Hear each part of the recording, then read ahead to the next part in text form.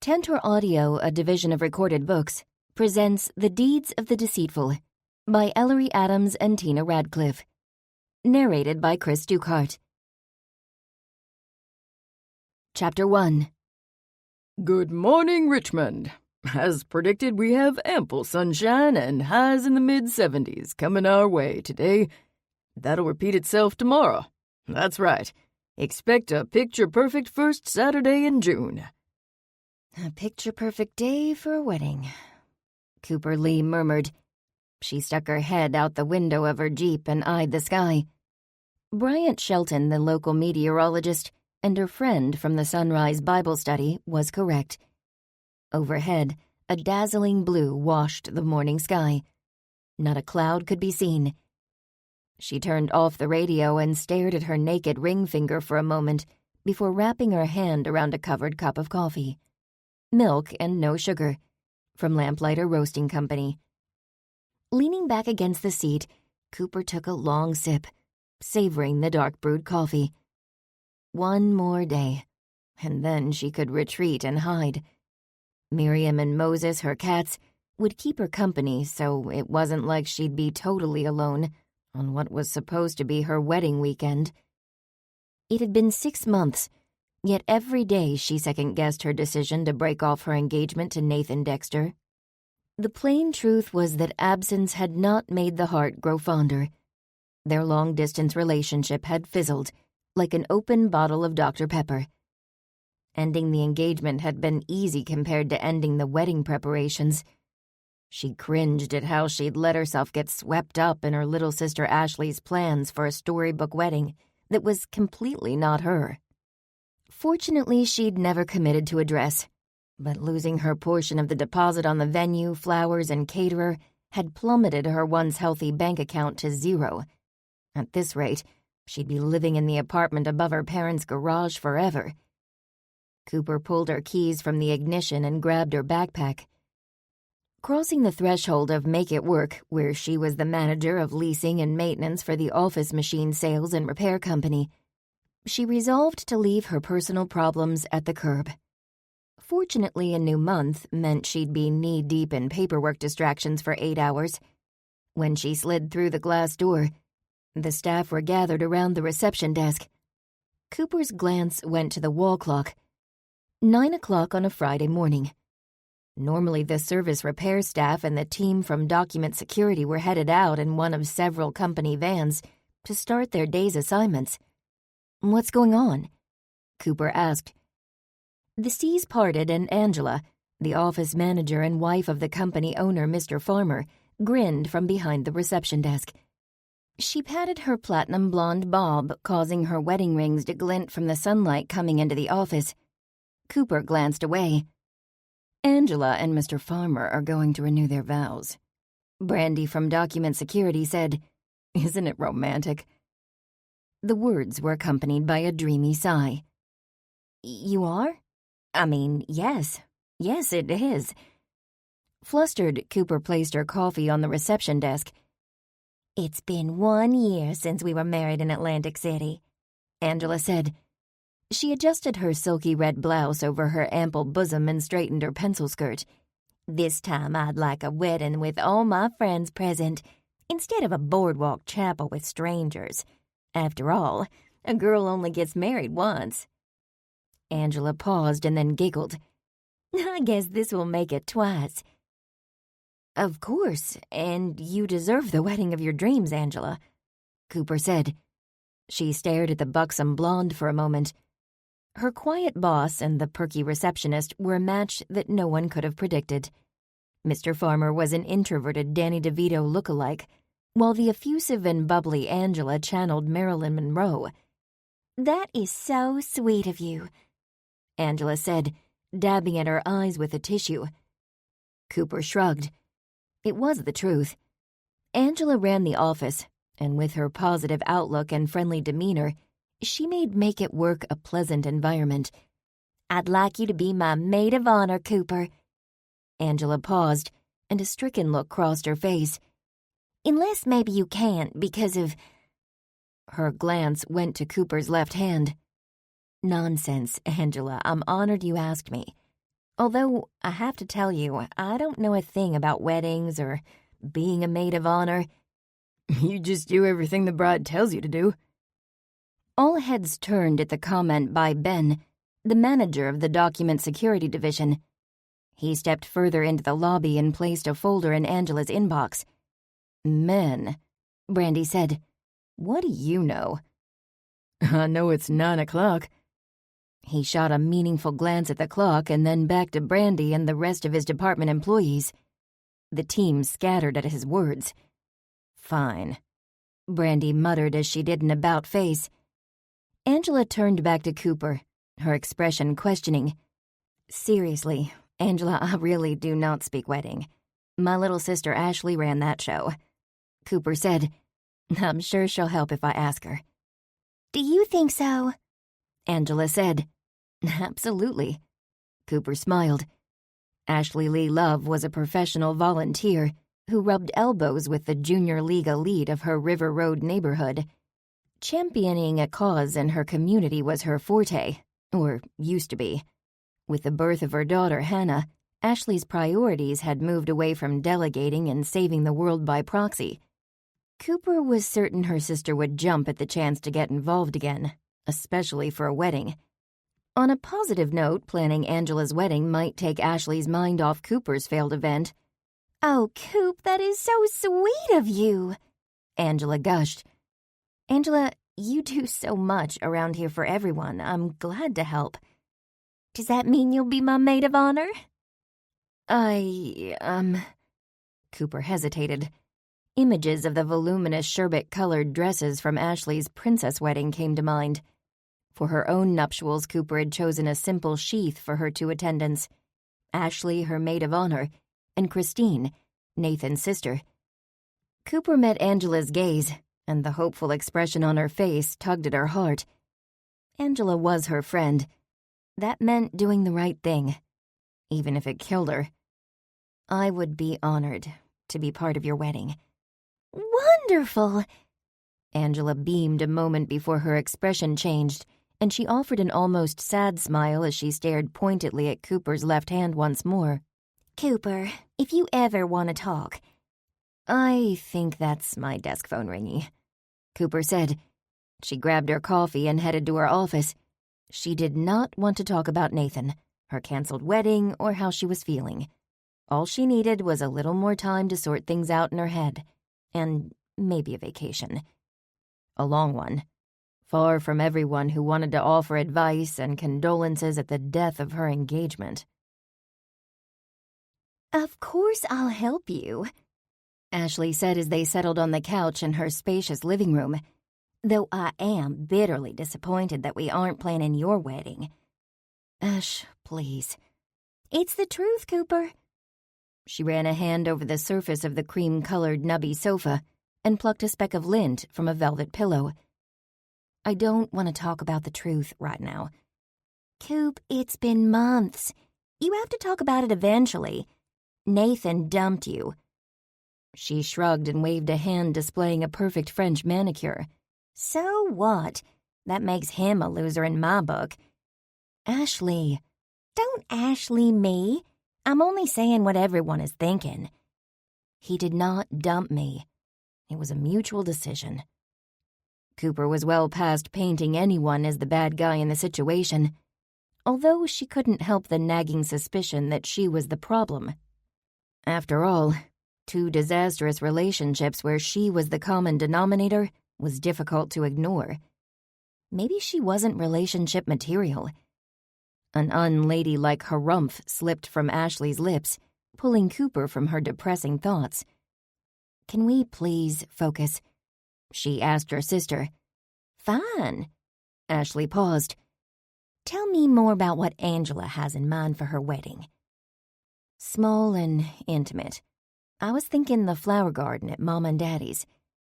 "Mama's rose garden is beautiful in the summer," Ashley said, her face brightening. When a sparkle of inspiration flashed in her sister's cerulean blue eyes, Cooper sat back, relieved to have the attention off herself. "Do you think they'd mind hosting a wedding?" Ashley asked. "I already asked, and the idea tickled them. although the yard still needs spring cleaning.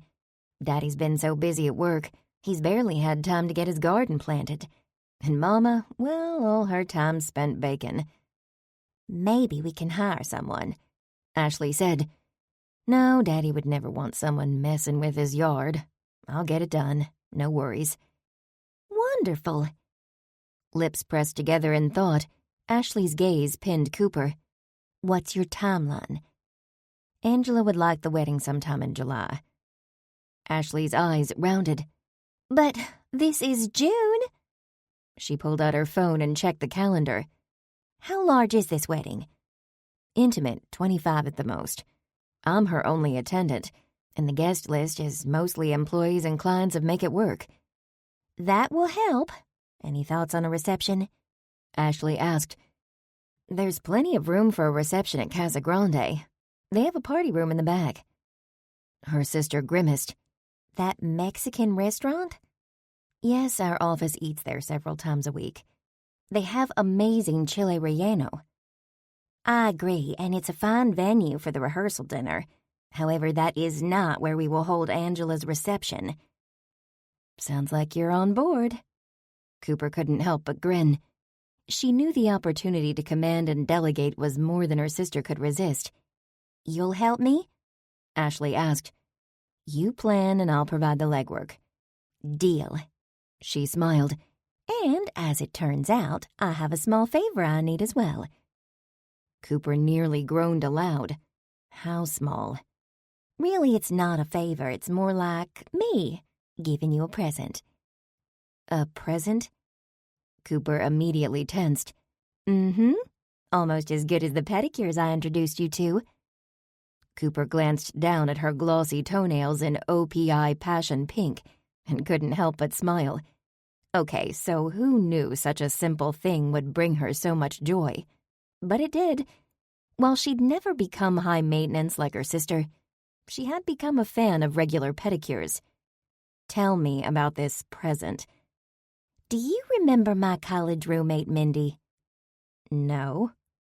Cooper regularly blocked out her little sister's somewhat pretentious college friends from Hollins University, one of the most prestigious women's universities in the country.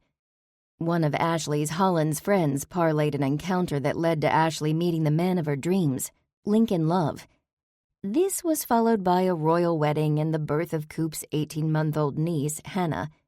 Yes, Ashley had a perfect life, and while Cooper wasn't exactly jealous, she did long for her own domestic bliss, or at the very least some direction in her life. Are you listening to me? Sorry, I was trying to recall who Mindy is. All your college friends looked the same to me. What's her last name? It was Atwood, and then she got married. Now she's gone back to Atwood. I don't follow. It's complicated. Ashley waved her hand. What matters is that she is opening an inn right here in Richmond. How nice for her. Trust me, things have not exactly been nice all the way around. Why do I think you're withholding information, Ash? Ashley offered a resigned sigh. This stays between us, Cooper. Of course, I do not gossip. Her sister nodded. It's been a tough stretch for Mindy. First, her husband left her for his secretary. Then her father passed a year ago. Poor Mindy really doesn't have any other family left. I'm sorry to hear that. Me too, but it gets worse. Mindy and her stepmother inherited the historic Atwood Inn, which has been shuttered for 5 years, ever since Mindy's mother died. The evil stepmother is pushing to sell the place to a developer. Mindy continues to refuse and has forged ahead with renovation plans to bring the inn back to its former glory. She spent every last penny of her inheritance on the project. Ashley lowered her voice. This is strictly confidential, Coop, but Mindy is nearly broke. The success of the inn means everything. If she's broke, why doesn't she sell? It's her heritage. The inn belonged to her mother. She hopes to be able to buy her stepmother out eventually. Ashley's gaze pleaded with Cooper. We have so much family on both Mama and Daddy's side of the family. Mindy's family tree has literally been chopped down. Cooper pondered her sister's words for a moment. They were blessed to have a healthy family tree that extended from Grammy to little Hannah. She couldn't begin to imagine what Mindy was going through, nor did she want to. "I'm so sorry for Mindy," Cooper finally said. "But what does this have to do with me?" "She needs guests for a soft launch." "What's a soft launch?" "You know, a run-through with friends and family before the grand opening. I thought of your Bible study."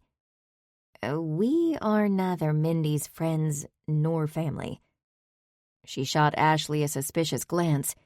"Cooper, Mindy truly doesn't have any other family, except her stepmother and a stepsister." Her eyes lit up. "There is a silver lining here. Mindy is going to let Mama provide baked goods for the inn, so it's not just Mindy you're helping, it's your own family." "No guilt trips there." Cooper shook her head. "This is not a guilt trip. Simply the facts. If the inn is a success, do you know what this would mean for Magnolia's Marvels?" "One step closer to being on grocery store shelves." "Exactly." Ashley had a persuasive argument. There was nothing she wouldn't do to help her hard-working mother. Cooper met her sister's pleading gaze. "You have plenty of friends. Why not ask them?" "Oh, no, Mindy would never invite people from our circle, unless everything was perfection. Thus, the dry run." Excuse me?"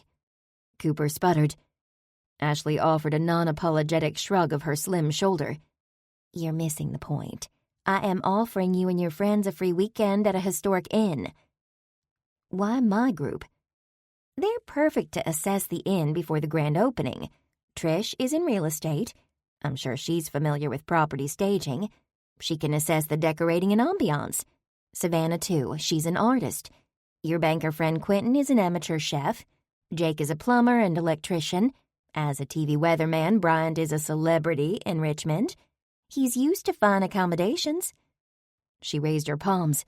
"See what I mean? Who better to evaluate Atwood Inn from the rooms to the menu?" "You didn't mention me," Cooper said.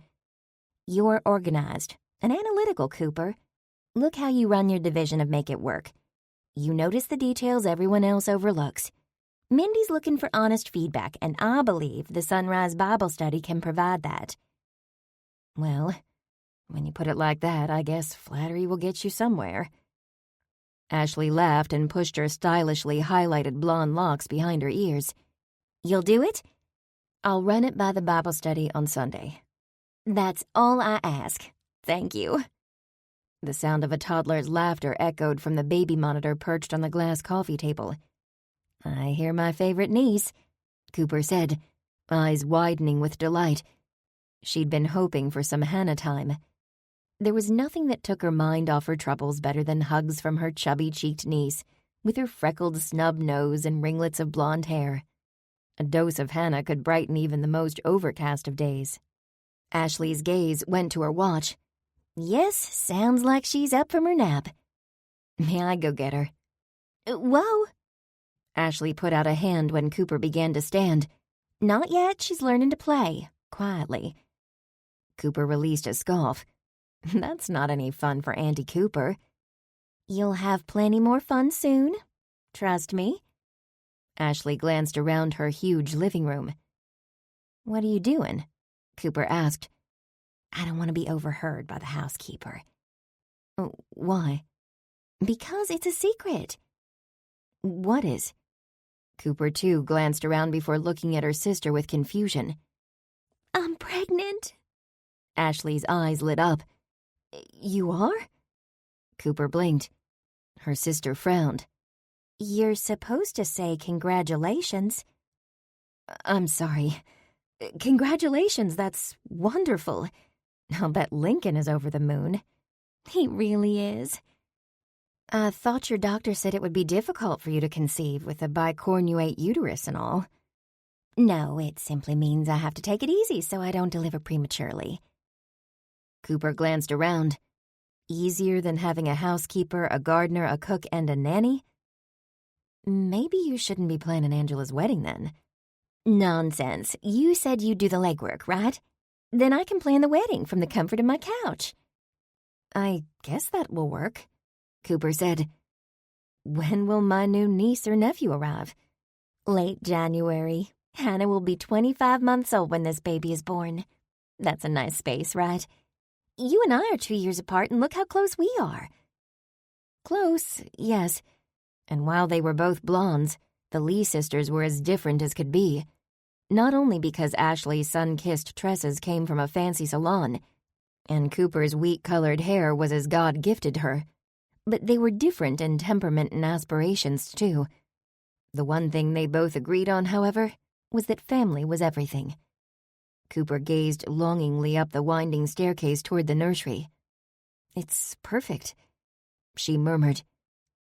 Ashley was pregnant. Wonderful news. 2 children in the house for spinster Auntie Cooper to babysit. Chapter 2. A free weekend at an upscale inn? No brainer. Bryant Shelton shook his head. I'm there. He finished arranging desks in the Hope Street Church Christian Academy classroom where the Bible study group met. All the magnolias marvels we can eat? Quentin Enderley, a portly investment banker, patted his round abdomen and grinned. I may have died and gone to heaven on earth. He took a bite of one of the 7-layer bars that Cooper brought to Bible study today and smacked his lips. Please tell Maggie, thank you for these treats. No doubt about it, they are marvels. The unofficial leader of the group, Savannah Knapp, offered a serene smile. She carefully accepted the paper cup of coffee Jake placed in her hand before he sat down at the desk next to her. The legally blind folk artist smoothed her ebony hair and turned to the brawny master plumber and electrician. "What do you think of the opportunity, Jake?" Oh, it's always a good day when I don't have to eat my own cooking. Jake, I keep telling you I'll teach you how to cook, Quentin said. You were born with the cooking gene, and I was born with the fix-it gene. It's safer if we leave it at that.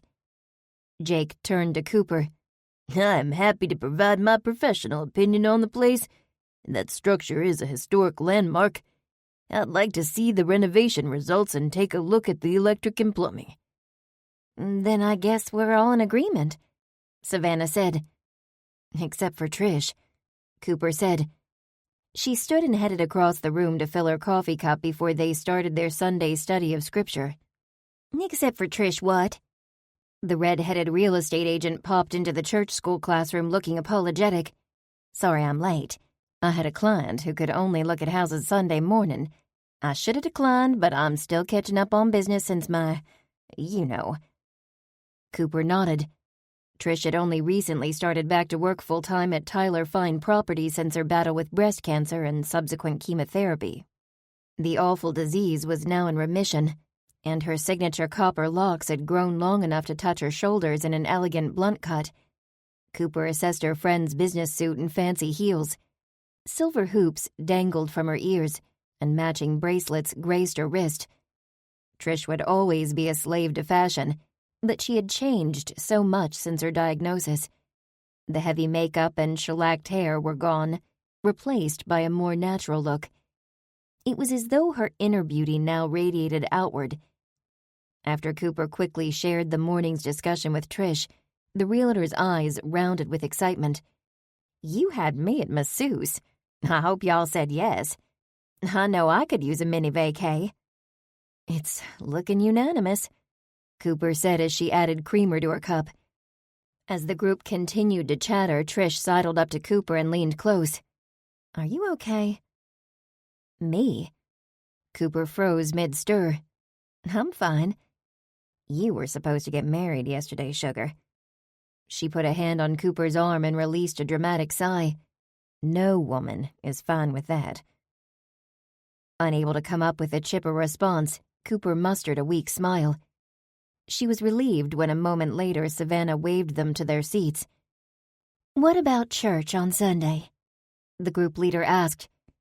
We could have our Bible study on Sunday morning, along with breakfast at the inn, Cooper said. Afterward, we can check out and head to Hope Street Church in time for the late service. I like that idea, Trish said. What time is check-in? Jake asked. as soon as you're free on Friday afternoon." Cooper looked around at her friends. "What do you say?" "I'd say we're all in agreement," Savannah said. "Now we better get started. Proverbs is a large book. We're gonna have to stay on schedule to complete this study." She opened the companion guide on her desk. "I'm excited about this study," Bryant said. "So am I," Savannah replied. "After all, if there's one thing we all need on a daily basis, it's godly advice. Each day we face challenges that can only be navigated successfully with His guidance. I'm so grateful that He makes His sound wisdom accessible to us through the good book. All we have to do is open its pages." "I could use some practical marriage and love advice," Quentin said. "You aren't married," Jake drawled. "My point exactly," Quentin said with a grin. Cooper stared at him for a moment. Quentin always wore a mask of bravado, but in truth, he hadn't mentioned dating at all since the woman he'd fallen head over heels for, a member of the congregation, left town for the mission field. "I've got some advice for you," Bryant said. "Always remember that marriage and love are complementary, but not exclusive. Love is a fickle emotion. Marriage is a choice." At Bryant's words, all heads turned to the man who held the dubious distinction of having multiple failed marriages in his past. "What?" Bryant asked, meeting their gazes. He grinned, showing off his dazzling whites. "Don't look so surprised. This group has been together for a long time, and I've learned plenty from our studies." "What have you learned, Bryant?" Savannah asked. Her tone was gentle and thoughtful as always. "Marriage is a vocation, a calling and a commitment. It is not to be confused with the chemical reactions of love and—" He cleared his throat, as beneath his spray-on tan his face flushed pink. "Lust." "I agree," Trish added. "Romance is a wonderful thing, but true love has nothing to do with pheromones. Love is that special person, holding your hand and wiping your brow while you are throwing up after a particularly nasty round of chemotherapy. They don't tell you that in those silly television commercials." "Hear, hear," said Savannah. "As you know, I have visual acuity issues, so I can tell you this with certainty. It isn't about appearances." She tapped her chest with a finger. "It's about what's in the heart, not what fuels the heart." When Jake reached his big calloused hand to gently squeeze Savannah's small paint-stained fingers, it was all Cooper could do not to sigh aloud. Theirs was a slow-moving relationship that seemed solid and committed, established on a foundation of faith and mutual respect. They were good friends first and foremost, yet she couldn't help but notice how they brought out the best in each other. It was especially true of Jake. He had even taken to shaving his stubble and keeping his normally unkempt hair neat and trimmed. He was an attractive man, and Savannah had seen that all along, without actually seeing it with her eyes. For moments, Cooper was silent, thinking. Had she ever really known love, or had she simply been in love with the idea of love? Though she had grown in spirit since she'd joined the Sunrise Bible study several years ago, had she learned anything about relationships? Right now, the answer to that question was a big fat no. She sorely wished there was someone she could talk to about the subject, but she wasn't ready to air her dirty laundry for all to analyze, even to these, her closest friends. No, she was far from ready to admit that she was a failure. Bryant cleared his throat, interrupting her musings. "I should tell you, there's more." Trish leaned forward in her chair, her eyes on the meteorologist.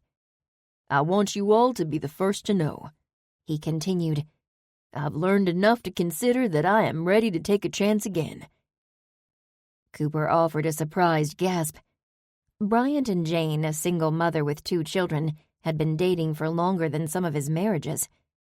Bryant, really? He nodded. "Everything is all planned. I got a babysitter lined up, and I'll pop the question in 2 weeks over dinner at La Mer." La Mer? Where's that? Cooper asked. At the Jefferson Hotel. Let me tell you, that place is amazing. Quentin said. The bank took the administrative staff there for Christmas last year. I had a dinner of pan-seared scallops and stuffed butternut squash, followed by pumpkin spice cake. I'm still dreaming about that meal. Pricey, too, Trish said.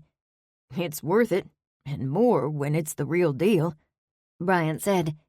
Besides, I can afford it. I've started doing the morning weather on the network's affiliate radio station Monday through Friday. Did anyone hear me on Friday? I did, Cooper said. You were great. Thanks, Cooper. He offered an affectionate smile. Cooper was genuinely happy for Bryant. As the excited chatter of her friends continued, Cooper fingered the pages of the book in her lap until she came to Proverbs. If her friend could find happiness after his troubled past, then perhaps there was hope for her. Like Bryant, she would access the wisdom in the chapters and trust that the good Lord would do his part. Are you seeing all right, granddaughter? Cooper looked up and nearly dropped the chocolate syrup bottle right into her ice cream dish when her gaze met Grammy Lee's across the Lee family kitchen table. What are you looking at, Grammy? Cooper inspected the front of her favorite Beatles t-shirt. Did I drip on Paul and Ringo? Your eyes, granddaughter. They look the same. One blue and one green. Cooper sprinkled chopped nuts on the ice cream. Why are you looking at my eyes? Grammy reached down to absently pat the head of Popeye, her chubby one-eyed pug, who paced the kitchen hoping someone would toss food his way, preferably bacon. You know that cataract surgery I had last winter did wonders for me. Grammy continued. She paused and smiled slowly. I had no idea Frank was so handsome. Cooper blinked, trying to follow the line of conversation and failing. What did Frank, the gentleman who volunteered with her grandmother at the Fifth Avenue Animal Shelter, have to do with anything? She turned to her father, Earl, for some insight, but his attention was focused on the oven, where her mother, Maggie, carefully removed a pan of golden brown cranberry and white chocolate scones from the oven. Well, that's what I'm talking about, Earl murmured. When her father reached over to grab one of the hot pastries, Maggie playfully slapped his hand. This is a test batch. I'll tell you if they pass my inspection, he said. They always pass your inspection, she said. Not once in the 45 years since we met have you ever told me that you didn't like something I baked. Earl gave an exaggerated waggle of his eyebrows. I am no fool. What's that saying about the hand that feeds you? I thought so. Maggie laughed before she placed 2 scones on a small plate and offered them to her husband. Excuse me, Cooper finally said. Could someone help me out here? Why is Grammy trying to tell me I need cataract surgery? I think your grandmother may be trying to make a point, her mother said. What point is that? Cooper asked. She reached for the can of whipped cream and liberally swirled a mountain of fluff onto her vanilla ice cream, then sprinkled chocolate jimmies on top. You already live in an inn, Grammy said. Your mama and daddy are the innkeepers. Why do you need to pack up your stuff and go spend the night in a strange one? Biting her lip, Cooper tried not to be offended. Grammy was known for her blatant and biting honesty. She put the lid on the whipped cream and took a deep breath and then froze. What could she say in response? There was a depressing parallel between the lovely inn on the outskirts of Richmond and the small apartment above her parents' garage where she lived rent-free. Both represented her directionless life. With a glance between Cooper and Grammy, Maggie shook her head. Cooper and her friends are assisting with the opening, Grammy. It's like a job. Her mother said, if all goes well, I'll be making scones, tarts, and cookies for the Atwood Inn on a permanent basis. Nut-free, of course. Nut-free? Cooper asked as she pulled a spoon from the kitchen drawer. Yes, Loretta Atwood, the co-owner, has a nut allergy. She shook her head. That's not a problem for me. Nuts or not, selling Magnolia's marvels to the end still means more groceries in our house. If you say so, Grammy muttered. I thought Earl was retiring this year, and you two were finally going on that cruise you always dreamed of. The timing isn't right, Earl said. That cruise ship will still be there next year. By that time, we'll have a bigger nest egg stashed away. He looked to his wife, who nodded in agreement. Magnolia's marvels needs a little more time, Grammy, Maggie said. If you say so, Grammy said once again. Cooper turned to look first at her mother and then her father. They weren't getting any younger, and as the head groundskeeper for one of Richmond's private schools, her father performed physical labor that would exhaust a young man. But her mother was right. Her baking business was close to taking off. It was busy enough that she now rented a commercial kitchen space in town and rose at 4 a.m. every day except Sunday to bake 3 varieties of her famous Magnolia's marvels for local shops in the West End of Richmond. She'd even hired a part-time helper to prepare the bags with the gold foil stickers. Still, they deserved a cruise, and Cooper wished she could give it to them. Maybe after she climbed out of her mountain of debt from the canceled wedding. The sound of a car horn's friendly toot had Grammy yanking the napkin from around her neck and standing up. Well, that's Frank. Toodaloo, family. Cooper could only stare as her grandmother shuffled out the back door with a spring in her step that hadn't been there before. Is she still dating Frank? Maggie stopped kneading the dough and turned to Cooper. Dating? They're not dating. Mama, the twinkle in Grammy's eye wasn't for volunteering at the rescue. Besides, it's 7 o'clock on a Monday night. The rescue shelter isn't even open. Maggie laughed. Perhaps you're right.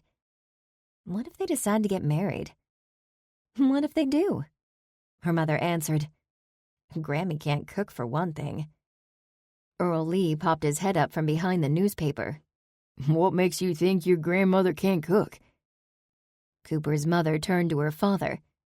Grammy cooked all the time when we were dating. Some of my best memories are of holidays at the Lee house, especially since I lost my own parents after your daddy and I met. Well, those were good times, Earl said. Then my sister Patty Jean needed her when she lost her husband, and Grammy went up to Nashville to live with her. He frowned. I guess you and Ashley were little ones then. My mother went from Patty Jean's house to ours, so maybe you haven't ever seen her cook. Maggie reached for the rolling pin. Your grandmother is an amazing cook. Don't let her fool you. I've never once seen her at the stove, Cooper said.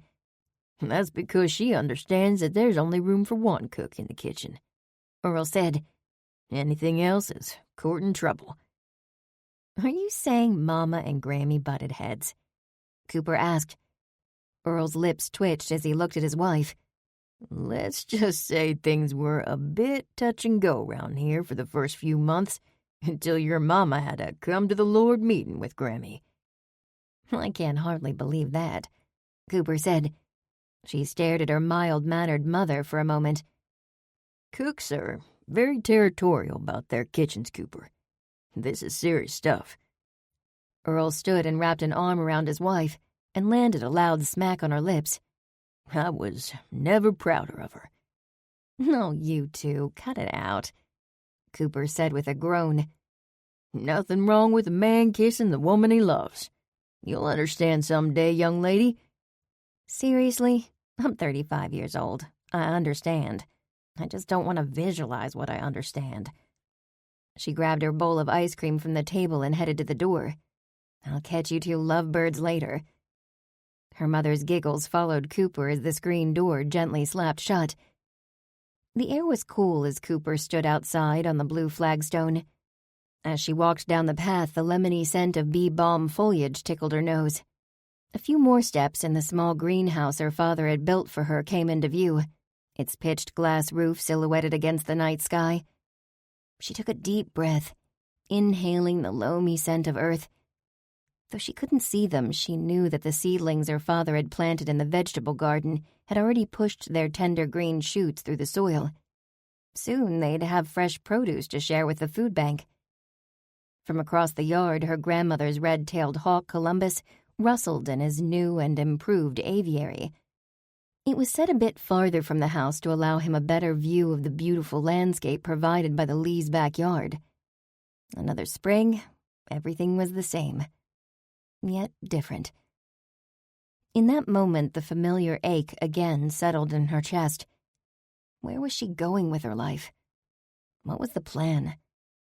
A verse from Sunday's lesson in Proverbs drifted into her mind. A man's heart deviseth his way, but the Lord directeth his steps. Her attention went to the sky, where a shot of light streaked across the velvet darkness. A shooting star. Grammy always said that seeing a shooting star meant that you would achieve your destiny. Cooper smiled, and then she made a wish. Though she knew in her heart wishes weren't going to direct her future. That was how she'd ended up where she was today. No. From now on, Cooper Lee vowed to stop walking aimlessly through life. Instead, she would let the Lord direct her steps. Chapter 3. Following a hectic work week, Cooper felt a sense of excitement and relief as she and the Sunrise Bible Study members followed Mindy Atwood from the spacious foyer of the Atwood Inn, which was large enough to hold a party, up a wide marble staircase to a second-floor landing. She led them to the right and into a great room filled with inviting plush leather chairs and couches and muted tones of burgundy. The furniture faced a rustic stone floor-to-ceiling fireplace, with a patterned rug of burgundy and green spread in front of the hearth's glass doors. "This place is amazing," Trish murmured. Her fashionable heels clicked on the oak flooring as she examined the space with a realtor's trained eye. Cooper could only nod in agreement while trailing along behind Mindy, who continued the group's tour through the inn. The place was as elegant as any of the homes in Ashley's neighborhood, and far above Cooper's pay grade. Mindy, a petite woman with long brown hair and sad brown eyes, turned to face the group. The original building was constructed in 1915 and is on the National Register of Historic Places. The library was added on years later, and of course the kitchen has been expanded to accommodate our current needs. "How many guest rooms are there at Atwood Inn?" Cooper asked. 10, their hostess said, as she turned to the French doors that led to a balcony.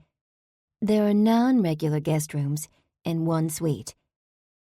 Outside the tall shuttered doors, crisp white wicker furniture beckoned guests to relax and enjoy the view of the flower garden and vast lawn, whose emerald green expanse rivaled any golf course. "I understand the inn has been closed for 5 years," Trish said. "That garden certainly doesn't look neglected." "It was my mother's garden, and my father has always kept Tony Mancuso, the gardener, on to maintain the grounds since we lost her." Cooper nodded in appreciation. She had great respect for anyone who worked with their hands. All of her family took pleasure in planting and gardening, and she did as well. "Isn't that an Austin Devereaux painting on the wall?" Bryant asked. The group turned to look at the painting of vibrant earth tones that hung over a polished cherrywood table. "It is." Mindy's face brightened. "We are fortunate to have 2 early Devereaux hanging in the inn.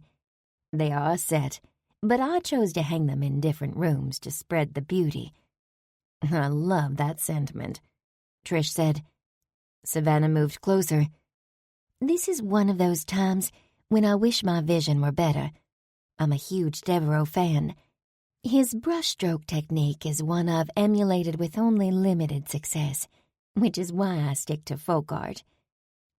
"Austin Devereaux?" Cooper asked. "I'm not familiar." The only paintings on the walls in her home were from the time Grammy took classes at the local senior center. "Devereaux was a local artist who died much too young. Channel 6 did a documentary on him last fall," Bryant continued. "He's known for his rustic watercolors. Many depict autumn scenes." Are you saying that this one and the other are originals? Trish asked. Oh, yes. Austin and my father were very close. They were gifts, long before Austin's work came to notoriety. They've hung in the inn as long as I can remember. Well, that's amazing, Bryant said as he eyed the painting. I'll say, Trish agreed. Cooper made a note to look up the artist later. She agreed that the painting was beautiful. From the great room, they followed Mindy to an adjacent dining room. We offer breakfast, served buffet style, in here each morning through 11 a.m. since we do not have a lunch service. Mindy turned to Cooper. I am pleased to say Magnolia's marvels will be featured on the sideboard all day long for our guests. My mother is excited about this opportunity. Cooper nodded with pride toward the artful display of Magnolia's marvels in cellophane bags, decorated with gold stickers and tied with gold ribbons, placed next to the coffee and hot water urns. I'm sure this is going to be a great partnership. Mindy said. Speaking of food, Quentin said. What time do you open for dinner? Seating begins at 6 p.m. daily. We're located a little off the beaten path from the downtown Richmond eateries, which is why we offer a fine dining option. I'd love to meet your chef, Quentin said. We actually have two chefs, Chef Eason and Chef Mayberry. A pained expression crossed Mindy's face. I'll be sure they come out to your table to introduce themselves. 2 chefs for one kitchen. Recalling her father's comment earlier about kitchens being territorial, Cooper made a mental note to follow up on that bit of information.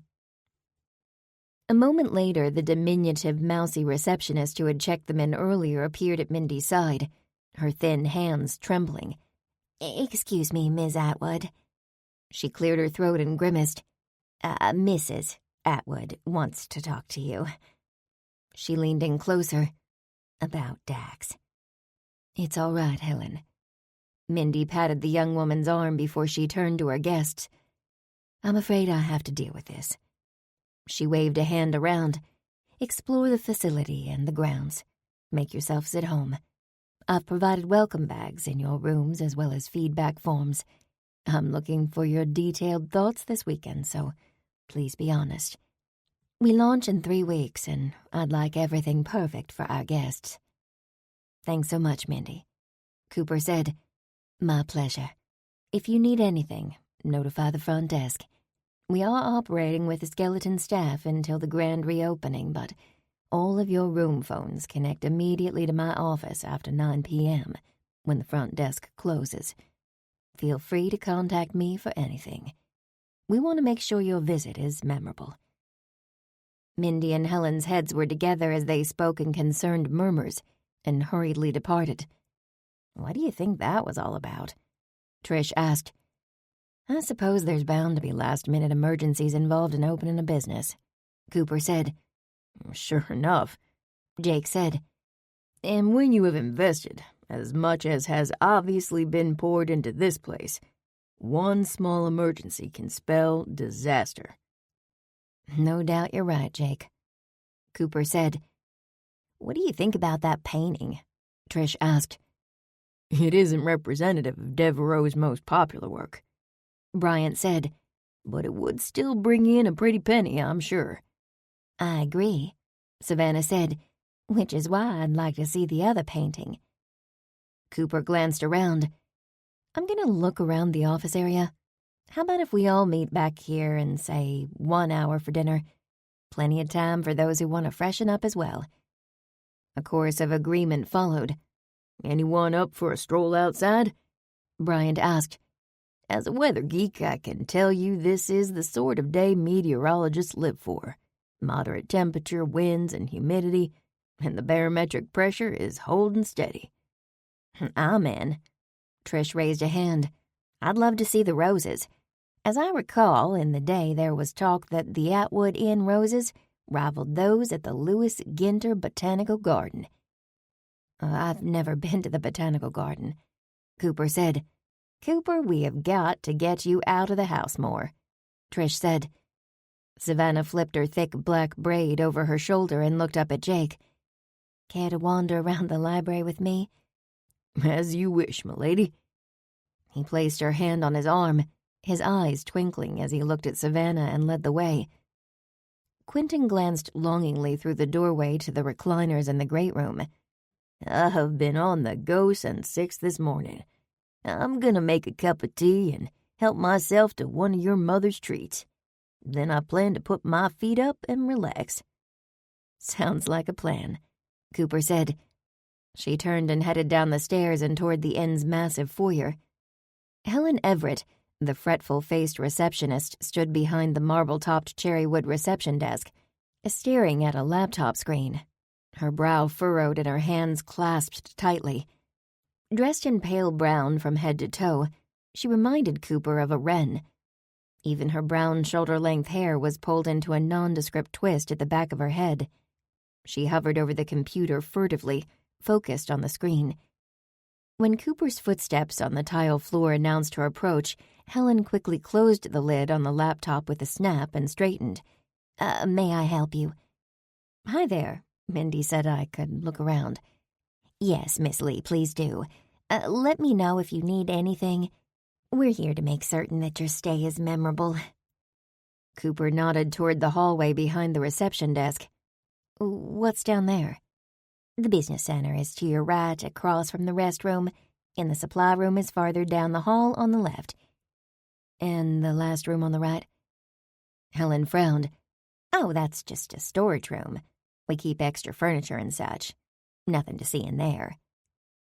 "Do you have a break area for staff?" She nodded. "Yes, that's off the kitchen." "I see. Thank you so much, Helen." "My pleasure, ma'am. We're all delighted to have you here." As Cooper strolled down the long hallway, the banging of a machine caught her attention. She peeked into what was certainly the business center. 2 desks held computers, and a large floor-model copy machine stood in the corner. "Ugh!" A tall man slammed a palm on the lid of the machine. "Gladys, you are not being cooperative," he said. "Maybe I can help you with Gladys," Cooper said. When he turned toward her, Cooper found herself mesmerized by calm gray eyes surrounded by thick dark lashes. The man's caramel hair was tousled, and a lazy grin touched his mouth. "Well, I'll take any and all assistance," he said with an unmistakable southern drawl. "Machines like to malfunction around me." Cooper forced herself to focus and began to inspect the copier. Xerox 6515, DN. Very nice. Copy, print, scan, fax, email. She looked at him. "Which task were you trying to do?" "I've got to print the daily special inserts for the evening menu." He narrowed his gaze and stared at the machine. "Gladys isn't having it." "Gladys has a paper jam." Cooper examined the machine. She opened the front, removed the toner cartridge, and then carefully pulled out crumpled paper. "This window tells you what the problem is. See those little icons?" "Well, I don't speak printer." Cooper couldn't help but laugh as she restored the machine to order and pressed the print button. "It's your lucky day because I do." Fluently. She shook her head. It appears there's still something jamming things up." Pulling a small flashlight from her pocket, she removed the toner again. "Do you always carry a flashlight?" the man asked. "I do. Job hazard." "Oh, are you Dax's replacement?" "Dax?" That was the second time she'd heard that name. "Who's Dax?" "Dax Wilson, the maintenance guy." "Does he need replacing?" "If Loretta Atwood has anything to say about it." "I'm not Dax's replacement, but I do repair office machines." Cooper inspected the recess of the copier. Her beam of light reflected on an offending bit of metal. "This really is my lucky day, isn't it?" When Cooper glanced up, he had leaned close to watch. A waft of spices teased her nose. "Cinnamon?" His gaze met hers, and he offered a laughing smile. The man had her stammering and her heart racing. Cooper took a deep breath and concentrated on the job literally at hand. Moments later, she pulled out a large paperclip and turned to face him. "Yours." "Guilty." He offered his palm and she dropped the weapon into his hand. "A word of advice," she said. "Remove all paper clips, binder clips, and staples before putting paper through the copier." "Yes, ma'am." This time his expression was contrite, which only made him more appealing. Cooper once again returned the toner cartridge and closed the door of the copier. The machine began its initialization cycle before it started spitting out the print job. "All fixed." "Thank you," he said. "You're welcome." "We haven't officially met, have we? I'm John," he said. "Cooper Lee." "Interesting eyes, Miss Lee." Ocular transplant. Cooper was accustomed to questions about her eyes and found it easier to simply provide the minimum of information and hope the person moved on. She didn't like talking about herself. He peered at her, and once again the scent of cinnamon drifted to her. "Which one?" Cooper blinked at the question. "No one has ever asked me that before. The green one. The other one is rather ordinary blue." "Not at all," he drawled. "I suspect there isn't anything about you that's ordinary." She couldn't resist smiling, more pleased at his response than she probably ought to be. The man was clearly a charmer. You must be a Southerner with that drawl. "You mean more Southern than Virginia?" he asked with a laugh. "You tell me." "Born and bred in the great state of Georgia. And you?" "I'm local. 4 generations." He looked her up and down. "Do you work at the inn, too? How is it that our paths have not crossed before today?" Cooper, too, looked down at her clothes. Did she look like she worked at the inn? She sighed. Maybe so. She hadn't changed after work and still wore black slacks and a crisp white blouse. "I'm part of the guest entourage evaluating the soft launch before the grand reopening," she said. "Ah, I see. You're one of the VIPs we were told about." His expression became contrite. "Pardon me, here I was confusing you with the staff." "VIP?" Cooper laughed. "Friends of a friend of Mindy is more accurate." She assessed his jeans and flannel shirt. "So, your staff?" "I shall have the privilege of preparing your evening repast." He bowed low at the waist. "Chef John Eason, at your service." "Nice to meet you." Cooper paused. "Perhaps you can explain to me why an inn with 10 guest rooms has 2 chefs?" "An excellent question. Why does the inn have 2 managers?" He frowned. "Another puzzle." "You're awfully laid back about the situation." "I am, and I intend to stay that way. Mindy and I go back a long way." He smiled and collected his papers from the copier. "I am happy to discuss it with you over coffee. Tomorrow morning, 7? I have obligations in the kitchen, so it will have to be early." Excuse me?" Cooper stammered yet again, taken aback. "You can pick my brain about the inn. Strictly business." Once again, Cooper found herself off-center by the man's charm. All right," she finally said. "I suppose." She looked up at him again. "Since it is business." "Well, absolutely.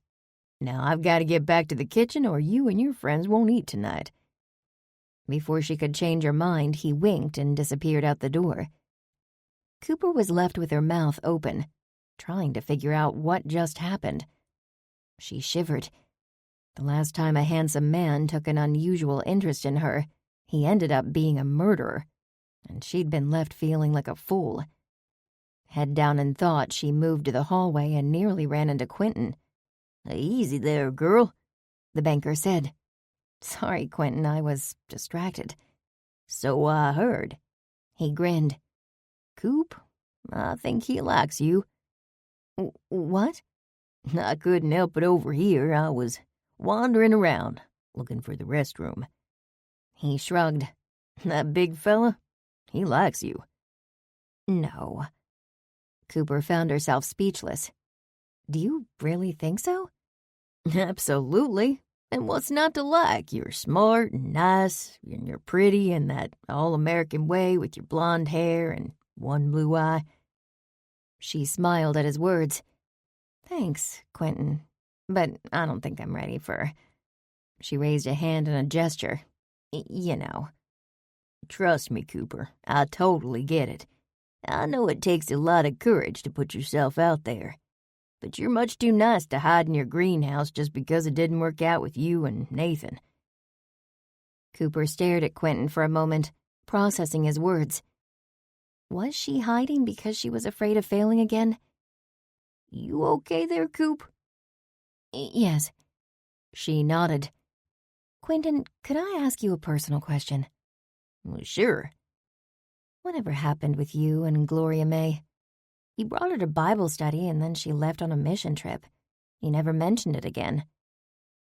Why didn't you ask, silly girl? I didn't want to bring it up, in case it was a touchy subject. I guess it sort of was for a while. I penned an awful lot of sappy verse when she left. He chuckled. Maybe someday I'll have a career as a country western singer. That was it? Cooper asked. That's all, we just lost touch. Long-distance relationships never work. He grimaced. Sorry, Cooper, I didn't mean... It's all right. You don't need to tiptoe around me about Nathan. Anyhow, I'm sorry it didn't work out. Cooper said, and you're right about long-distance romance. I've accepted that she had a greater calling, but I'm glad for the friendship we had. He shrugged. Special people don't come along every day, Cooper. Don't let fear stand in your way, or pride. Both of us need to remember that. She pondered his words as they continued down the hall. When angry voices floated to them, Cooper froze and put a hand on Quentin's arm. The two of them stood very still in the hallway. You said you'd take care of things. And I will. For now, all you need to know is that things are coming along nicely, so be patient. Patient? I've been patient. How much longer? As long as I tell you. The second woman fairly hissed. If you push me, then I can assure you that you will regret it. Cooper swallowed and turned to Quentin as the voices faded. What was that all about? She whispered. I don't know, and I don't think I want to know, he said. They stepped into the foyer where a fashionably dressed middle-aged woman who bore a slight resemblance to Cruella de Vil, with a white streak in her expertly coiffed short dark hair, stood touching up her red lips. The woman ignored their presence as she held a square compact mirror in one hand and a square tube of cool-toned glossy red lipstick in the other. The cosmetic cases were black and gold and bore the familiar logo of the same high-end products that Cooper's sister Ashley purchased. With the snap of the mirror, the woman tucked the cosmetics into her purse. Then she strode across the polished floor, her heels clicking all the way to the entrance, where she slammed the door on her way out. Whoa, Cooper murmured. Are there other guests here? Quentin asked. No, only our group. Cooper frowned. Who do you suppose that was? That was Loretta Atwood. Both Cooper and Quentin turned at the receptionist's trembling voice. She's Mindy's stepmother. Lucky Mindy, Cooper murmured. Quentin followed Cooper to the stairs. That was interesting, he said. Who do you think Loretta Atwood was talking to?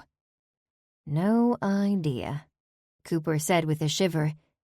I'm going to go up to my room and wash up. Good plan, he said. But I have to tell you that I sure hope I don't run into either of those women again. I'm with you on that, Cooper said. She shuddered and shoved away the gut feeling that told her something was amiss at the Atwood Inn. What about those rooms? Trish asked as the group sat down to dinner. Some luxury. Speaking of luxury, Bryant said, I don't know about the rest of you, but my welcome back was filled with decadent goodies. I can't wait to try that mineral mud mask. mud mask? Jake's face reflected horror as he stared at the meteorologist. Sure. My pores are very important, now that everything is in high definition. The brawny plumber held up a palm. I don't want to know. Cooper scrutinized her friends as they settled. This was definitely an upscale inn, where jackets were de rigueur for the evening meal service. Fortunately, Ashley had reminded her to bring 2 dresses for the evening meal service, and Cooper had complied. She even rather enjoyed the extra primping, as long as it was a limited engagement. "Everyone looks so nice," she said. "We do clean up nicely, don't we?" Savannah said with a smile. Has anyone scheduled a session with a masseuse? Bryant asked. "I have," Trish said, "for tomorrow." A massage? Not high on Cooper's list. Her idea of decadence would be sleeping in and then perusing the gardening catalog. She took a sip of water and turned to Savannah. "How was your room?" "Heavenly. The duvet was fluffy and soft as can be. I took a short nap, and it was like sleeping on a cloud. When I opened the window, the scent of roses filled the room." "Interesting," Trish said, "because when we were outside, the gardener, Tony Mancuso, told us that he'd been instructed to remove the roses." "Oh no. Why?" Savannah asked, her face reflecting alarm. Trish gave a shake of her head. "Loretta Atwood, the co-owner of the inn, is highly allergic. I can tell you he was not happy. I've never seen someone so angry. His face was nearly purple as he explained the situation to us." "I don't blame him," Cooper said. "It takes years to cultivate roses. My mother would be heartbroken if she lost her precious bushes." Allergies are serious stuff, Jake said. "Serious and scary. Mrs. Atwood has a nut and perfume allergy as well, according to Tony," Trish said. "My daughter has a nut allergy and carries her epinephrine pen with her everywhere." "Still, I don't see why the roses couldn't be relocated," Cooper said. "Seems a shame, doesn't it?" Trish added. "Some of them are heritage blooms. Tony told us that Mindy's mother used to show her roses. There used to be annual tours through her gardens." "It's not for me to judge a woman I don't know," Savannah said. "But that certainly does not seem to be sound wisdom." "This is so sad. What does Mindy say?" Cooper asked softly. "Tony said that Mindy has had to pick her battles. The implication was that there had been more than a few battles in the last 6 months since she lost her father and renovation began." Seems we've walked into a family drama, Jake said with a side glance around the table. The group was silent for a few moments. The conversation had put a damper on the mood.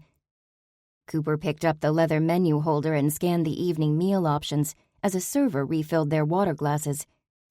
When she pulled out the specials insert, her thoughts went to the incident at the copy machine earlier. Pushing away thoughts of the handsome chef, she focused on the prices listed with the meal offerings. Her jaw nearly dropped. Goodness, if she hadn't been invited here to evaluate the inn, she probably couldn't afford more than an appetizer. "What are you having, Quentin?" she asked her table mate. Angus beef, all the way for me, Quentin answered. He straightened his tie and patted his abdomen.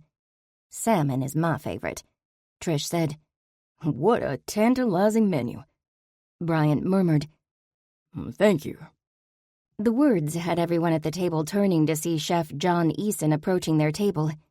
He wore a white short-sleeved chef's jacket, with his name embroidered on the chest pocket.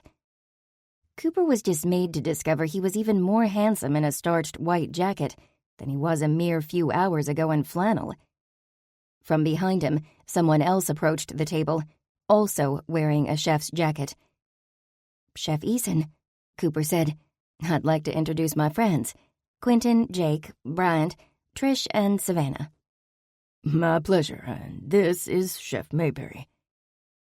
The female chef, a stocky young woman whose dark hair was pulled back in a low bun, offered a short, stiff bow of acknowledgement without saying a single word. Her face was void of emotion, and her lips were a slash on a face that seemed unable to smile. "How is it that you know Miss Atwell?" Chef Mayberry asked Cooper. Her beady black eyes inspected each of the guests at the table before finally boring into Cooper. As the words left the chef's lips, Cooper's ears perked. It was one of the women from the hallway who had engaged in the cryptic conversation. From across the table, Quentin's gaze met Cooper's, and his eyes rounded. "We're the Sunrise Bible Study from Hope Street Church," Cooper finally said. "My sister Ashley is a college friend of Mindy's." "I see," Chef Mayberry said, her expression blank. "Excuse me while I return to the kitchen." John Eason shook his head. "I apologize for Chef Mayberry. She's not a social being." He winked at Cooper. "But I am." Trish turned to look at Cooper with a knowing smile on her face, and her violet eyes wide with surprise. "What do you recommend, Chef?" she asked. "That's like asking me which of my children is my favorite," John said. "However, I do have a close affinity for the butternut squash ravioli and sage brown butter sauce." He narrowed his eyes. "Though the pecan-encrusted salmon is amazing if I do say so. And I do." Savannah's soft laughter rang out at his words. "Now I'm longing for both." John smiled. "I'll leave you to your most difficult decisions. Please don't hesitate to let the waitstaff know if anything needs attention. Our goal is to make your stay memorable." His gaze lingered on Cooper before he turned toward the kitchen. Cooper did her best to concentrate on the menu as her cheeks flooded with warmth. "You didn't tell us you'd met a handsome chef," Trish murmured. "And he's as good-looking as he is charming." "That's not all," Quentin said. "Tell them, Coop." "We're having coffee in the morning. Business. To discuss the inn for our report to Mindy."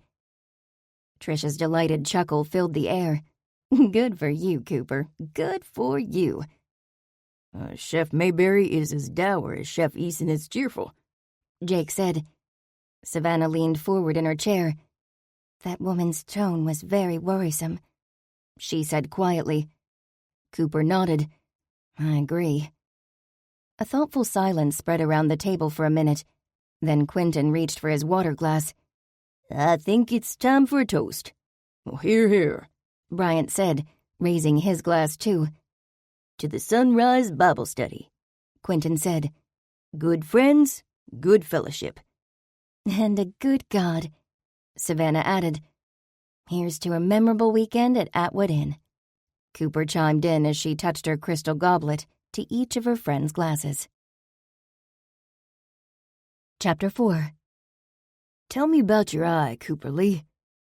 John Eason lifted a blue mug with the Atwood Inn logo on the side to his lips and met her gaze across the table. "I thought we were here to discuss business." Cooper straightened in her seat and glanced around the empty dining room. She'd been hoping for the cavalry to come to her rescue. But after spending a late evening playing Monopoly, none of the Sunrise Bible Study had come down to breakfast yet. She, too, sipped her coffee while examining the small bud vase on the table. "That was a ruse on my part to get you to have coffee with me." Cooper sputtered and nearly dropped the mug at his words. "All you had to do was ask." "And you would have said yes?" She paused. Okay, he had her there. John Eason was way out of her league, and if it wasn't for the fact that she was assessing the inn for Mindy as a favor to Ashley, well, she would have run, not walked in the other direction. John nodded thoughtfully. "I thought so." "I think you should know that I don't really date," Cooper said. "Coffee. This is coffee. And a little 20 questions. We both get to ask them." He smiled. "I cannot lie, though. I like you, and I'd like to get to know you. You can always use another friend, right?" Cooper stared at him for a moment. John was certainly different than any guy she'd ever met. Quentin's words from yesterday came back to her. Maybe it was time to set aside her fear and her pride. Besides, John was right. She could always use another friend. "Coffee with a friend," she said with a nod. "That works for me. And this is very good coffee. If I didn't know better, I'd say it was Lamplighter Roasters." A discerning palate. It is Lamplighter. Brava! A wide grin split his face. The woman is smart as well as beautiful. Cooper knew without a doubt that her neck and face were flaming at his words. She glanced out the window and worked to compose herself. As for my eye, I had a field hockey accident in junior high. That's how I ended up with the ocular transplant. Wow, that's life-changing for an adolescent. How did you cope? She stared at him for a moment, flummoxed by his insightful question. No one had ever really understood what it was like to be different as a teenager. And having an ocular transplant definitely made her stand out when she preferred to blend into the woodwork. "My father built a greenhouse for me. I guess he realized that I needed a refuge." We all do at times. Cooper nodded. Yes, and it was that greenhouse that saved her. "Tell me about your refuge," John said. Cooper closed her eyes for a moment and couldn't help but smile. "It's 6 feet by 12 feet. My father saw a kit in a seed catalog and built it himself with redwood. It's not very big, but I have room for 2 planting tables and storage shelving against the back wall." "Southern exposure?" "Yes." "Glass or polycarbonate?" "We used upcycled windows from a house that was being torn down." Cooper narrowed her gaze and studied John. "How do you know so much about greenhouses?" "I've done some research. I'm trying to convince Mindy to let me use a little patch of dirt behind the inn for a community garden that guests could help with. It would also provide fresh vegetables for my menu." He offered a musing smile. "A greenhouse'll help us get a jump on the seasonal planting." "That's a wonderful idea." Cooper's eyes lit up. John grinned. "I'm not just a pretty face, you know." "I am." Once again, Cooper found herself flustered. She peeked up at him, not sure what to say now. "I'm kidding," he said. "So, tell me what's growing in your greenhouse." "Besides the usual suspects, I've already planted edibles and I've found a couple of mushroom kits in the catalog, and I'm giving that a go this year." Just talking about the greenhouse filled Cooper with joy. "Mushroom fan?" "Huge fan." "I am as well." He sipped his coffee. "May I borrow a catalog?" "Sure." He leaned closer. "And would you consider helping me if I get the okay from Mindy to proceed?" "I'd really like that, though my father is the real gardener in the family. He grows vegetables for the food bank, and I contribute to that." A pleasant silence stretched between them as they drank coffee. "Tell me, Cooper, what do you do for fun?" John asked after a few moments. "Birdhouses." "Pardon me?" "I build birdhouses. The greenhouse becomes a woodworking shop in the winter. Right now, I'm storing those I made last year there." "So you have your own greenhouse and you build birdhouses. Now I am intrigued. And jealous." He smiled. May I?"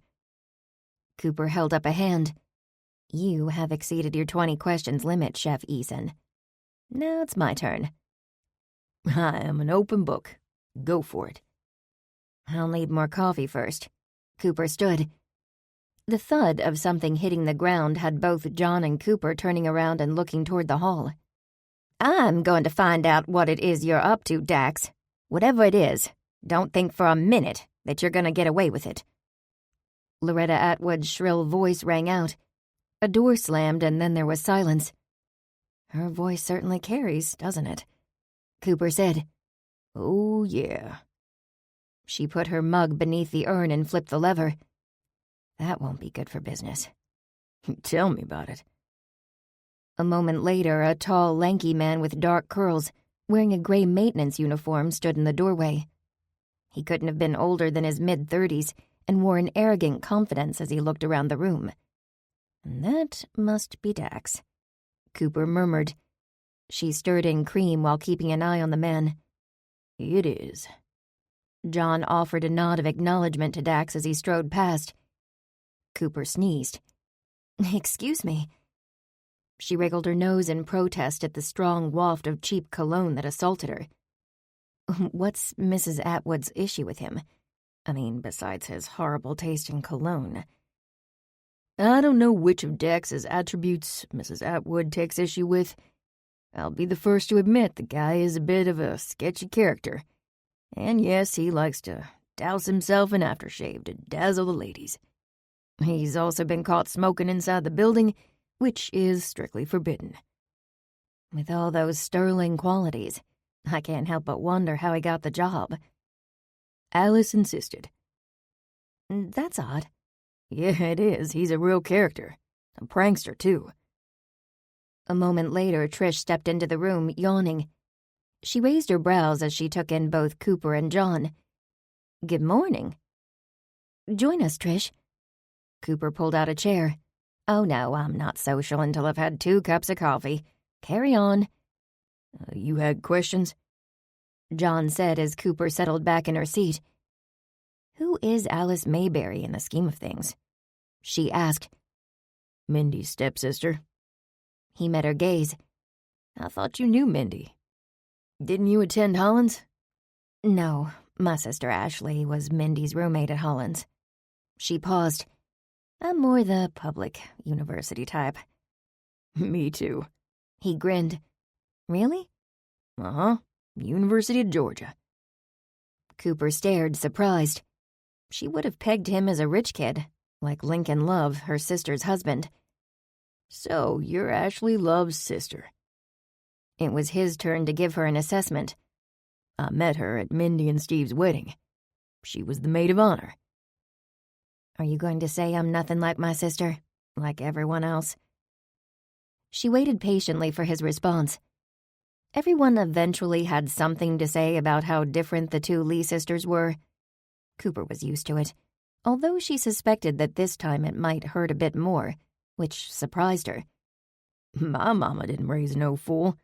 One never compares a ruby and an emerald."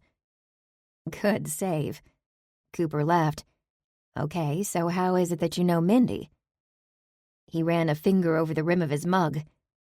I was her brother-in-law." "Oh, I had no idea." "It's been a tough year for Mindy. Name change or not, she'll always be like a sister to me." "Is that why you're working at the inn?" "Because of Mindy? Sort of. I needed a break from the stress of my last position, and she needed a chef. Plus, I owed her one after my brother's defection." "What about Alice?"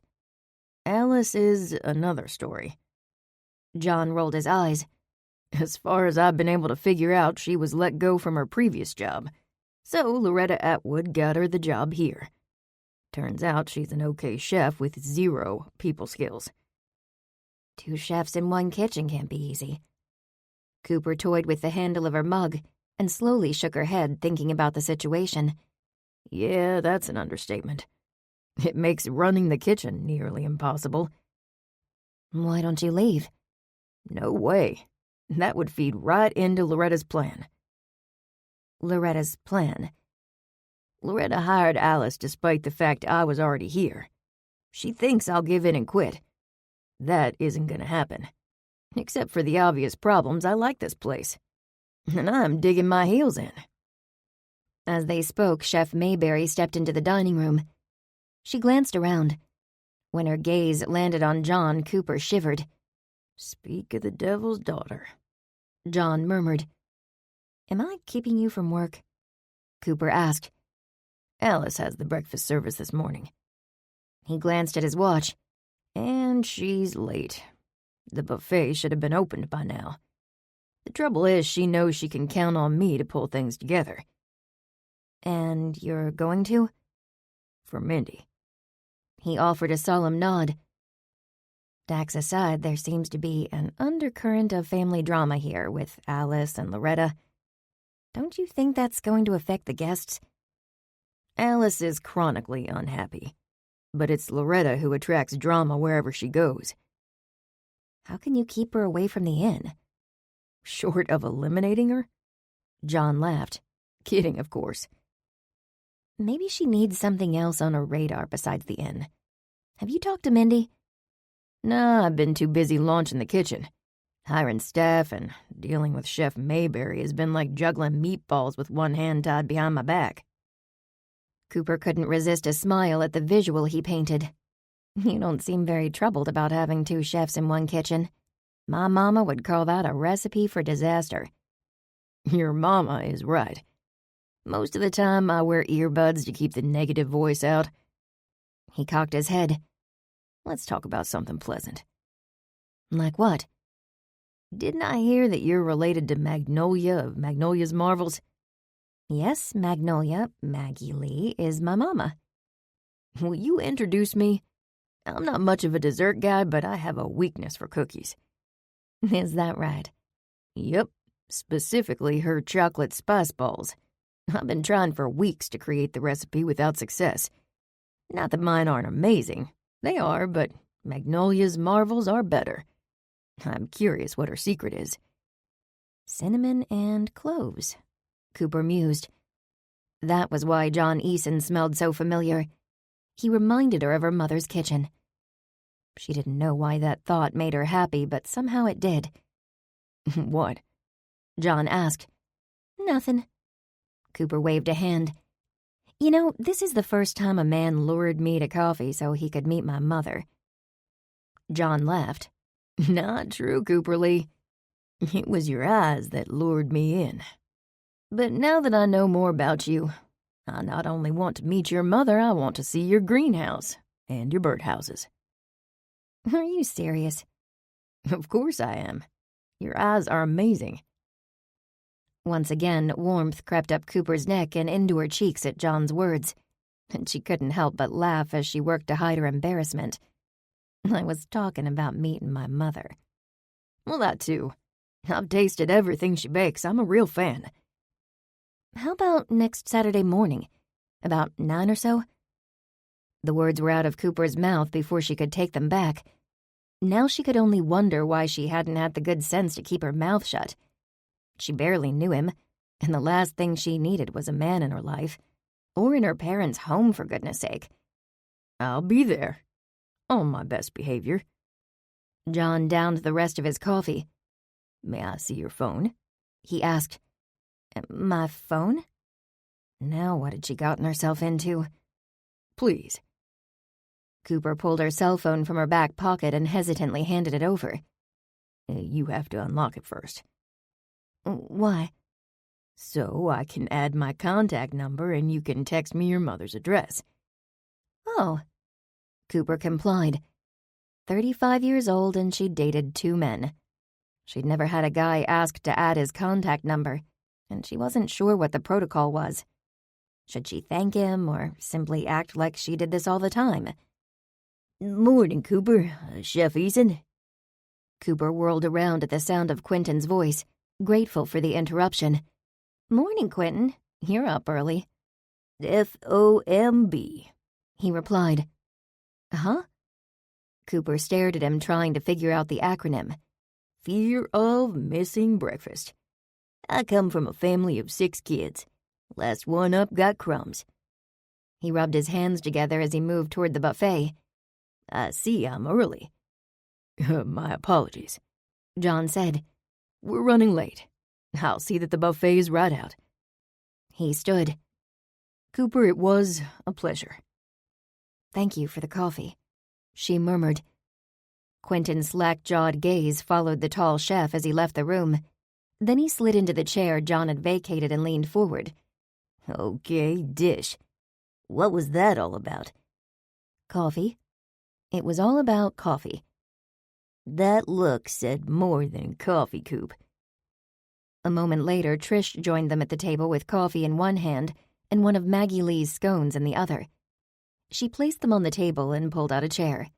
Tell us everything, Cooper. I told you that I was meeting him to discuss the inn. Nice try. That was definitely a cozy coffee date. The realtor said. No. Cooper quickly denied with a shake of her head. It was times like this she hated her fair complexion and the fact that she had a terrible poker face. Quentin smiled. Methinks the lady doth protest too much. I need another cup of coffee. Cooper muttered. The Scrabble, Cooper? Bryant called out. No, thank you, Cooper said from her spot in a leather chair in the great room. Jake lent me one of his detective novels, and it is really good. I think I figured out who the killer is.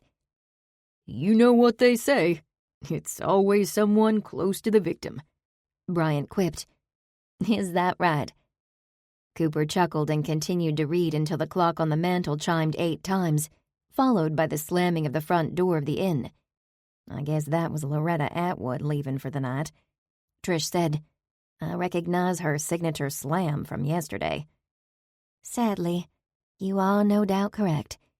Savannah said, I'm gonna get a cup of herbal tea. Anyone want anything? When no one took her up on the offer, Cooper stood.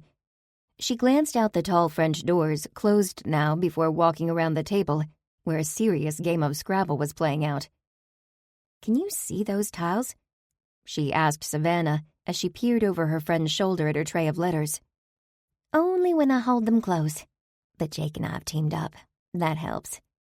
Yeah, since I can't spell, Jake said with a laugh. Savannah is my secret weapon. Who knew that Q was spelled like that? He pointed to the word on the board. Cooper looked around the table at the group. This has been a really nice day, hasn't it?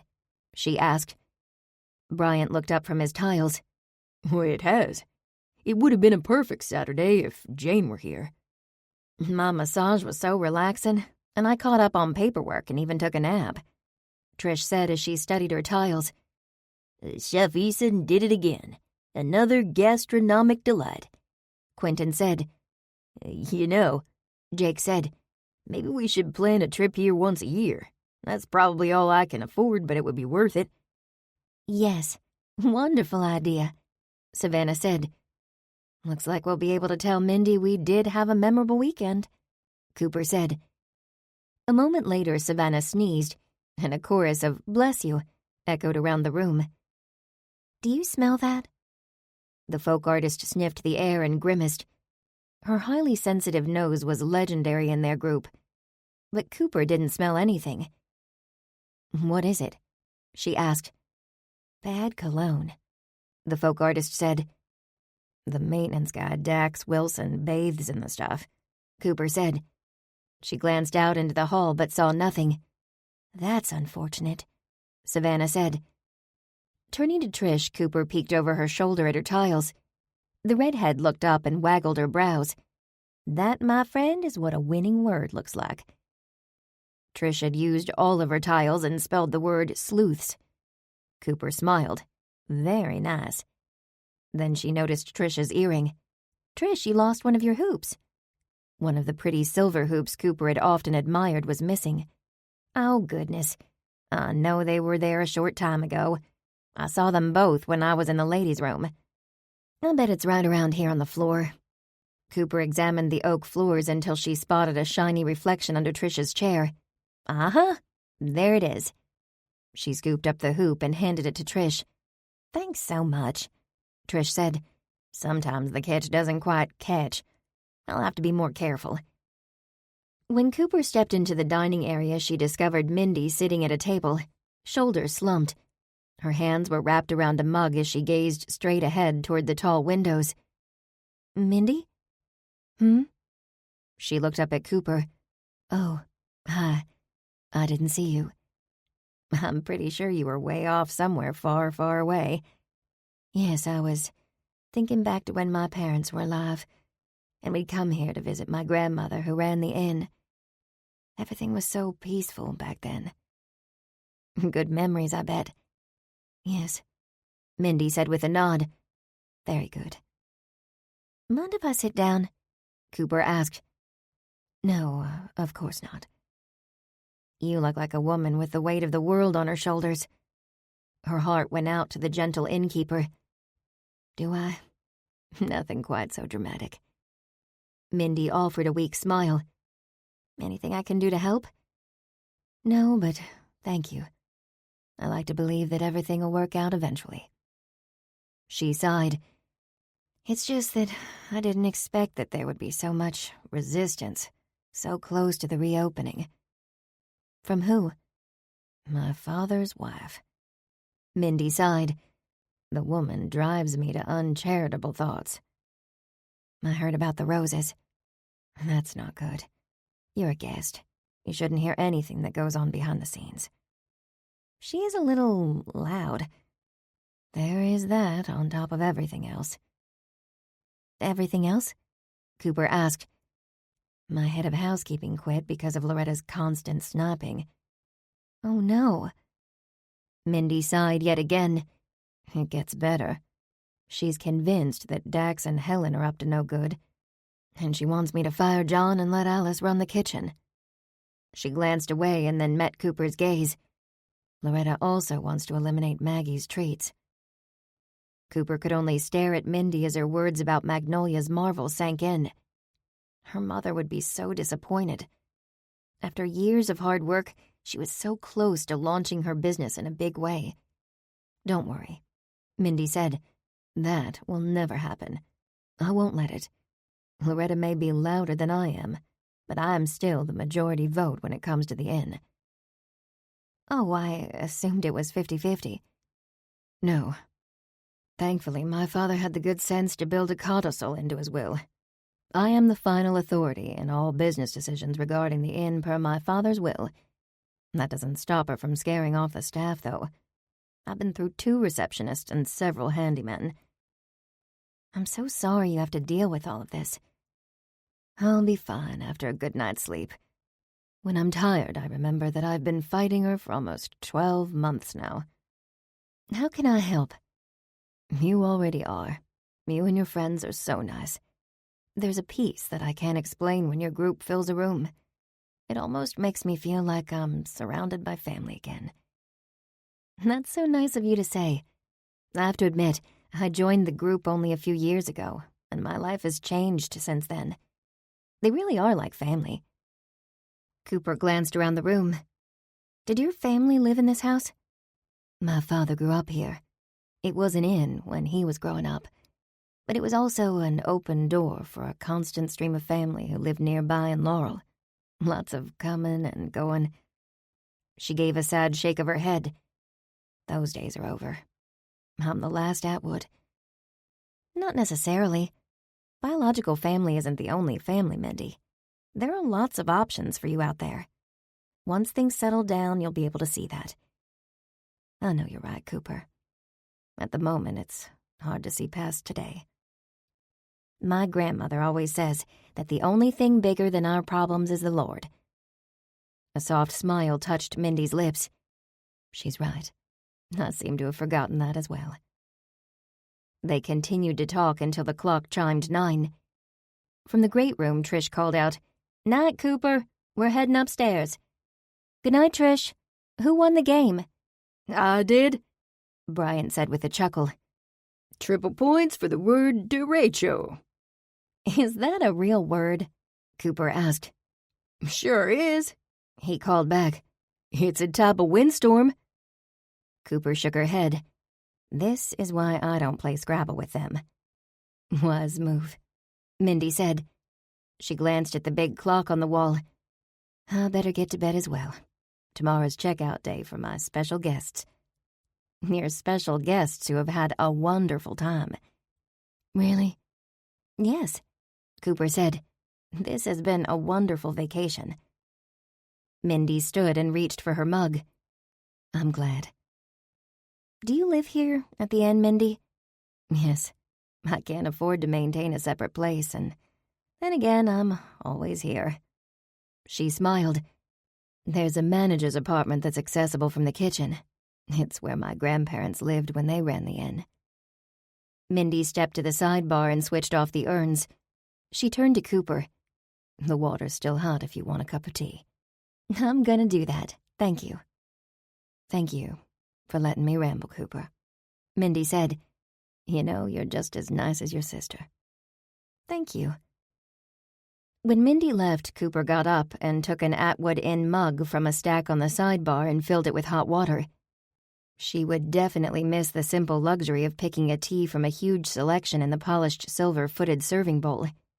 Once the tea bag was in her mug, Cooper couldn't help but admire the tray of Magnolia's marvels. The little bags were artfully arranged on a silver tray, their golden ribbons and shiny gold labels a thing of beauty. Beautiful inside and out. Even Chef Eason had nothing but praises for her mother's treats. So what was Loretta Atwood's problem? Grammy said some people were just born complainers. They'd complain about the casket you buried them in if they could. That sounded like Mindy's stepmother. Maybe she could talk to the woman herself. It couldn't hurt. Cooper started toward the great room for her book and stopped. Maybe one of her mother's treats for the road. After all, she had to find out who'd done it before she went to sleep, and that would require sustenance. With a Magnolia's marvel in one hand and a mug in the other, she stepped into the great room. The overhead lights were dim, creating a soft and almost eerie ambiance in the room. There were far more dark shadows than Cooper preferred. As she moved toward the end table, a draft of air danced around her. An inexplicable shiver danced through Cooper and had her turning in the direction of the breeze. Why were the French doors open? Cooper stepped outside to the balcony and looked over the decorative cast stone balustrade to the grounds below. Bathed in moonlight, she could only make out the dark shapes of hedges, an iron bench, and the edge of the lawn. In the distance, tall trees that bordered the Atwood Inn property were silhouetted against the sky. At an indistinct sound below, a rustle of bushes perhaps, Cooper jumped, sloshing the tea in her cup and nearly spilling it. She looked all around, but it was too dark to see anything, and she was not sticking around to investigate noises in the night. "I'm just imagining things," Cooper murmured. She pulled the French doors together, locking them securely. With the fractured light of the recent sunset filtering into the great room, creating more shadows, Cooper found herself quickening her pace as she headed upstairs. Her cell phone sat in the middle of her bed where she'd left it, and Cooper picked it up, checking for calls and texts. Sure enough, she had missed a call from home. She depressed the green button on the familiar number. "Mama, you called?" "Honey, I left a message and said you didn't have to call back. You're on vacation." Cooper smiled. It was good to hear her mother's voice. "What are you doing up so late?" Cooper asked. "Tomorrow is Sunday. I don't have to be in the kitchen at 4 a.m. Your father and I are watching the Pink Panther." "Well, I'm sorry I'm not there to watch it with you two." Cooper imagined her father and mother cuddling on their old nubby sofa, feet propped on the coffee table, watching the movie like they were kids. Maggie chuckled. "You know you hate that movie." "But I love you, Mama." "I love you, too. Are you having fun?" "It's been interesting. I miss Miriam and Moses. They've been here in the house with us. Papa loves their company. They're happy as can be, although we have to keep the door to Grammy's room closed. Little boy keeps stealing their food." Cooper laughed at the thought of Grammy's orange tomcat with a stump of a tail sneaking around to swipe food from the amiable brother and sister felines. "I better let you get back to that movie. I just wanted to tell you I love you, Mama. Daddy too, of course." "Aw, Cooper, honey, we love you too." "I know you do. But I don't think I tell you how much I appreciate all you and Daddy have done for me. Someday, I'm going to be able to show you too. I promise. You show us every single day by being a wonderful daughter. Now get some sleep. I'll see you tomorrow." "Yes, Mama." Tomorrow couldn't come soon enough. Dropping the phone on the bed, Cooper plopped down on the soft comforter. Atwood Inn was wonderful. All the comforts a guest could want and more. But it wasn't home. She was a simple girl who liked nothing more than Sunday dinners with family and puttering in her greenhouse. Atwood Inn might be a little more luxury than she could handle. Which brought her thoughts back to John Eason. He was a nice guy, but she couldn't see him fitting into her world. The thought made her sad, which was silly. She once again reminded herself that though the conversation flowed as if they were old friends, they had only just met. Cooper picked up the novel and eyed the remaining pages. Better to concentrate on whodunit than her own life. Solving a crime was much less complicated. Chapter 5. Ever the early riser, Cooper was once again the first person to enter the dining room, as her nose followed the robust scent of coffee. With her Bible and Proverbs study guide in hand, she chose a table at the back of the room, near the tall windows, and deposited her books. Funny how last night the unobstructed floor-to-ceiling windows seemed almost menacing, and today they ushered in nothing but the joy of the Lord on a Sunday morning. She sighed with appreciation at the tantalizing aromas of bacon and rising biscuit dough, which signaled that Chef Eason was preparing breakfast. But there was no sign of her Bible study friends. Her stomach growled and she headed to the sidebar. A cup of coffee and a tasty Magnolia's Marvel scone would hold her over until breakfast was served. Cooper sat down with her coffee and scone. She glanced out the window, her gaze following the flight of a red hawk across the sky, and was reminded of home and Columbus. It had been well over an hour since sunrise, yet the sky seemed slow to wake up. A few streaks of orange still dusted the horizon, and the deep night sky had nearly dissolved into a bright blue canopy. Again, reminded that it was the Lord's Day, Cooper opened her study guide and perused the lesson for today. The source of true wisdom. Proverbs 1:7. The chapter header read, "The fear of the Lord is the beginning of knowledge, but fools despise wisdom and instruction." Cooper had just turned another page of Proverbs in her Bible when Helen burst into the dining room from the hall, sobbing. She looked around the space as she wrung her hands together. "Helen, what's wrong?" Cooper stood, her gaze following Helen's. "Have you seen Miss Atwood?" The receptionist's eyes were frantic as she once again searched the room, where kitchen staff were now beginning to set up the breakfast buffet. "Did you try her apartment?" "Yes. She isn't answering her phone, and I thought she'd be here." Helen sniffed. "Miss Atwood really needs to know." "Know what?" "The police say it was a car accident." Panic began to claw at Cooper at the ominous words. "Who? What?" "Mrs. Atwood," Helen wailed as she turned and raced out of the room. "Mrs. Atwood?" Cooper was trying to make sense of the receptionist's disjointed sentences when Quentin appeared in the dining room, his face grim. He nodded toward the lobby. The police are here, and they want to talk to everyone. We won't be leaving for church anytime soon." Helen said there was a car accident? Quentin grimaced, wiping a hand across his brow. "Yes, that's what she told me. Loretta Atwood. Though there seems to be more to the report than what they're telling us. They're rounding up everyone at the inn into the dining room." "What's going on?" Savannah asked as she hurried into the dining room, followed by Jake. "Loretta Atwood is dead," Quentin said. "Dead?" Cooper's stomach plummeted, and she gripped the chair back for support. "I thought it was a car accident. Who told you that?" "I'm sorry, Coop. I thought you knew." "Oh, my," Savannah murmured. Jake put a comforting arm around Savannah and led her to a chair. Bryant and Trish were the last to join them, and they quickly slid into chairs next to the rest of the group. "What's going on?" Trish whispered. Quentin quickly updated them, which caused Bryant's face to pale beneath his perpetual tan. Cooper leaned closer to the meteorologist and frowned at the spot of pink goo on his face. "What's that on your chin?" He pulled a handkerchief from his pocket and swiped at his face. "Well, I was in the middle of a facial mask when Trish knocked on my door and asked me to hurry down to the dining room. Ladies and gentlemen, if I may have your attention." Cooper twisted around in her seat. The man who stood in the entrance to the dining room was tall and affable, with red hair and glasses and the build of a linebacker. He wore dark slacks, a dark suit jacket, and a white dress shirt and tie.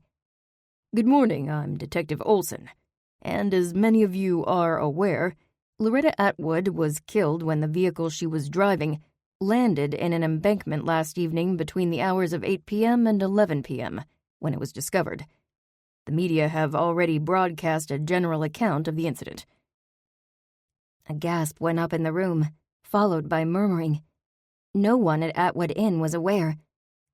Cooper turned, her gaze moving past her friends to Dax Wilson, who leaned negligently against a wall, looking uninterested in the unfolding events.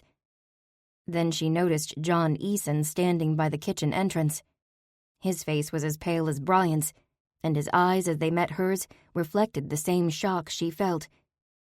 She recognized most of the staff huddled near the coffee urn. Only Alice Mayberry and Mindy Atwood were absent from the meeting. "I'd like to get a statement from each of you. Please, go ahead and eat your breakfast, but I request you do not discuss this morning's events.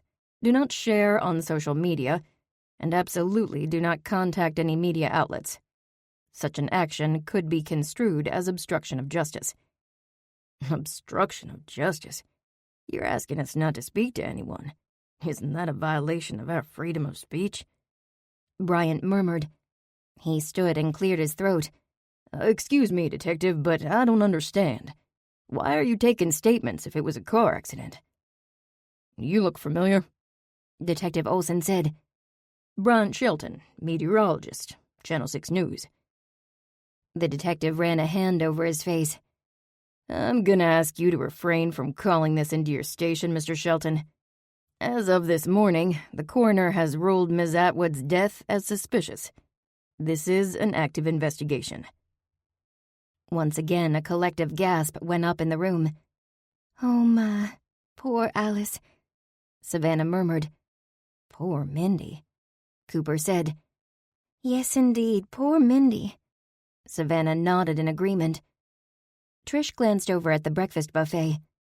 "Why don't we all get something to eat?" Yes, Savannah said. "Something to eat and a moment of prayer. That will definitely help." "I agree," Jake said. Cooper stood, rotely moving toward the buffet, though she was anything but hungry now. Before she could do anything, Detective Olson approached her. "Ms. Cooper?" Lee. My first name is Cooper Lee." "Ms. Lee, I'd like to take your statement first, if you don't mind." Of course. Of course, because he was a law enforcement officer and because she had nothing to hide. All in all, she really knew nothing that could be of help. He led her to the business center and pulled out a chair for her. "Inspector McNamara speaks highly of you and your group." She blinked. That was a little hard to believe.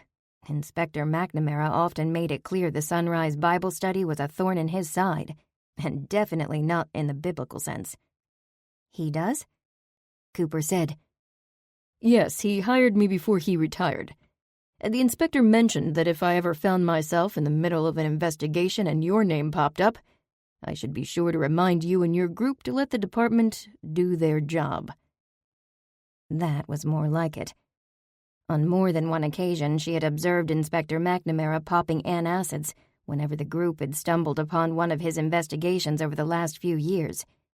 Perhaps it was divine appointment, because each time they were able to support someone who desperately needed their help and didn't have anyone else to advocate for them. That gave Cooper a good feeling, even if it had irritated Inspector McNamara at times. "I can assure you, Detective Olson, the Sunrise Bible Study is here to assist Mindy Atwood with the soft launch of the inn. That's all." "You've met the deceased?" He asked the question while pulling a small notebook and pen from his blazer jacket. "I have never officially met Loretta Atwood, though I've certainly heard her plenty of times." "Heard her, or heard of her?" Detective Olson frowned. "Heard her. Mrs. Atwood slammed doors several times since our group checked in on Friday, and a few times could be heard arguing with staff." Cooper shrugged. "Merely an observation." "I see. Melinda Atwood states that she was with you last evening." "Mindy and I chatted for about an hour in the dining room." "What time was that?" Cooper froze. Was she Mindy's alibi? When Cooper searched Detective Olson's face, she found it void of expression, except possibly a hint of fatigue. Had he been up all night? From about 8 until 9. You're certain about the time? Absolutely certain. The clock in the great room chimed at 9. He nodded and again scribbled in the small notebook. Do you know where she went after that? I saw her go through the kitchen, presumably to her apartment. Then what did you do? I went into the great room to retrieve my novel, and then I went up to my room. Nothing unusual stood out to you about Ms. Atwood or the evening? Unusual? The front door of the inn slammed shut shortly after 8, and someone left the French doors open. Was that unusual? Probably not. Slamming doors were the norm at Atwood Inn. And what did an open door to the balcony have to do with a car accident? Not a thing. Cooper shook her head. No. When did you last see the victim? Cooper paused. Was he trying to catch her in a lie? I've only seen her on one occasion. That was Friday, shortly after check-in. She was departing. When did you last hear her? I heard her twice yesterday. In the morning, she was arguing with the maintenance man, and last evening the front doors slammed shut at 8. And this morning? Can you tell me what time you came down? At 6:49. I sat down here and opened my Bible lesson for Sunday. Our group planned to have a Bible study before we checked out. 6:49. He raised a brow. That's pretty specific. It is, because I recall that I had just checked my weather app. And what happened next? That's all. Helen, the receptionist, came into the dining room sobbing and said there was a car accident. Thank you. You've been very helpful. He handed her a business card. Please contact me if you think of anything else that might be helpful to our investigation. Detective Olson, what makes you think there's something suspicious going on? Ms. Atwood was suffering from anaphylactic shock at the time of her death. He paused. We believe it was the anaphylactic shock that caused her to lose control of the vehicle. Anaphylactic shock? Cooper's heart began to pound. We found an open package of Magnolia's marvels in her purse. There were also roses in her back seat. Odd for a woman with allergies, don't you think? Cooper gasped and stared at the detective. Was he sharing the information to see her reaction? Well, he had it. She was stunned. Loretta Atwood was no one's friend, but to die from respiratory distress that resulted in a car accident? No one deserved that. And was he implicating her own mother? This news would devastate Mama. Did you know she was deathly allergic to peanuts? He asked. Yes. My mother prepared the inn's treats without nuts, however.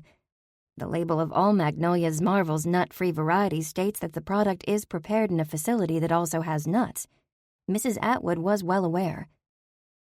He nodded, his expression blank. Detective Olson, it was my understanding that Mrs. Atwood had a great many allergies. Nuts, roses, and perfume. Why would you make the leap to foul play? Did I say foul play? He cocked his head and frowned. I believe I said that her death was suspicious. So he had. As he turned to leave, she thought of one more question. Detective, are Mindy Atwood and Alice Mayberry all right? Yes. Both Ms. Atwood and Ms. Mayberry provided their statements at police headquarters and were released. That's all I can tell you at the moment. He glanced toward the door, effectively dismissing her. Could you please ask Ms. Knapp to come in next, please? Yes, sir. Oh, and Ms. Lee, please don't discuss this with your friends until we complete the interviews with the staff and guests. She nodded and walked slowly back to the dining room, reeling from what she'd learned. A woman was dead, and the implications were far-reaching. What would happen to the inn? What was she going to tell her mother? Coop, are you all right? Quentin met her at the door and walked her to the table where her friend sat. I'll be fine. He wants to talk to Savannah next. Savannah reached for her white cane and stood, proudly, with her head held high. The hallway to the right of the reception desk, Cooper said.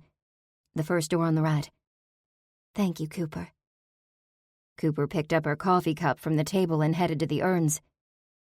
Are you okay, Cooper? She looked up to see John peering down at her. Worry was etched around his normally smiling face. Yes. What about you? He shrugged. I'm concerned about both Mindy and Alice. Me too. This is a horrible turn of events. Cooper? Cooper, come in here. Bryant hissed from across the room. Excuse me. Cooper wove her way around people and tables to where Bryant stood in the open entrance to the great room. Follow me, and pretend everything is fine. Fine? It's anything but, she murmured. Following behind the meteorologist, she walked into the empty room. As they approached the far wall, Bryant stepped out from in front of her. Cooper stared at the wall above the cherrywood side table. The wall was naked. It's gone, she murmured. The Austin Devereaux painting is gone. Uh-huh. It was here last night, she murmured. Yes, it was.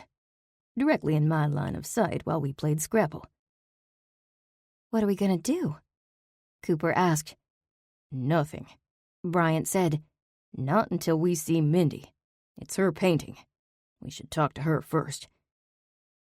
Where did she say the other one is hanging? Cooper asked. It's in the library, Savannah said. Cooper swung around. You're done already? Savannah had joined them in the great room along with Jake. I didn't have anything to tell him. I heard raised voices and slammed doors. With my vision, I couldn't identify anyone if they were standing next to me. But you can sniff them out. True, though I doubt that's going to be helpful in this case. You never know, Jake said from right behind Savannah. Lesser things have broken cases wide open. Cooper scanned the room, checking on her friends. Who's Detective Olson talking to now? Quentin, Savannah said. He was sweating up a storm and nervous as can be. Why? He didn't do anything, Cooper said. Oh, you know Quentin. The man is a tender-hearted teddy bear, Savannah replied. Maybe we should go see if the other painting is still there, Trish said. Where's the library? Cooper asked. On the left side of the staircase, across from the great room, Savannah said. Trish linked her arm through Cooper's. I'm not letting you go alone, she said. There might be a murderer walking around this place. Trish, the detective said it was a car accident.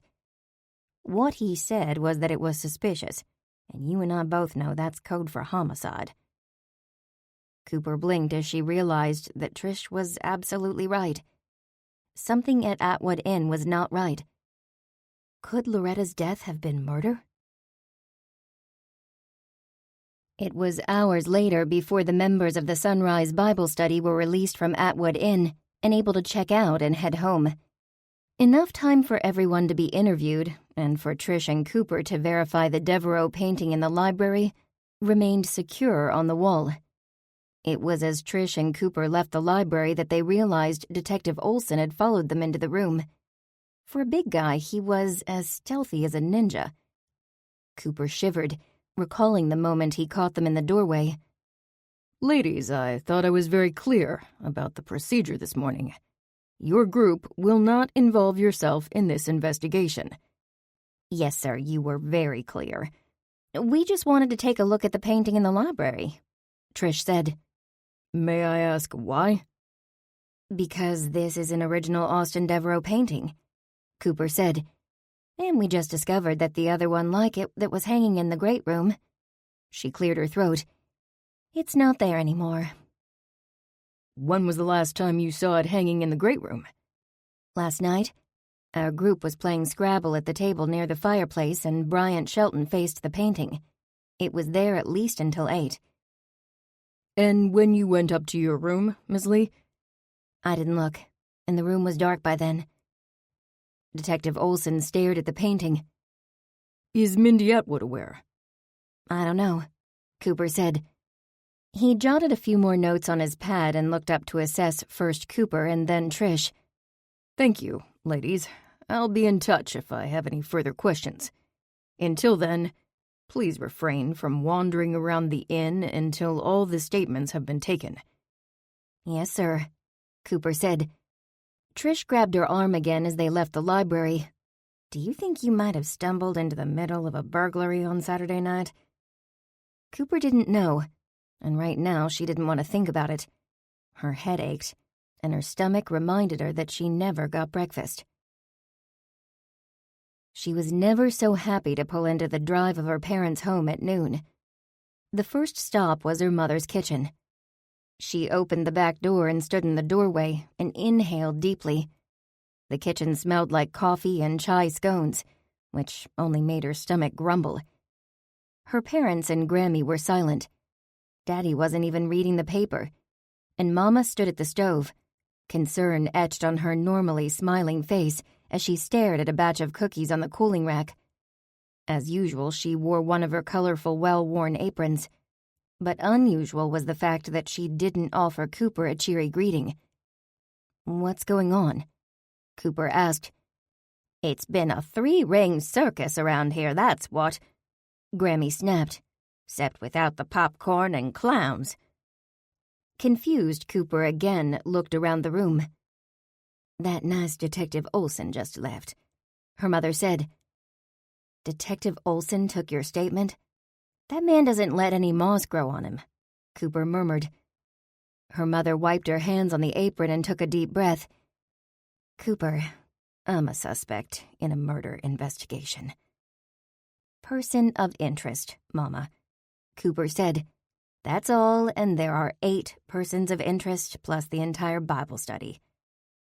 That is not comforting, Maggie returned. I told you going to that inn was a bad idea, Grammy said. Cooper opened her mouth to respond to her grandmother and thought better of it. Instead, she put her arm around her mother. A moment later, the back door burst open and Ashley rushed into the kitchen with Hannah in her arms. Cooper, you didn't answer your phone. I called your friend Trish and she said you were headed home. Sorry, Ash, Cooper said. I'm sure my phone is in my luggage somewhere. I left the inn so fast I didn't even check it. The coppers think your mama did it, Grammy announced. Mama, you are not helping, Earl said. Did what? Ashley asked. Her face searched Cooper's for answers. Cooper reached for Hannah, but Grammy edged her out of the way. Not so fast, granddaughter. I only have a few privileges at my advanced age, she said with a laugh. Holding the great-grandbabies is one of them. Mama, are you going to answer me? Ashley asked. Sorry, Ashley, I'm plumb out of words. I've been answering questions for an hour. The police were here? Ashley's voice became a squeak. Your mother is a suspect in the suspicious death of Loretta Atwood, Earl said. I am as well, Cooper said. Everyone at the inn is, for that matter. I think it's safe to say that I'm at the top of the list, Cooper, her mother said. She grabbed a wooden spoon and beat the icing in the bowl with fury. Mama, Lincoln has an excellent attorney. Don't worry, we'll take care of things. Oh, sugar, thank you. I am praying it doesn't come to that, Maggie said. How did it happen? Ashley asked. I called the police station, but they wouldn't tell me anything. Then how did you find out about Mindy's stepmother? Cooper asked. I heard it on the news.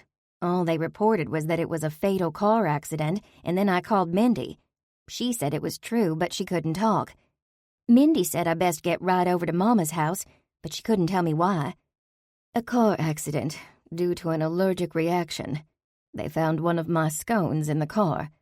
The package was open and in Mrs. Atwood's purse.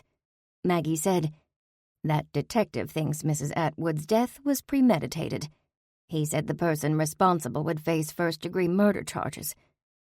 She shook her head and dropped the wooden spoon into the sink.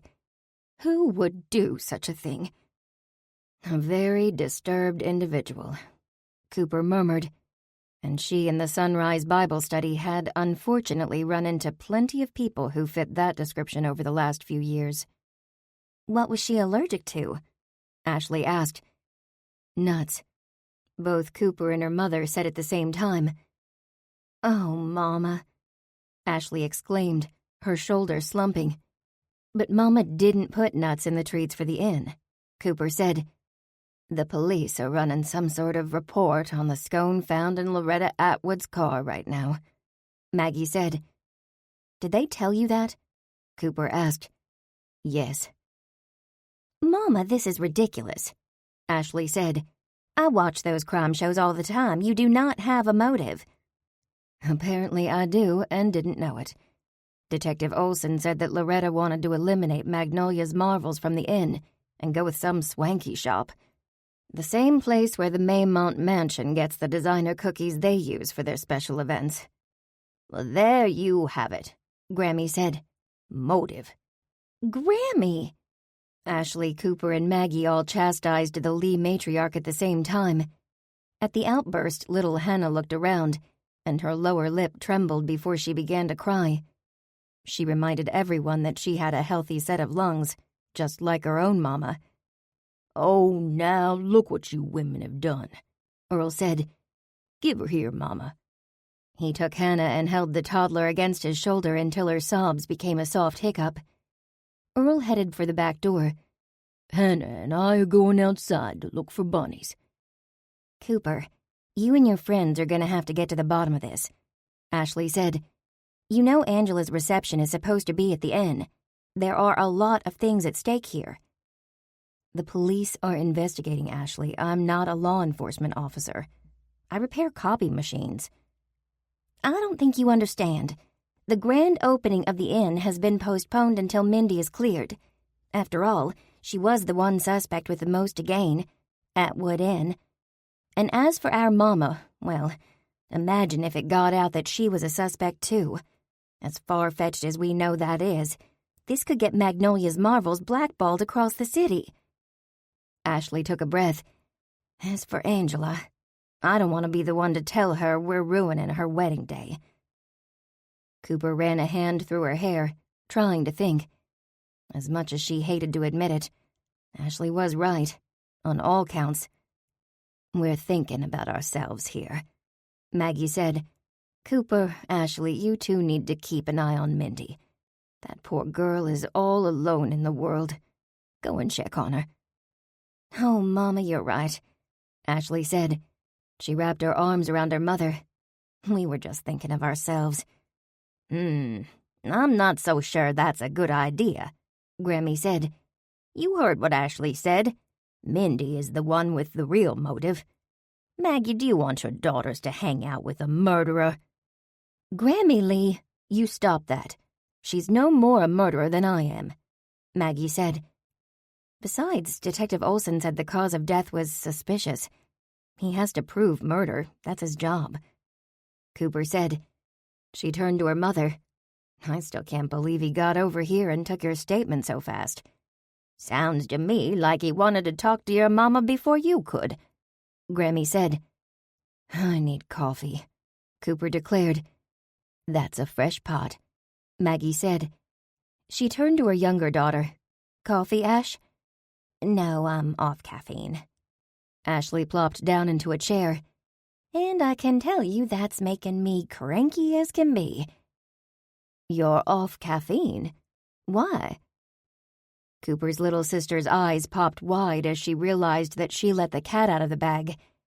"It's not good for the baby." "Baby? What baby?" Maggie asked. Ashley smiled serenely and laid her hand on her abdomen. Maggie's mouth dropped open. "Are you saying you're gonna give me another grandbaby?" Ashley grinned. "Yes, Mama." "Oh, bless the Lord!" Maggie screamed. "What's wrong?" Earl said as he came rushing through the back door with Hannah bouncing in his arms. "Wrong? Why, nothing, Earl." A smile lit up her face.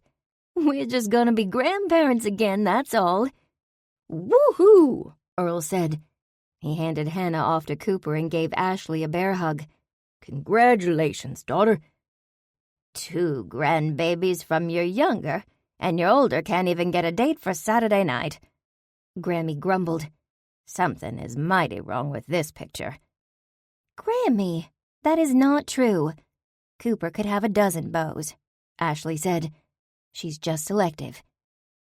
Cooper melted at her sister's kind words, and she kissed little Hannah on the nose. She briefly let her thoughts wander to John Eason before she dismissed them. She didn't want to think about the fact that John was a person of interest too, nor the fact that she told him to come over next Saturday. No, she had enough to think about without adding that to the mix today. I'll bet Lincoln is just over the moon, Earl said. He is, especially since he's sure this will be a little boy. Little Lincoln Love Jr., she mused. It's too soon to know, isn't it? Cooper asked. We'll know at 16 weeks. Right now, I'm only 8 weeks along. Will you be a high-risk pregnancy again? Maggie asked. Concern had her frowning as she peered at her daughter. Yes, but it'll be better this time. I know what to expect, and that cloud of fear of the unknown is gone. I just need to do the usual. Relax, eat right, let go, and let God. Her smile was beatific and serene as she placed a hand on her abdomen. Cooper couldn't help but admire her little sister. She'd really grown into being a mother, in a very good way. Well, now, this news truly trumps everything else that's happened today, Maggie said. The good Lord knew I needed something to cast away the shadow on today. A baby, Earl murmured with a silly grin on his face. Another grand, I'll be. Now, no more talk about negative stuff, Ashley said. It's not good for your grandbaby. That's right, Grammy said. Don't want little baby Lee Love to grow up to be a criminal or anything, do we? Grammy, Ashley said. I'm just saying. Grammy Lee shrugged. Now will someone please tell me what's for Sunday's supper? Cooper laughed as the chatter continued around her. She poured a cup of coffee and reached for a scone. Biting in, she savored the flavor that only Magnolia Lee could bake. Oh, it was so good to be back home where she belonged. Tomorrow she'd worry about getting Mama off Detective Olson's radar. For now, she'd just give thanks for all the good Lord had blessed her with, and pray for a solution to their problems. Chapter 6. Monday morning, Cooper closed the door to her apartment and walked down the flagstone path to her car, parked in the drive. She yawned, longing for a decent night's sleep. Last night she'd tossed and turned thinking about the inn, only to finally fall asleep around 3 a.m., and then to wake up and discover she was out of coffee. She could stop by her parents' house, but she could never keep anything from them, and they'd worry about her. No, she'd pick up coffee on the way.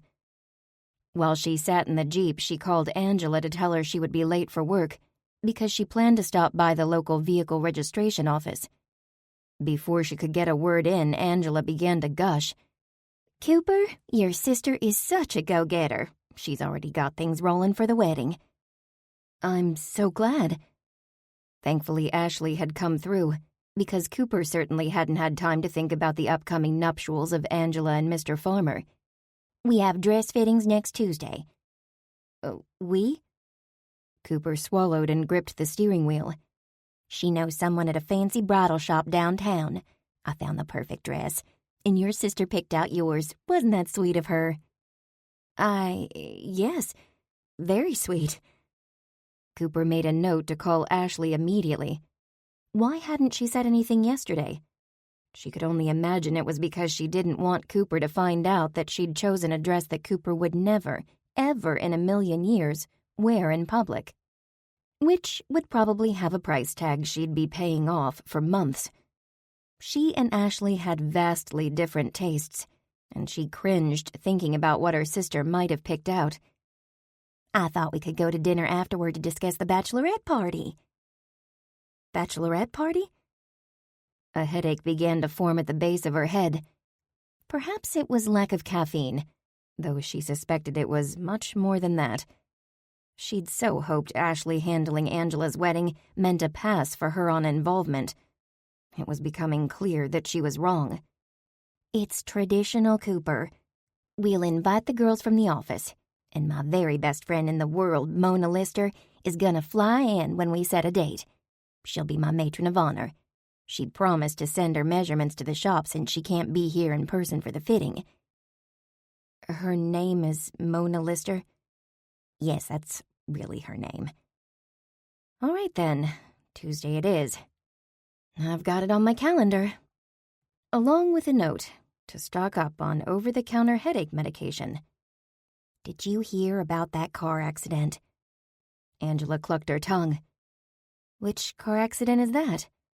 Cooper asked weakly. Loretta Atwood. Isn't she related to the inn where Ashley scheduled my wedding reception? Angela kept chirping along without taking a breath. Poor woman. Angela, maybe we can discuss it later. Sure, sweetie. You'll have to tell me all about it when you get here. She paused. Oh, I've got to go. The boss is calling. She giggled. I still like to call him that, even if he is my husband now. Tell him I'll be in soon. I have to swing by the DMV. Don't you worry, Coop. Take your time. Mr. Farmer will understand. This has been a stressful time for you. Cooper was more than relieved to end the call. The last thing she wanted to talk about this morning was the inn. She certainly didn't want Angela to know any details that might have her fretting about her wedding plans. The conversation with Angela had only served to remind her yet again that poor Loretta Atwood was dead. Some might say she got what she deserved, but if that was the case and everyone got what they deserved in life, the world would be a very different place. Cooper was grateful for the blessings she received daily, undeserving as she was. It took 2 hours for Cooper to get through the vehicle registration office. Despite her desire not to think about the weekend, that's all she did while she sat in an uncomfortable plastic chair. 2 hours to review the facts and wonder about John Eason's role in everything. By the time she was done, it was later than she'd planned. Cooper grabbed a coffee at the closest fast food drive-thru and headed into work with no new answers. She took a quick sip of the brew and grimaced. Burnt coffee. It would have to do. She pulled her backpack from the Jeep and crossed the parking lot, stopping at a black van with the Make It Work logo splashed across the side in bright red lettering. Emilio Calabria, one of their regular employees, stood with a clipboard checking items on the inside. He looked up as she approached. Good morning, gorgeous. Morning, Emilio. How come there's a police detective inside waiting for you in your office?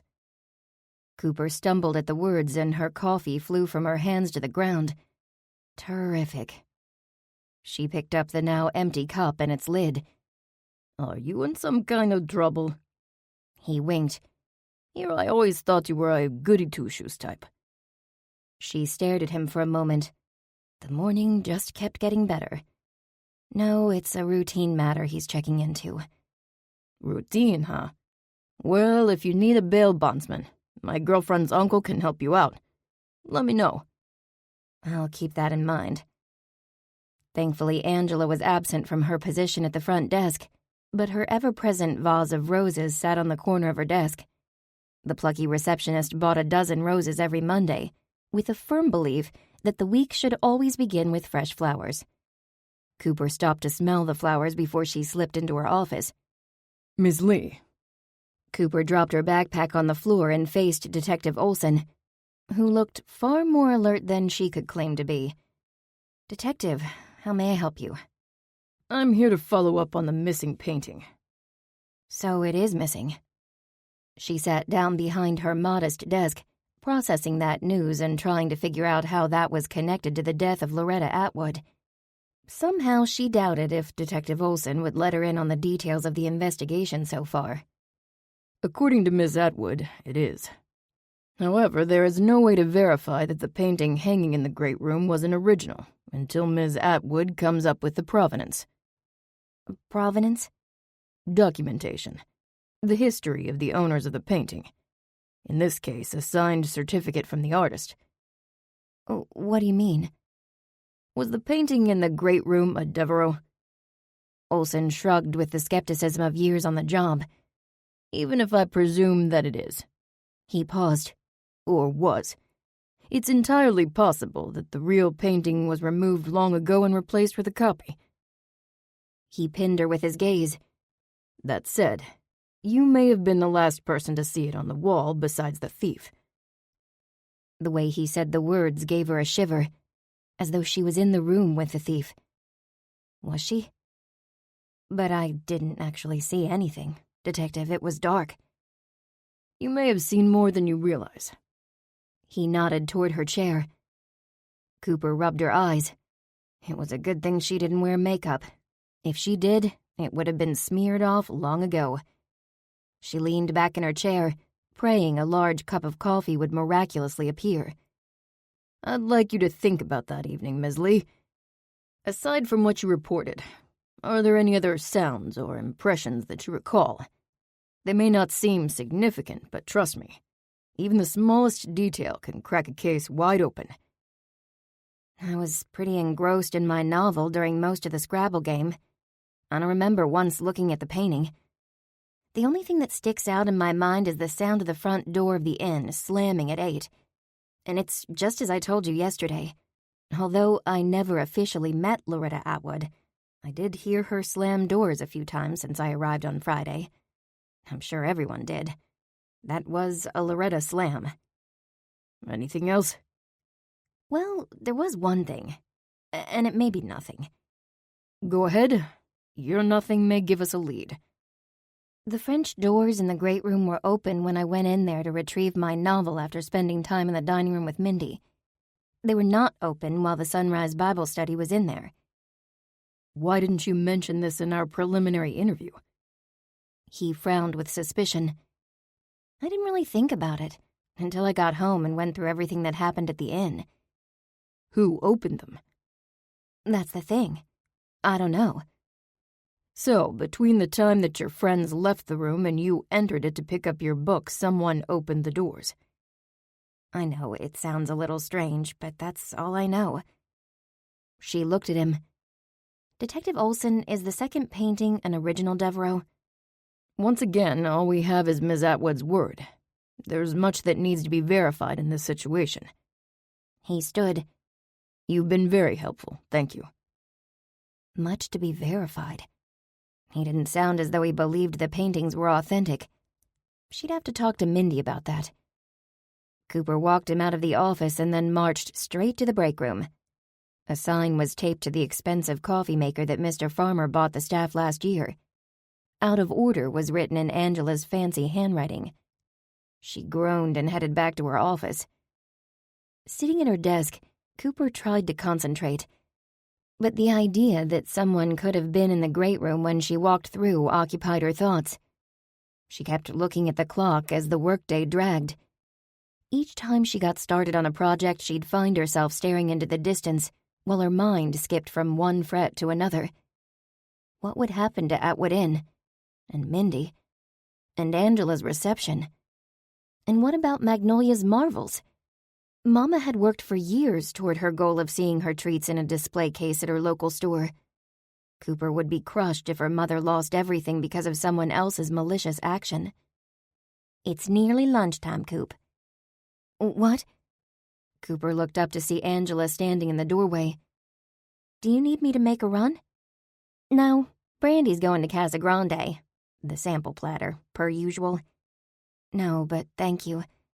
I don't have much of an appetite. I think I'm gonna go over to Lamplighter to get a coffee. It was a 17-minute drive from the Innsbruck complex where Make It Work was located to the nearest Lamplighter at the Addison Street Cafe location. Well worth the drive for Richmond's best coffee. Cooper stood in line and tried to pretend she was starting this day over. She ordered a cup of coffee and a croissant and sat outside at a table with her laptop. Everything was better with a good cup of coffee. It helped that the weather was perfect. A warm breeze brushed past, taking with it the cobwebs that had cluttered her mind for the last 24 hours. An hour later, Cooper completed her paperwork and felt much better. Downing the dregs of her coffee, she looked up and spotted a familiar face walking toward the cafe. John? What was he doing in this end of town? When he smiled, her heart did a little flip-flop. I'm not stalking you, I promise. Your office manager, Angela, said I could find you here. He motioned to the bench on the other side of the table. May I join you? Sure. I'm gonna grab a coffee. Want anything? She held up a hand. I'm good. Cooper's gaze followed him as he slipped inside the glass doors. She couldn't deny the pleasure at seeing him, despite her misgivings, because the man was a suspect. As was she, her mind shot back quickly. Maybe she should cancel his visit to her home. She didn't want to, but really, what did she know about the man? And why had she made such a spontaneous offer anyhow? It wasn't like her. You okay? He asked when he returned. Yes. Why? John frowned and placed his coffee on the table before sitting down. It looked like you were arguing with yourself. I was. This whole thing with Loretta Atwood. She raised a hand and then dropped it in her lap. It's taken up all the available brain cells I have left. I can't focus, and I can't sleep. I know. I get that. That's why I wanted to talk to you. I need to reschedule my visit with your mother and your greenhouse. Okay. She said the words slowly. Here she had considered canceling, and he beat her to it. Cooper Lee had been dissed. Cooper, it's not that I want to. He blew on his coffee. But I had to get a job until the inn can consider opening. While there was no love lost between Mindy and Loretta, she won't proceed with the grand reopening until the investigation is closed. She wants to honor Loretta's memory. Mindy is so gracious. She looked at him. Do you think she's going to be able to open the inn? Eventually. And there are a few loyal employees who will be back to help when she does. Tony Mancuso and you? Basically, yes. You don't believe Tony is in any way involved, do you? Cooper asked. John gave an adamant shake of his head. Tony would never, ever do anything to harm Mindy or the inn. Do you think he put roses in Loretta's car? Cooper asked. That may be exactly what resulted in Loretta's demise. Tony is innocent, John repeated. How about if we change the subject? Sure. Where are you working right now? La Grota Ristorante, and I'm on the schedule for this Saturday. Wow, really? That's wonderful. My mouth waters just thinking about the menu at that place. You've been there? He asked. Once, for Ashley and Lincoln's wedding rehearsal dinner. I still have dreams about the pasta. She sighed, remembering the melt-in-your-mouth homemade fettuccine with prosciutto, shallots, and fresh basil in a tomato cream sauce. John chuckled. It's amazing, I agree. And I'm fortunate they took me on part-time. It'll help pay the bills until the inn moves forward. I sense a but here. But I'm pretty bummed about Atwood Inn. There's so much more I want to do there. A community garden to launch a garden-to-table menu and, yes, a greenhouse. It all makes me wish we could get this case solved quickly and move forward. I agree. So many people are touched by this tragedy, Cooper said. You mean so many people are suspects? He said. That too, she said with a shake of her head. Do you think I could stop by to meet your mother the following Saturday? I've already asked for the morning off. Well, sure. As she said the words, Cooper realized how much she really wanted that to happen. She wanted to know her mama's opinion of John, because she didn't trust her own. John wrapped his hands around the mug and met her gaze. How are you doing, Cooper? Detective Olson visited me this morning. Another statement? Yes. She released a breath as the headache she'd left behind threatened to start again. This time about the missing Devereaux painting. I heard about that. But why would he think you know anything? I may have been present when it was stolen. John's jaw practically dropped. You were? It's possible. To tell you the truth, I don't want to talk about it. I came here to escape my troubles, not to let them follow me. Don't you think you might be in danger if you have information about the painting? Cooper blinked and swallowed hard at his words. I guess I never thought of that. Be careful, Cooper Lee.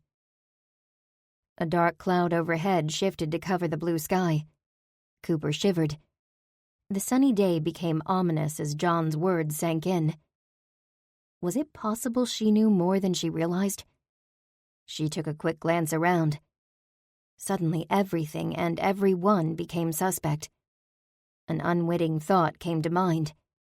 The only way to ensure her safety and a positive outcome to the situation would be to stay one step ahead. And she couldn't do that alone. Perhaps it was time to discuss everything with her Bible study friends.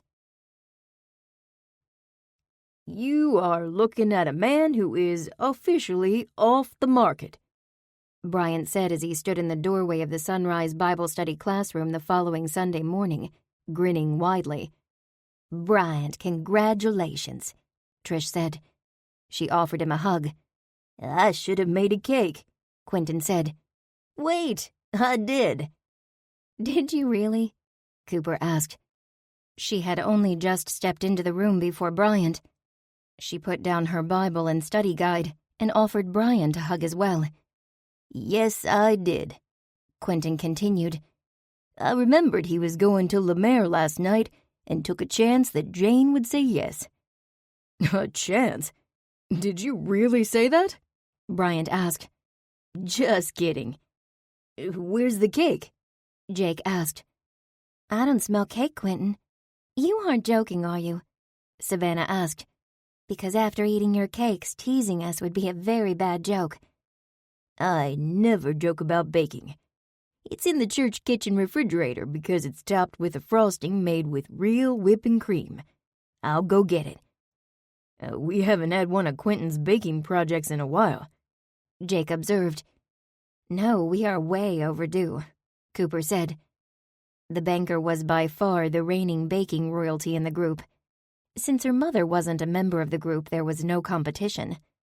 I smell chocolate and vanilla bean, Savannah said as Quentin entered the room minutes later, carefully holding a large covered cake holder. Spot on, Savannah. I was starving for chocolate cake from the mixing bowl. The trouble was, it was midnight when I got my hankering and they were closed, of course. He removed the lid. Voila! The group inched closer to the 4-layer chocolate cake with fluffy white frosting, in between layers and slathered on top in swirls. Quentin, you've outdone yourself, Bryant said. This looks like it belongs in a bakery window. What is it? A chocolate cake with creme chantilly. Where did you get the recipe? Trish asked. I pulled out my French cookbook and improvised. Trish admired the cake as Quentin removed a cake knife and server from a paper bag. So this is a Julia Child recipe? Let's just call it Julia Child inspired. I may have wandered from the directions, Quentin said. Which reminds me, I heard from a friend that Chef Eason is working at that swanky Italian restaurant. You know anything about that, Cooper? I do. I ran into him on Monday. She focused on the cake handed to her and prayed her treacherous blushing wouldn't begin. Ran into him? Trish raised a brow in question. Yes, I ran into him at the lamplighter. No need to tell anyone he was looking for her. Already the Bible study was reading way too much into the non-existent relationship between her and John.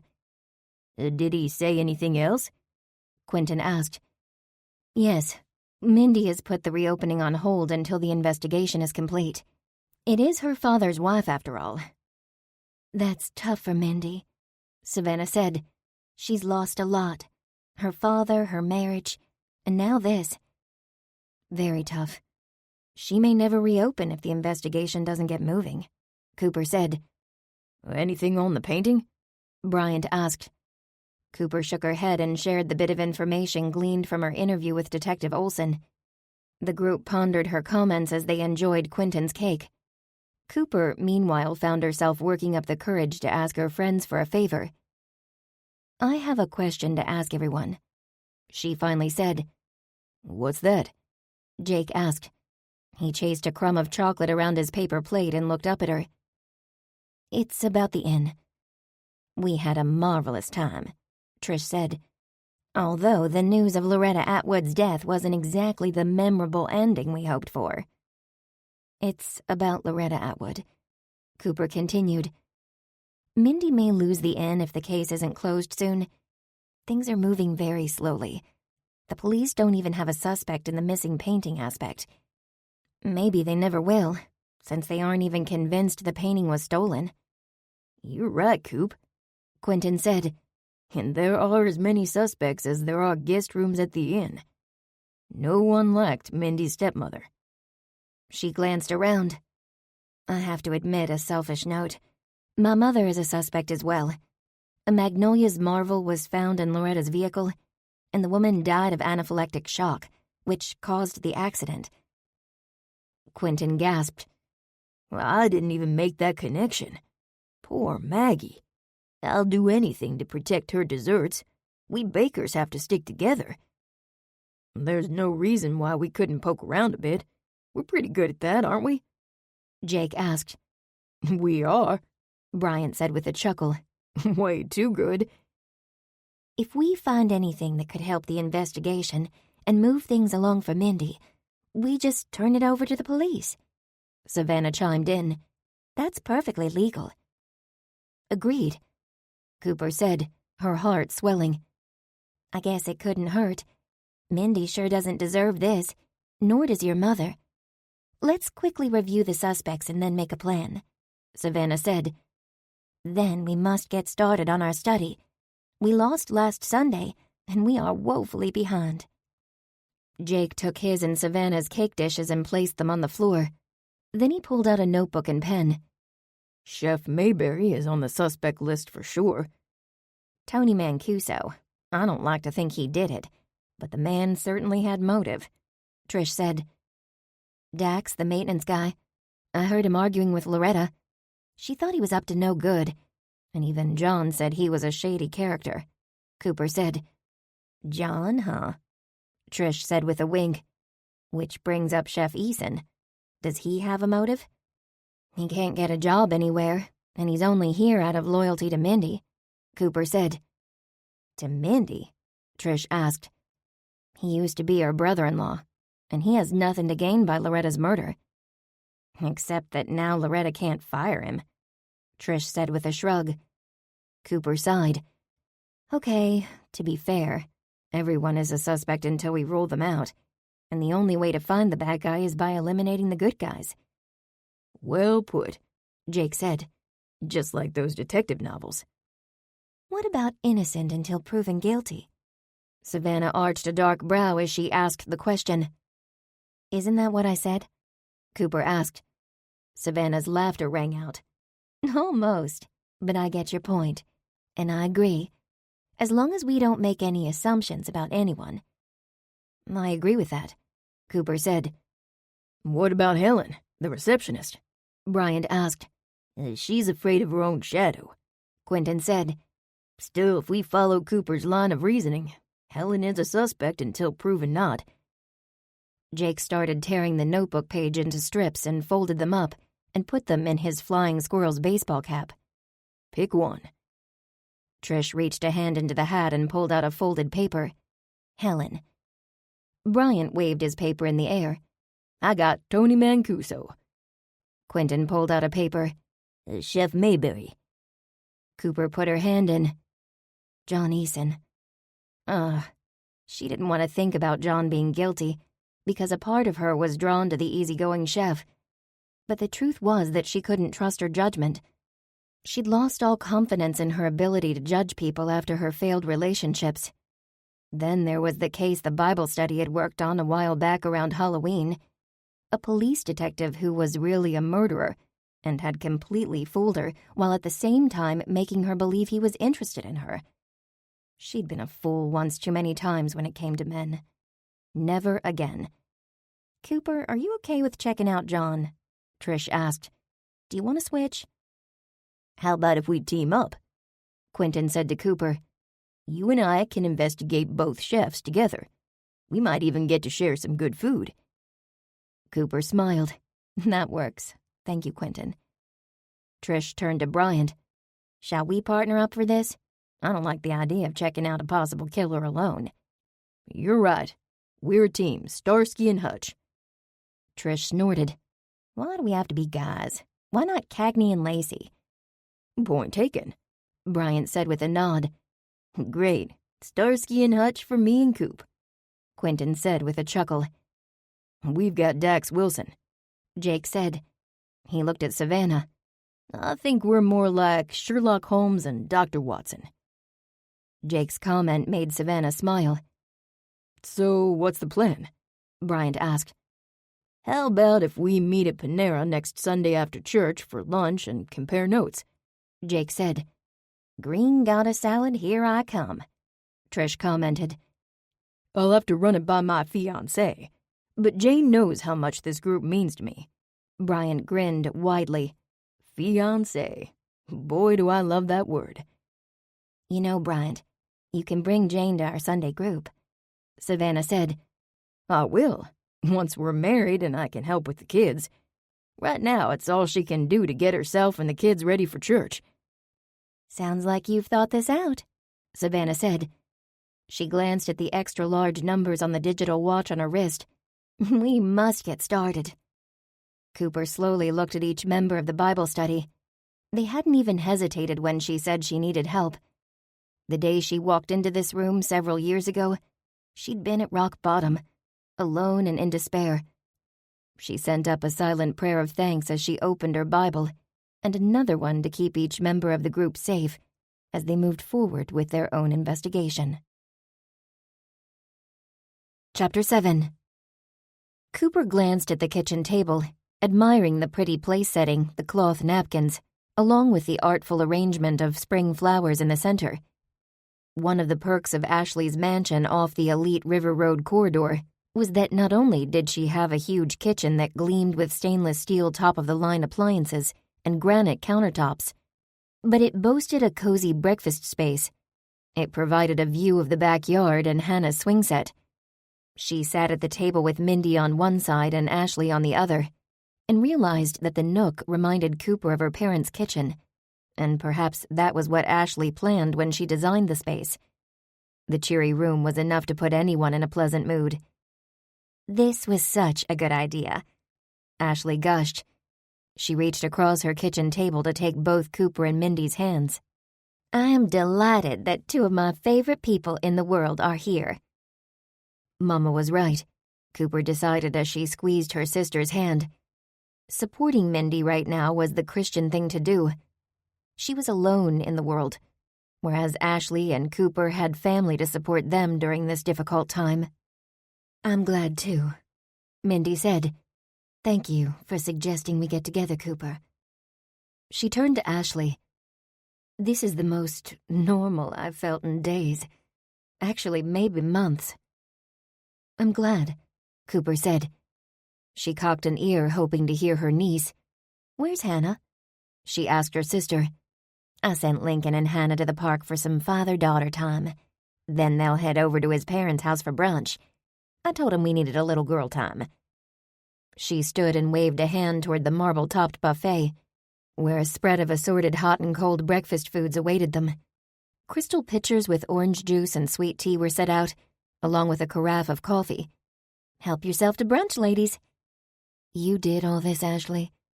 Mindy asked. "I'm so impressed.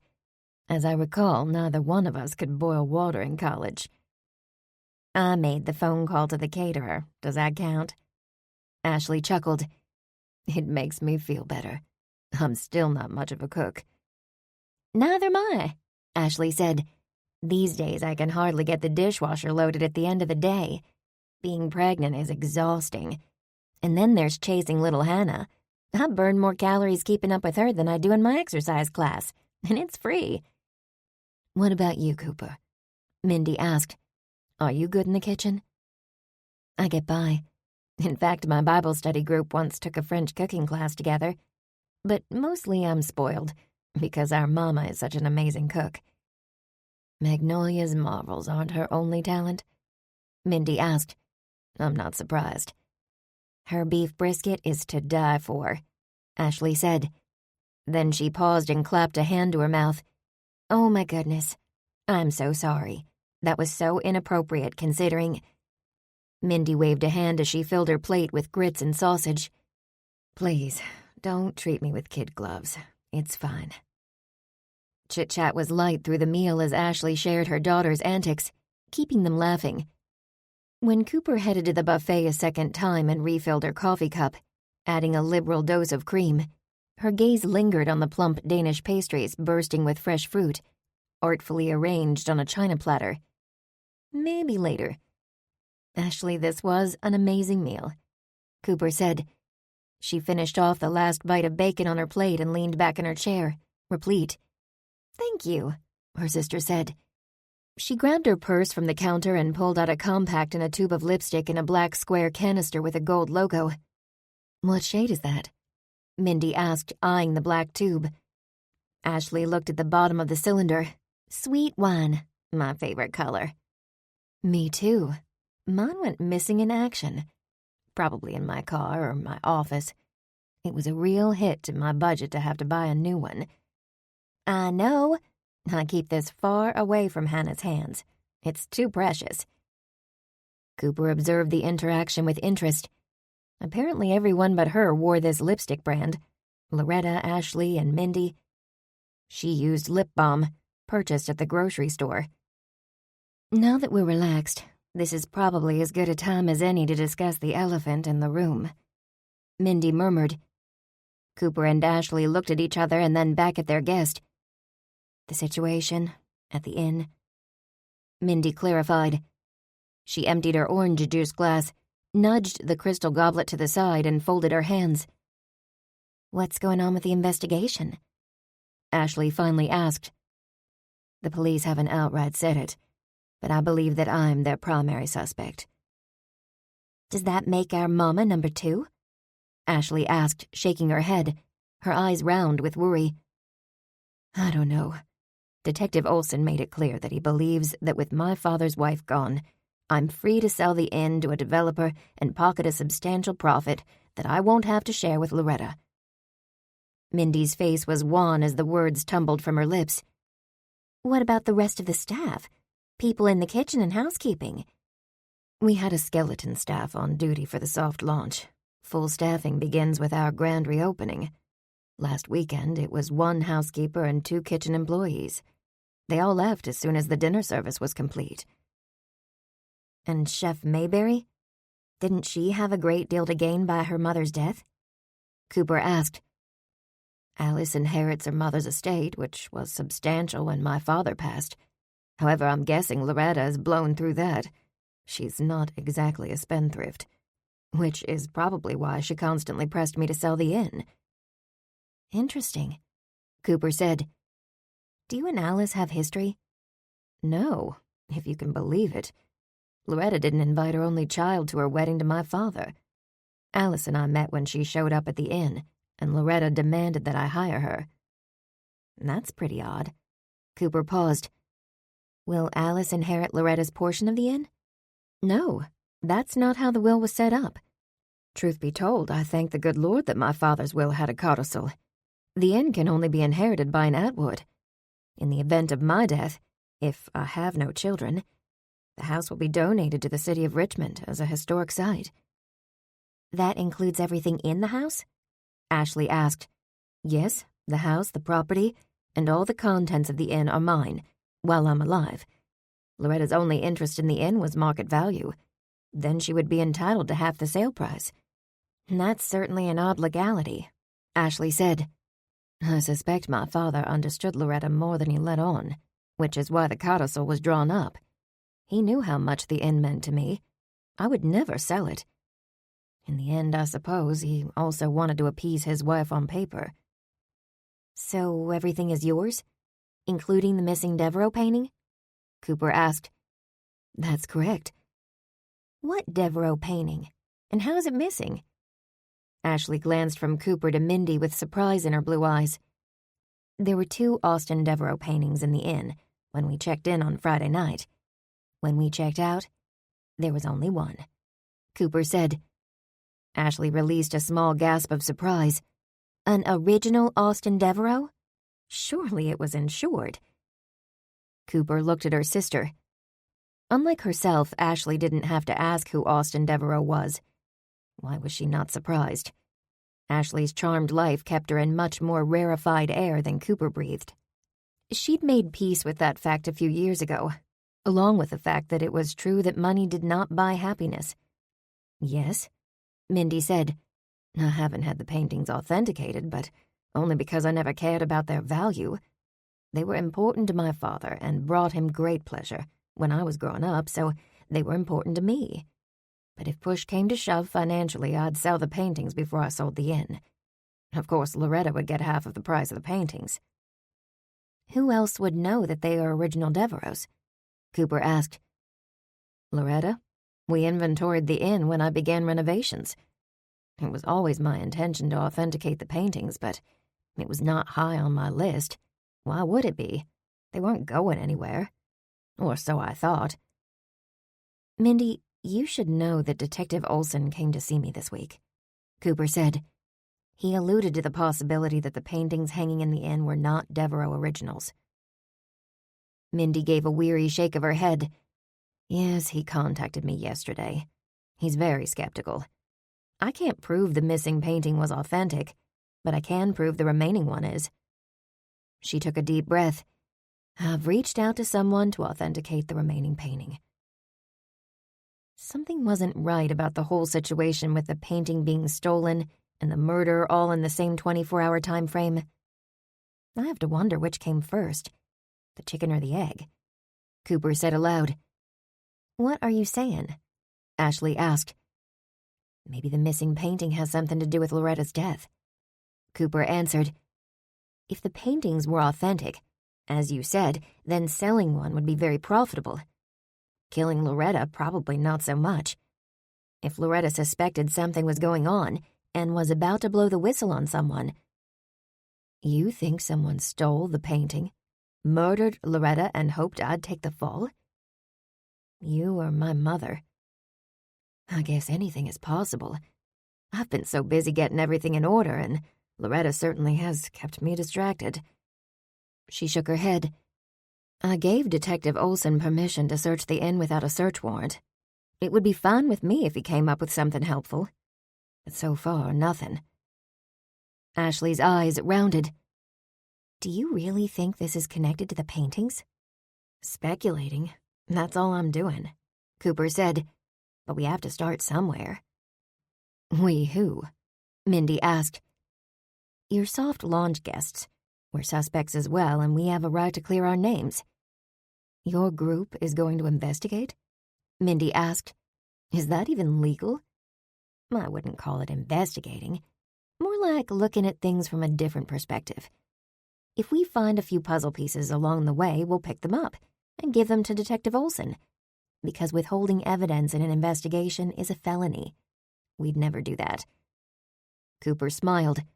"We're simply looking out for you and Mama and all the members of the Sunshine Bible Study who have been named persons of interest." Mindy blinked. "I don't know what to say. You've all been so kind, with the exception of John. I haven't had anyone on my side in a long time." "Now you have us," Ashley said. "All of us. The Sunrise Bible Study and the Lee family. We're all here for you. Cooper and I are officially adopting you.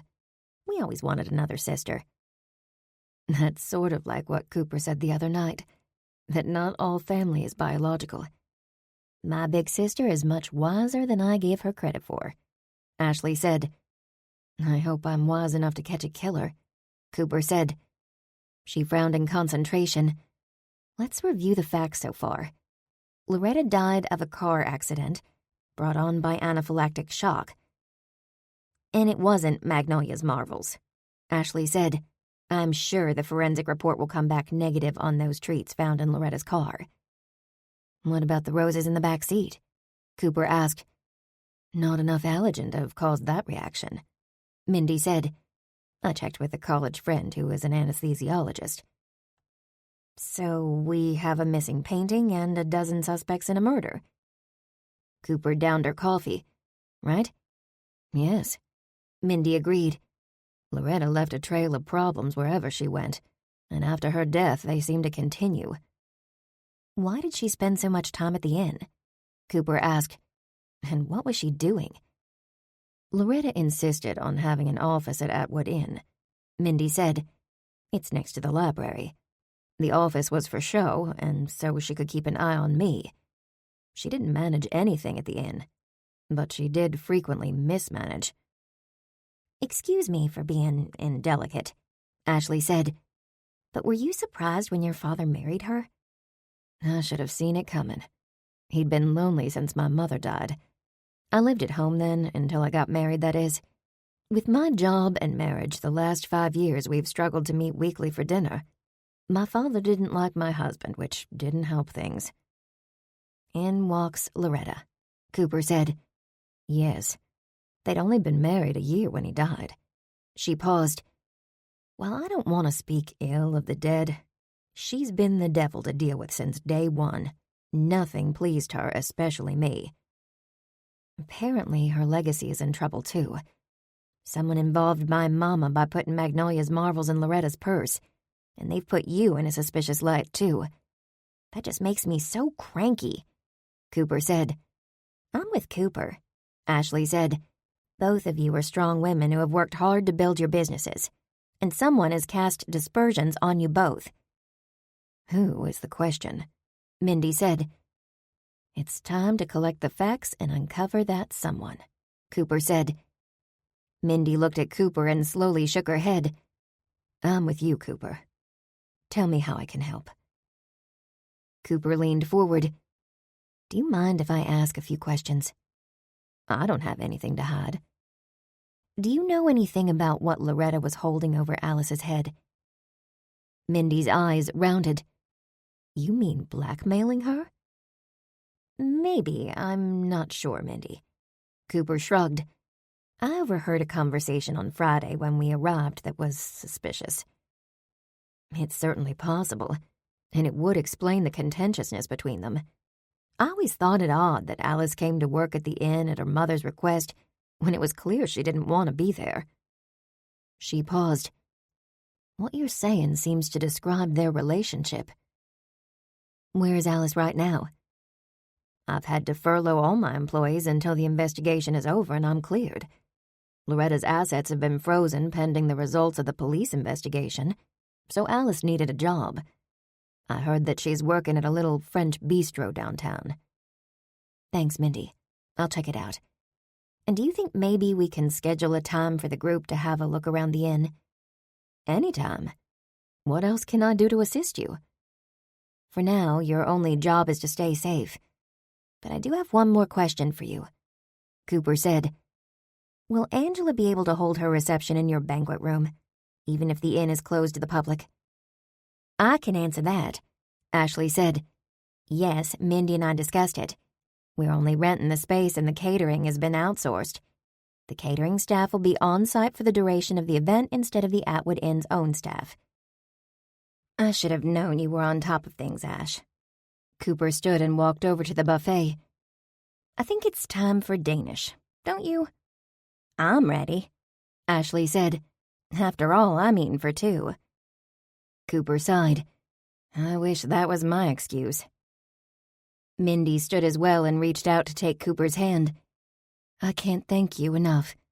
Somehow I feel better already, knowing you and the Sunrise Bible Study are checking into things." Cooper wished she did.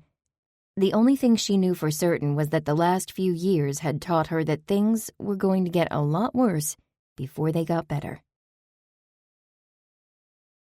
Cooper stood beneath the branches of a huge oak tree on the sidewalk of Main Street in downtown Richmond. She peeked into the storefront window of Monique Bridal, where frothy white gowns decorated the space of the exclusive wedding boutique. An ominous feeling settled over her like a dark cloud. A murder and a bridal shop, all in the last 2 weeks. Things were definitely going from bad to worse in her estimate. She'd rather solve a crime with the Sunrise Bible Study than step into a wedding store. How pathetic was that? 2 serious relationships in her life, and then poof, they were over. Each time she was certain they were the one.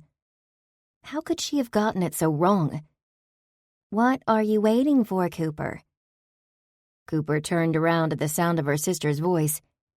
Ashley walked toward her from 13th Street, in a fashionable dress with heels, looking like the cover of a magazine as her glossy blonde hair bounced with each step.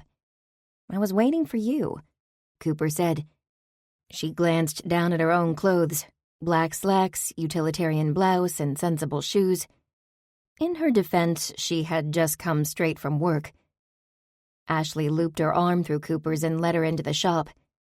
"You and I are 5 minutes late, and I had to call in a lot of favors to get us an appointment and fitting in this shop at such short notice."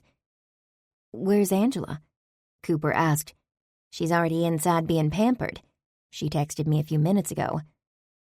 A perky young consultant in an elegant black suit led them through the boutique to a plush white couch where Angela waited for them. She wore a white Angora sweater, which emphasized her assets, along with a slim red skirt. "Isn't this place dreamy?" The bride gushed as she sipped a glass of champagne. Cooper glanced around. It was that. Crystal chandeliers graced the ceiling. Everything in the room was white or glass, reflecting off highly polished oak floors. "Very nice," Ashley said. "What do you think, Cooper?" Angela asked. What she thought is she could be home with her cats or out in her greenhouse. Instead, here she was. But she put on a smile for her friend. "I have a feeling this shop is going to find the perfect dress for you, Angela," Cooper said. Angela absolutely glowed at the words. "Oh, I hope so. This means so much to me. I've dreamt about looking like a princess on my wedding day for so long." She shook her head. "I don't know why we eloped. At the time it seemed so exciting, but this is what I've been waiting for." Another tall, young, and perky woman in a black suit approached them. "Which one of you lovely ladies is our bride?"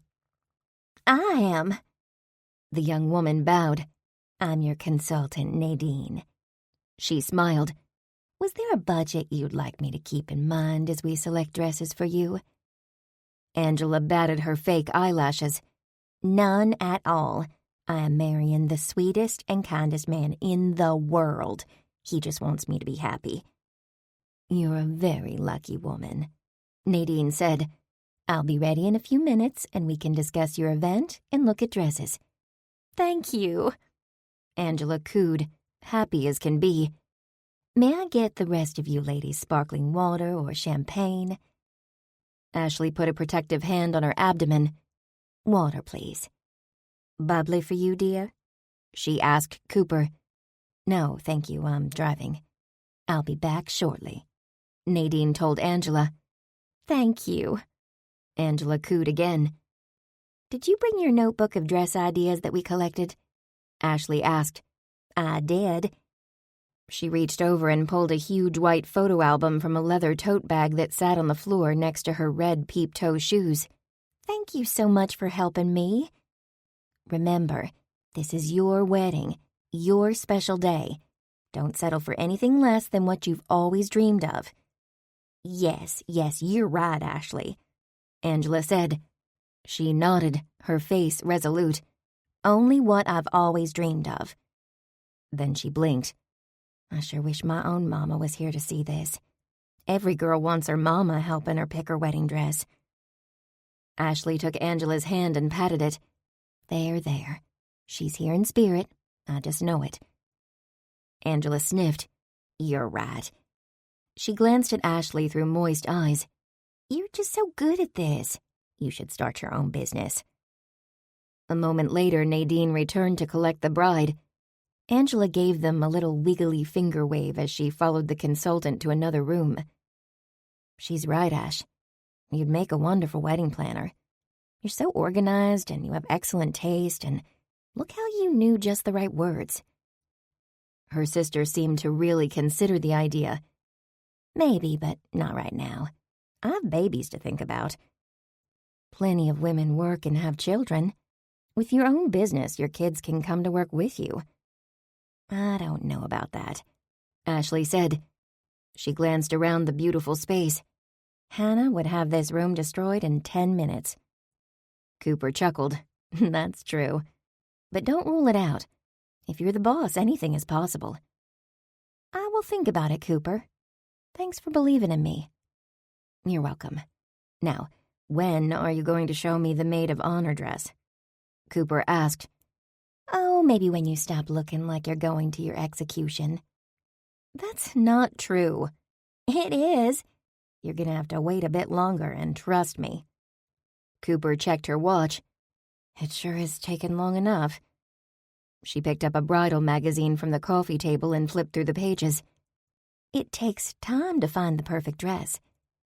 Apparently, longer than it takes to find the perfect man. Cooper mused.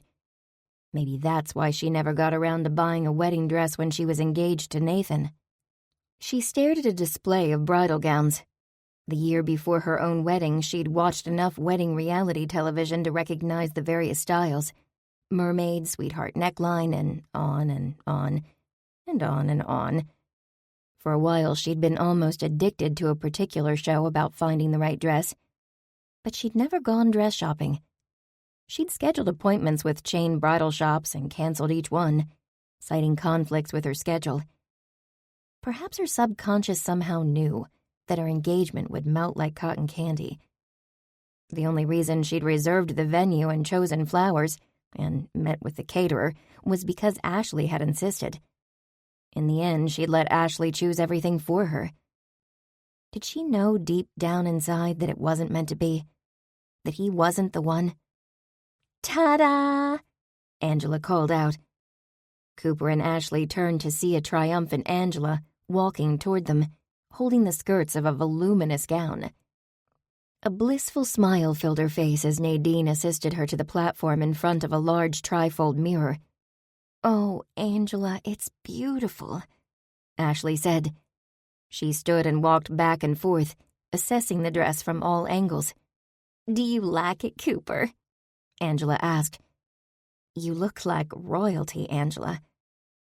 The dress was a princess style, with miles of tulle and a beaded and modest neckline that managed to contain Angela's generous décolletage. The waist was gathered and circled with a belt of faux rhinestones, glitter and lace. This dress said Angela. The bride-to-be sniffed. Thank you so much. Having you two here with me means the world. Veil, Miss Angela? Nadine asked. Oh no, a tiara, please. The shimmering tiara that perched on her platinum hair was the finishing touch. Perfect, Angela, Ashley said. You'll look lovely with your bouquet of pink roses. I agree, Nadine said. Come, we will visit with the seamstress, and then you will be done. Oh, thank you. Angela carefully stepped down from the pedestal and followed the consultant to the dressing room. Cooper paced around the room, first examining a collection of tiaras on a glass shelf, then strolling to look at a row of colorful bridesmaids' dresses. Ashley, are you going to tell me about my dress? What fun would that be, Cooper? She smiled. I told you, you're just going to have to trust me. I'll trust you until it's me in that gown alone in the fitting room. Miss Lee? That's me. I'm Tasha. We're ready for you. Step this way. Cooper glared at her sister, but Ashley simply offered a serene smile. Tasha opened the door to a room with 2 velvet chairs and a tall mirror. If you'll wait here, I'll be right back with your dress. Cooper's stomach growled and she glanced at her watch. It had been a long time since lunch. A moment later, Tasha came back in with a garment bag in her hands.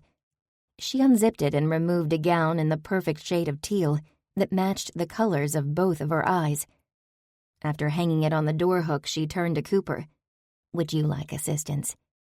No, I've got this. Thank you. All right, then, I'll be right outside. Cooper slipped off her clothes and stepped into the dress. She cracked open the door of the dressing room. Could you zip me? Of course. Tasha smiled. I love this dress.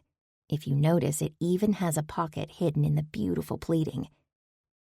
Cooper thought the floor-length chiffon dress with a sweetheart neckline made her look like someone else, like a beautiful woman.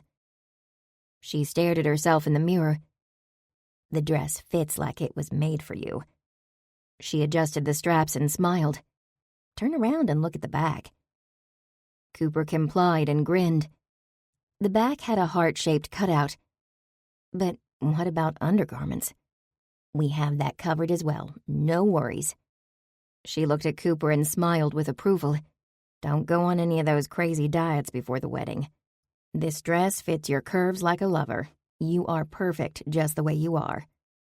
I've never been called a perfect anything. Today you are. We'll pin the hem, but that's all the alterations that are needed. She eyed Cooper. You'll wear heels? Cooper grimaced. Ballet flats, then. They're comfortable. I have a pair you may try on. She looked at Cooper's feet. Size 8? Yes. She came back with satin ballet slippers with crystal embellishments. We will send these out to be dyed to match the dress. You can pick them up when you pick up the dress. Cooper slid her feet into the shoes. Oh, they're as comfortable as my tennis shoes. You can dance the night away. She doubted that she'd be dancing, but it was nice to consider that she could if she wanted to. Cooper turned to see herself in the mirror, still amazed. You look so beautiful, Cooper. She met Ashley's gaze in the mirror. Her sister stood at the edge of the dressing room, peeking in. This gown, it's all this amazing gown. Thank you for finding the perfect dress, Ashley. You thought I was going to put you in a Bo Peep outfit again, didn't you? I might have had a fleeting thought after your wedding. Cooper chuckled. That was exactly what she'd thought. I've learned a thing or two since then. You aren't frou-frou like me. You're a classic, Cooper. I should have played to your strengths back then. I'm so sorry for putting you in frills. Cooper laughed, remembering the itchy dress. This dress is you. It's not me, but it is the me that I've always dreamed of being. I think you're wrong. Someone will make you believe that soon enough. Ashley smiled. What about your hair? Cooper glanced in the mirror at her weak-colored blonde hair and bangs. Just the way it is. Tasha said from the doorway, This one needs no adornment. She's a natural beauty. Thank you. The dress and shoes will be ready in 2 weeks. Will that work, Ashley? Cooper asked. Yes, the invitations went out today. The wedding is 3 weeks from Saturday. So, what about Mona's fitting? Cooper asked Ashley, hoping to change the subject. She'll be here in 2 weeks for the bachelorette party and we'll have her fitting. Ashley said, We're just going to have to pay for a rush job. I don't know about you gals, but I am starving. Angela said when the fittings were complete. Let's go eat. Dinner is on me. We can plan my bachelorette party. Bachelorette party.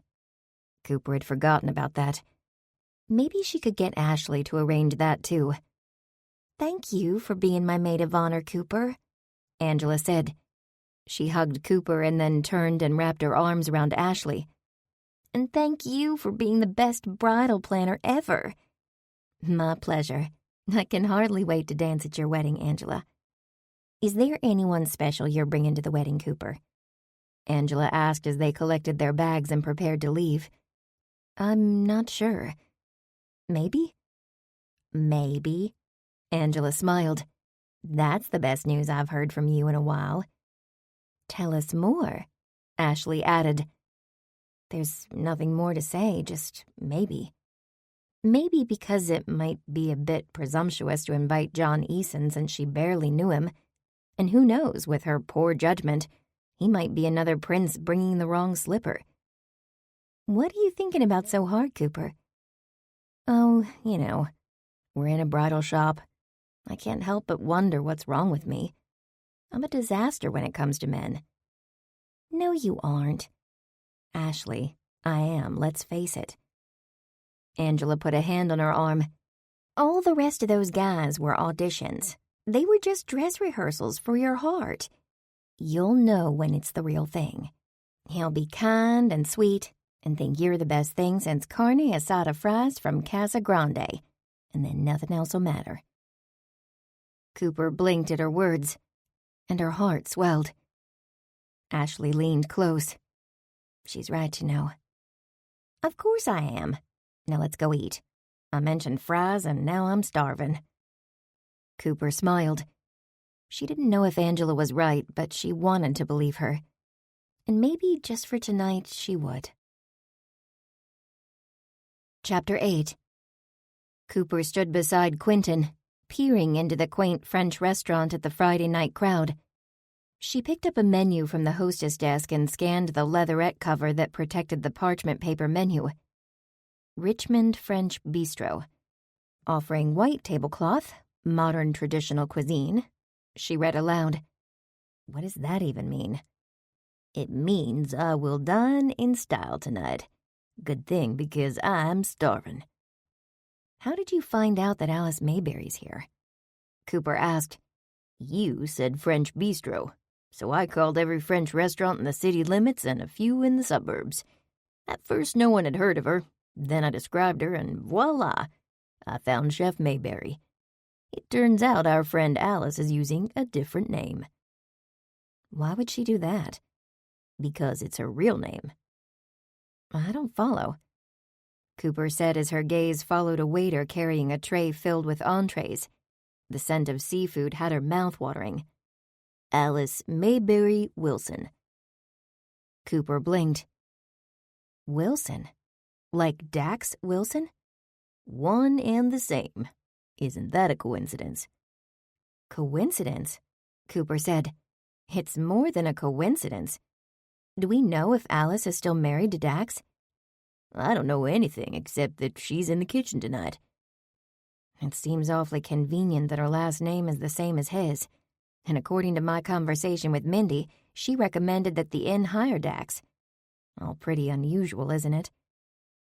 The hostess led them to a quiet table and poured water into their glasses from a carafe. Once she left the table, Cooper leaned closer to Quentin. How do you know Alice will even talk to us? She asked quietly. I thought we'd order and then ask to speak to the chef.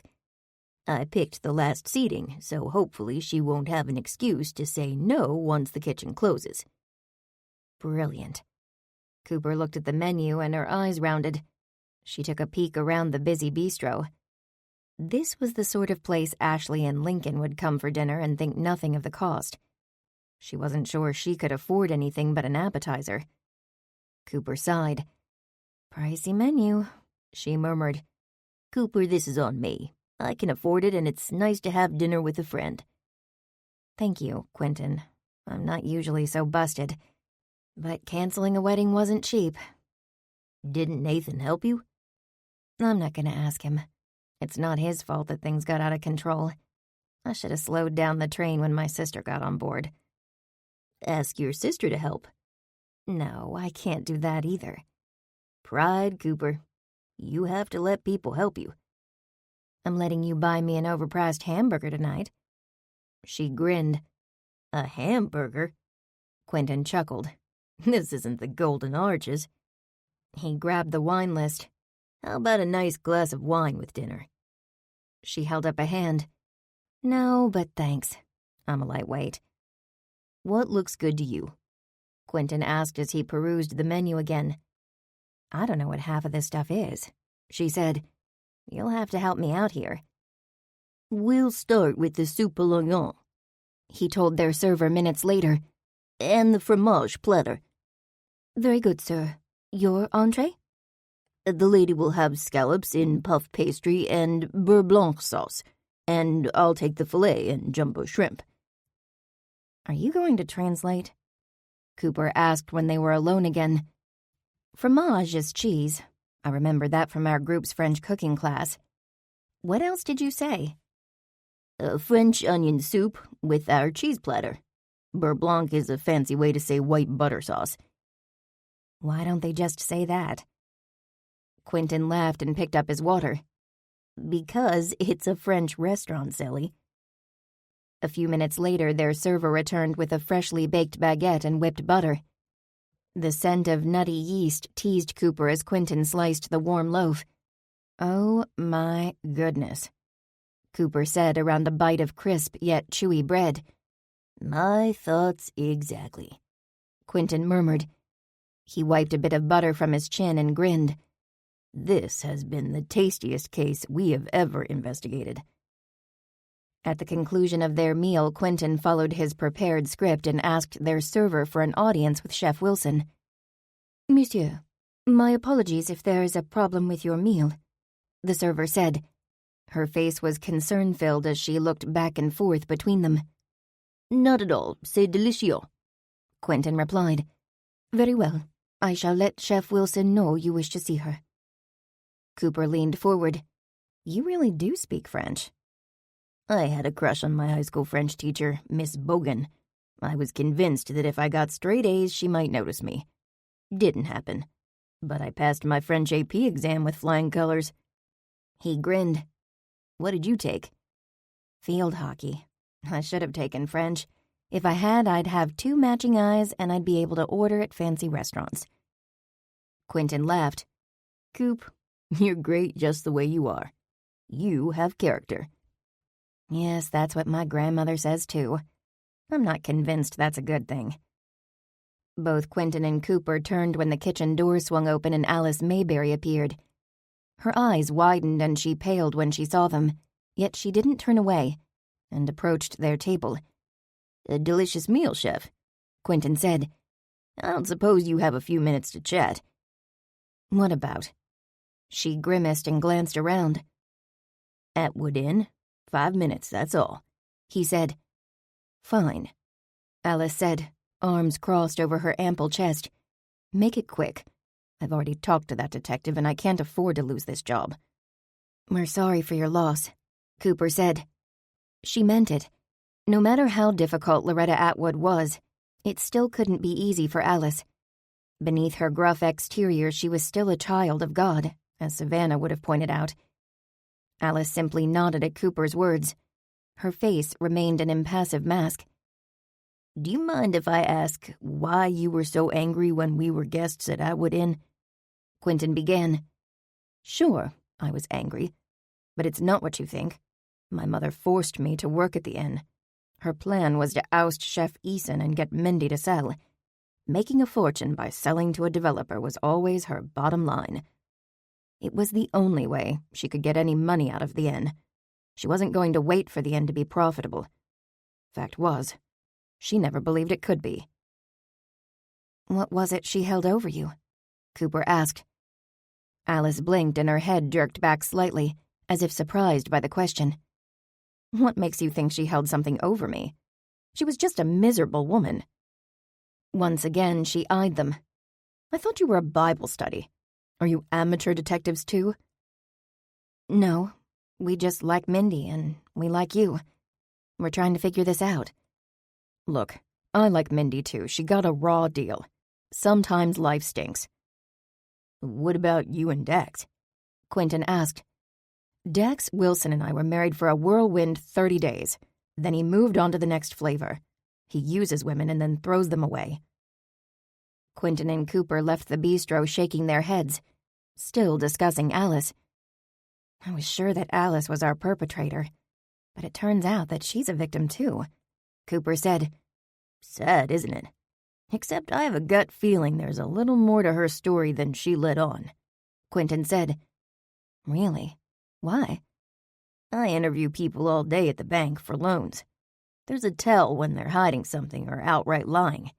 And I can say that Alice ticked all the boxes." "Like what?" "Notice how she had a hard time looking us in the eye and she kept licking her lips? She's hiding something." "That doesn't mean she's a murderer."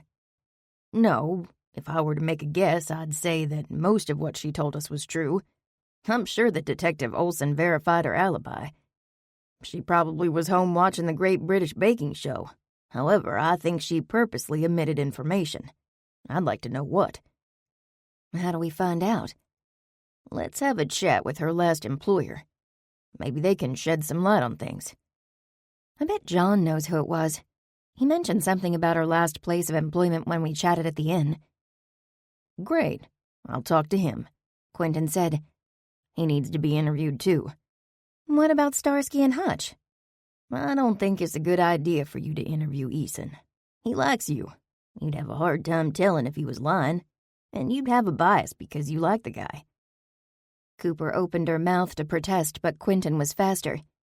He held up his palms. I like the guy too. The difference is I don't want to date him. I can be objective. Cooper hated that he was right, but he was. She was such a ninny. Her thoughts couldn't help but linger on the police investigator who charmed her, all the while hiding that he was a very bad guy. When would she learn? You're right, Quentin, she said. Don't worry, Cooper. I don't think Chef Eason was involved, but we want to be able to clear him unequivocally, right? Of course, she agreed. She wanted nothing more than to find out that John was everything he seemed to be, and that for once, her romance radar was working. Cooper thought about her parents' modest home and grimaced. She should never have invited John over. He was a friend of Ashley and Mindy, and that meant he was accustomed to much more than what the Lees could offer. A moment later, and she immediately regretted her thoughts. Her parents were kind, generous, honest, God-fearing people. If that wasn't enough for the likes of Chef John Eason, well, too bad. Then she remembered that her grandmother would be home and groaned. Leave it to Grammy to embarrass her in front of John. She could only pray that she didn't take out her dentures and put them on the kitchen table, or ask John what his intentions were. Cooper assessed herself in the full-length mirror. Weekend faded blue jeans and a vintage Abbey Road t-shirt that was older than she was. The shirt was a find from the local thrift shop. It would be good for John to see the authentic Cooper in her indigenous setting. She'd obliged the dress code for the Atwood Inn 2 weekends ago. Now she was dressed for the Lee bed and breakfast. Behind her, Moses and Miriam both meowed loudly. "Don't you two start sassing me. I am not going to get all gussied up. It's Saturday morning. Our guest can take it or leave it." Miriam stared at her with displeasure. "I got a pedicure yesterday," Cooper said. She glanced down at her neatly polished toes. "Doesn't that count?" Appeased, the cat jumped to the windowsill. Minutes later, the sound of a car pulling into the drive startled Cooper, and she dropped the hairbrush in her hand. He's early. She slipped her feet into sandals, raced out of the apartment, down the steps and across the flagstones, until she stood in front of the 2-car garage. John stepped out of a dark sedan. He pulled off aviator sunglasses and grinned when his gaze met hers. "Good morning, Cooper Lee." "Good morning." She stood dumbstruck as she realized that they could be twins. John wore jeans and a crisp white t-shirt that read "A Hard Day's Night" across the chest. She recognized the image from the 1964 feature film by the Fab Four. Okay, he was the neat twin. His t-shirt had been ironed. Thankfully, his caramel hair was tousled as usual. Boy, he sure looked good. Her heart hammered when he turned and smiled. "Nice shirt," she said, feigning nonchalance. John Eason was in a league she'd never played in, and she wasn't sure if she could or should. "Thanks. I like yours too. Beatles fan?" he asked, obsessively. "I thought there was something special about you."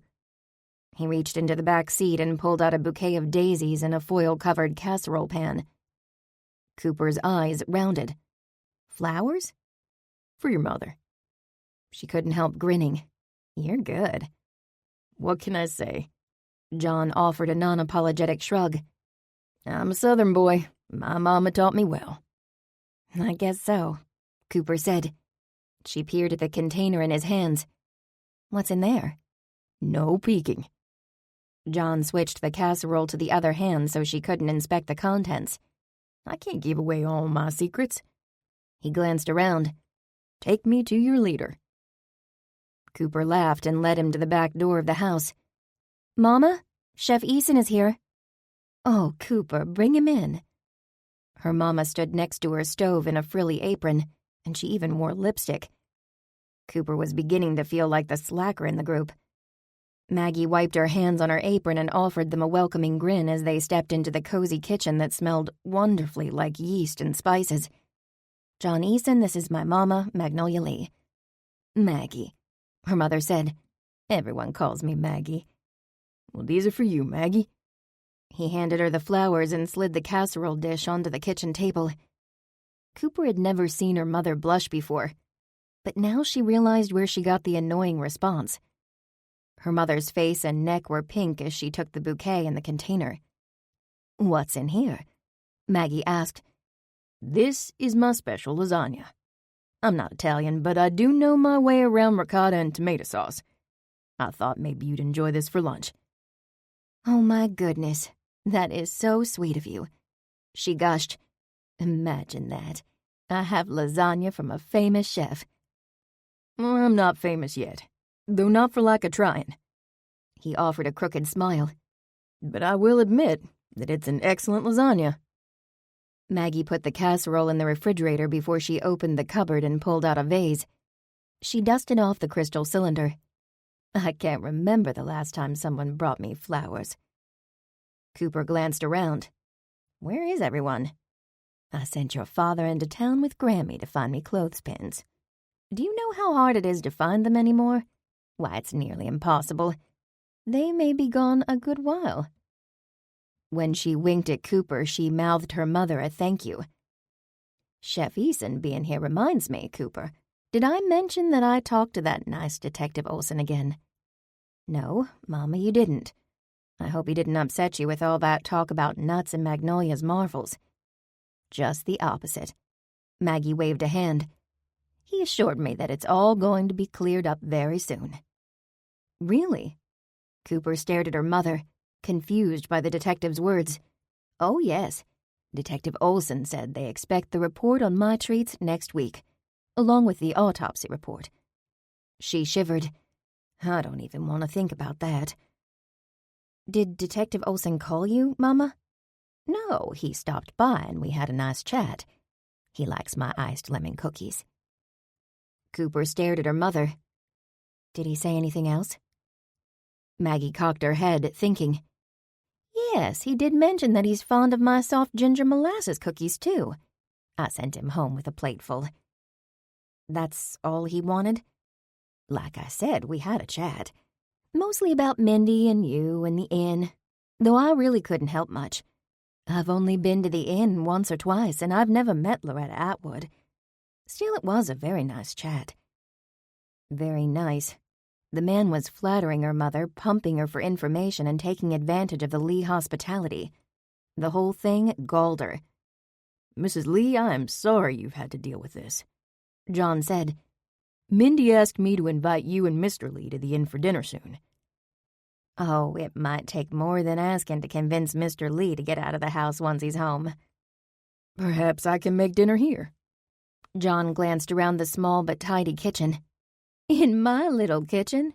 Could you? I'll admit I'd love to see a real chef in action." "The kitchen is perfect," he said.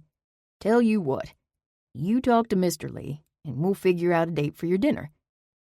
"It must be Christmas with all these presents, Chef Eason." Maggie clapped her hands together. "I'm delighted." "Now I have a question for you," John said.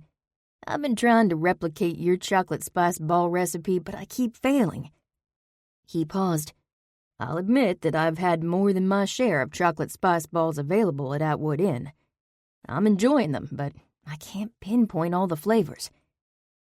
Maggie smiled like the cat who swallowed the canary. "Tell me what spices you're adding." John began to list everything in his recipe in detail. He stopped and looked expectantly at Cooper's mama. Maggie giggled like a schoolgirl. "You forgot, too." "I did?" "Orange juice and black pepper." "Pepper?" He frowned. "And orange juice?" "They're my secret ingredients. That recipe is now 4 generations old. You can't tell anyone." "Never." John mimicked zipping his lips. "I'll print you off a copy of the recipe." She smiled. I'm honored anyone would even try to replicate my cookies. No, ma'am, I am the one who's honored. Cooper stared between her mother and John, surprised at the instant camaraderie. They kept talking as though she wasn't in the room, and Cooper wasn't sure if that was a good thing or not, though it was nice to see her mother in her element chatting with another baker. She couldn't help but notice how right at home John looked in her family kitchen, leaning against the refrigerator and smiling as her mother explained how she had tweaked the family chocolate spice ball recipe. The whole situation had Cooper speechless. "Sweetie, weren't you going to show Chef Eason your greenhouse?" Mama asked. "What?" Cooper blinked. "The greenhouse." "Oh, yes. By the time you're done, I'll have a batch of warm scones ready, and we can have a snack." "Thank you, Mama." She turned to John. "This way." "I like your parents' home," he said as he followed her back along the path to the yard. "You do?" "Yeah, it reminds me of my folks." "It does?" "Why do you sound so surprised? My folks are down-home people like yours." "I am surprised. My sister tells me that your brother is an attorney." She glanced at him over her shoulder as she led the way. "And you're a chef." "That's because they taught us to go after our dreams, and we did. My parents always made us feel like we could do anything." He paused. "I suspect your parents are the same." Cooper thought about his words. Both her mama and her daddy supported her no matter what her dreams were. Even when she made mistakes, they never judged her. The thing was, she didn't have any idea what her dreams were. She frowned as she gnawed on that realization. Surely she wouldn't spend her entire life at Make It Work.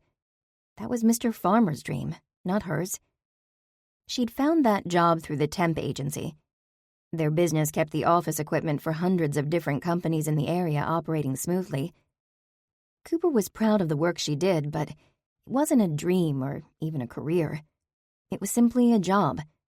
A job she did well, though it wasn't even challenging anymore. Sure, she loved her coworkers. But did she want to spend the next 30 years fixing copiers or managing others who did? When she stopped suddenly, John nearly ran into her. "Oh, sorry. I should have signaled." She pointed across the green lawn.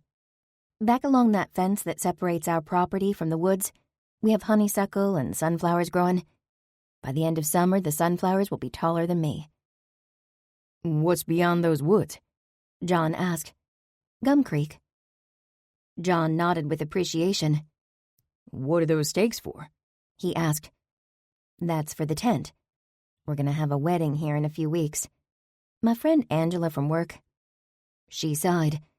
"But I've got work to do in this yard first. It's on my schedule for the 3-day 4th of July weekend."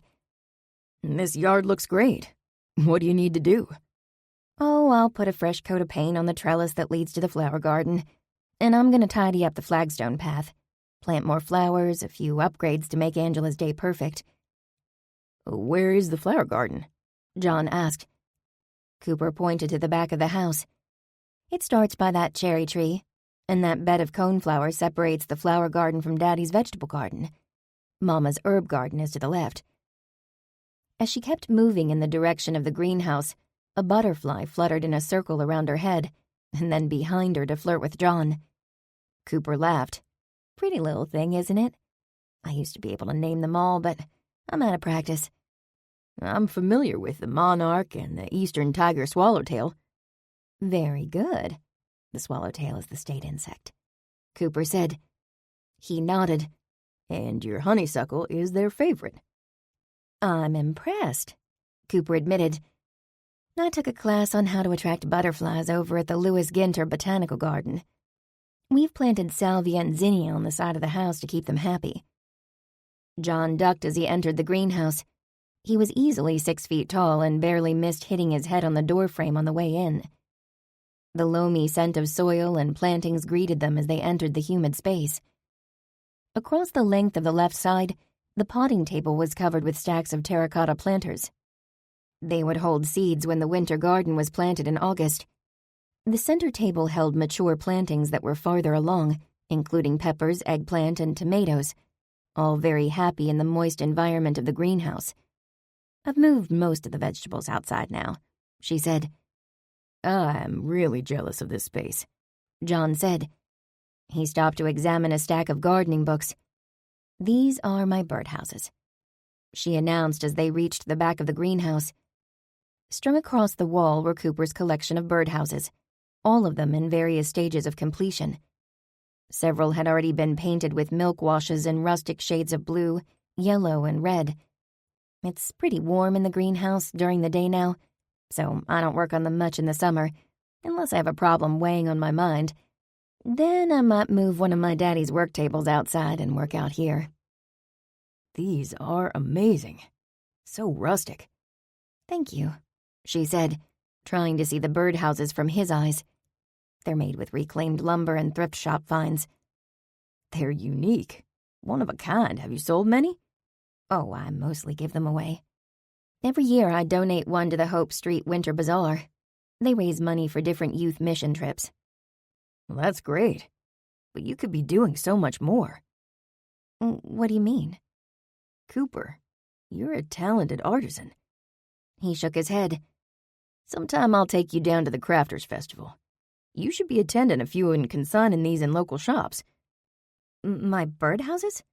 "Sure. I've been telling Mindy forever that she should open a little gift shop at Atwood Inn. Those with the repurposed spoons and forks for purchase would be perfect for the clientele she's gonna attract." "Do you think so?" "Yes, guests eat that stuff up." He paused. "Your friend Savannah? She said she's a folk artist.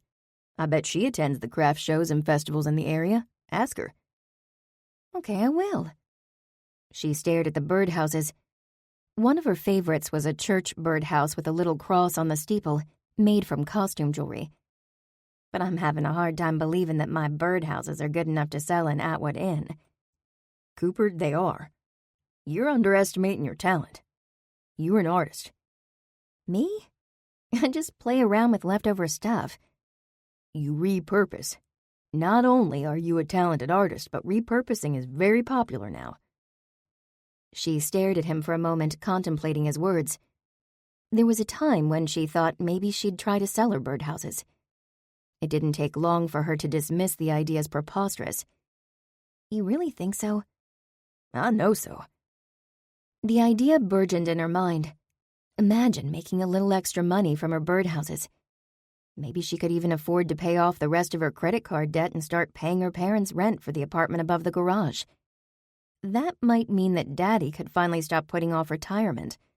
It would certainly go a long way toward their cruise, or even helping Mama launch her business. Once Detective Olson crossed Magnolia's marvels off the suspect list, that is. "Will you at least think about it?" he asked. She nodded. "I will." In the distance, Columbus made his presence known. The hawk didn't take kindly to being ignored when there was family out in the yard. "What was that? It sounded close by." "That's because it is close by. It's Columbus, my grandmother's hawk. He was rescued after someone shot him." "A hawk? Really? May I see him?" "Sure. Follow me." Cooper led John to the aviary where the red-tailed hawk was perched, his talons curled around the branch that stretched across his space. He gazed at them with his piercing yellow eyes. "This is amazing," John said.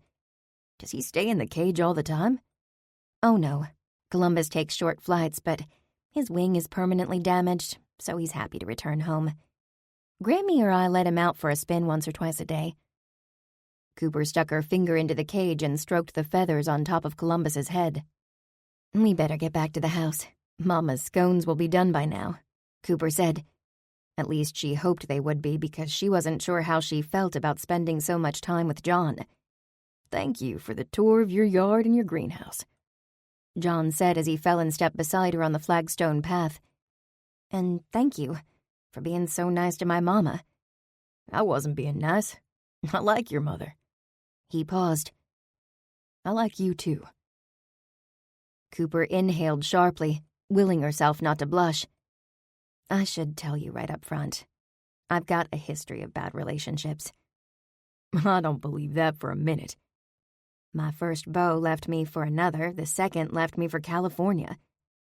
That only means you haven't met the right man. Besides, you're getting ahead of yourself. I'm only suggesting we combine our love of gardening. You have an excellent history with dirt and plants. I trust that the rest will work itself out. Work itself out. She liked that idea. No stress, no pressure.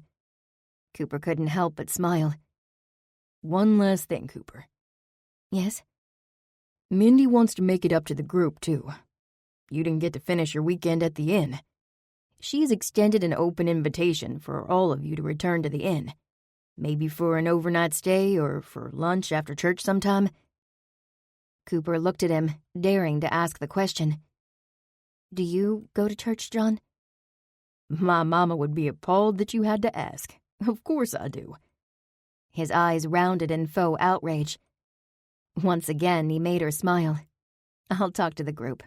But as I recall, Atwood Inn doesn't do lunch service. This is a special circumstance. And I understand that famous chef John Eason will be preparing the meal. As they reached the back door, Cooper stopped and turned to John. I'm glad you came today. Why, Cooper Lee, I do believe that's the nicest thing you've ever said to me. He reached around her for the door handle and held open the screen. Now, let's go eat scones. I'm so excited to have Magnolia's marvels fresh from the oven that I can hardly stand it. Cooper chuckled as she led the way. Chapter 9. I've been thinking about this salad all week, Trish said. Cooper looked at the green goddess salad that Trish had nearly finished, and then down at her bowl of macaroni and cheese. Healthy would have been a better choice, but it was too late now. Chasing the last noodle around her bowl before popping it into her mouth, Cooper did the math.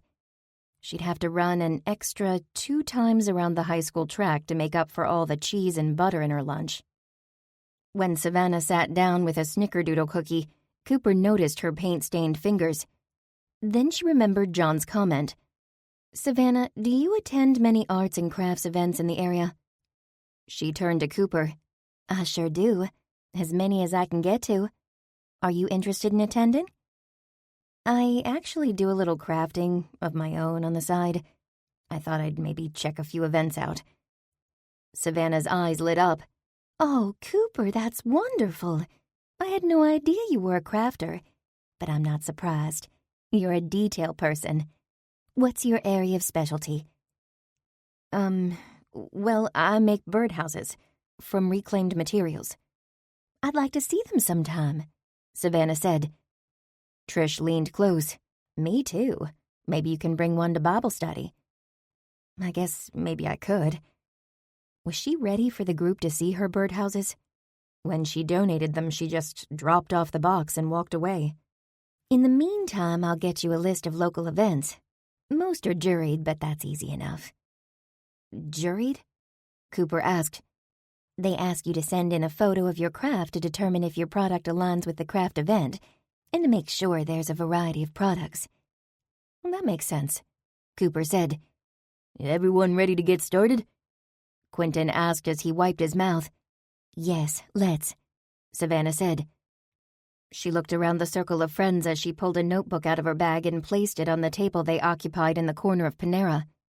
Jake and I found some interesting information. What's that? Trish asked. Dax Wilson was married to Alice Mayberry. What? Cooper looked up at Savannah's words and then turned to Quentin. They found out without any calories. I'm okay with that, Quentin said, because I'm still savoring that creme brulee with Madagascar vanilla beans. What are you two talking about? Bryant asked. He smacked his lips with satisfaction and pushed aside his empty soup bowl. Friday night, Cooper and I had dinner at the Richmond French Bistro, where Alice is now working. She goes by Wilson at her new kitchen. Alice admitted to us that Dax was her ex. Creme brulee? Bryant turned to Cooper with his brows raised. Is that what you had too? I had vanilla raspberry souffle. Quentin had to roll me out of there at the end of the night. So how did you two dig up that information on Alice and Dax? Quentin asked. Mindy gave us the name of Dax's last employer from his employment application, Jake said. That part was easy. Wait, I'm confused. How did that connect you to Alice?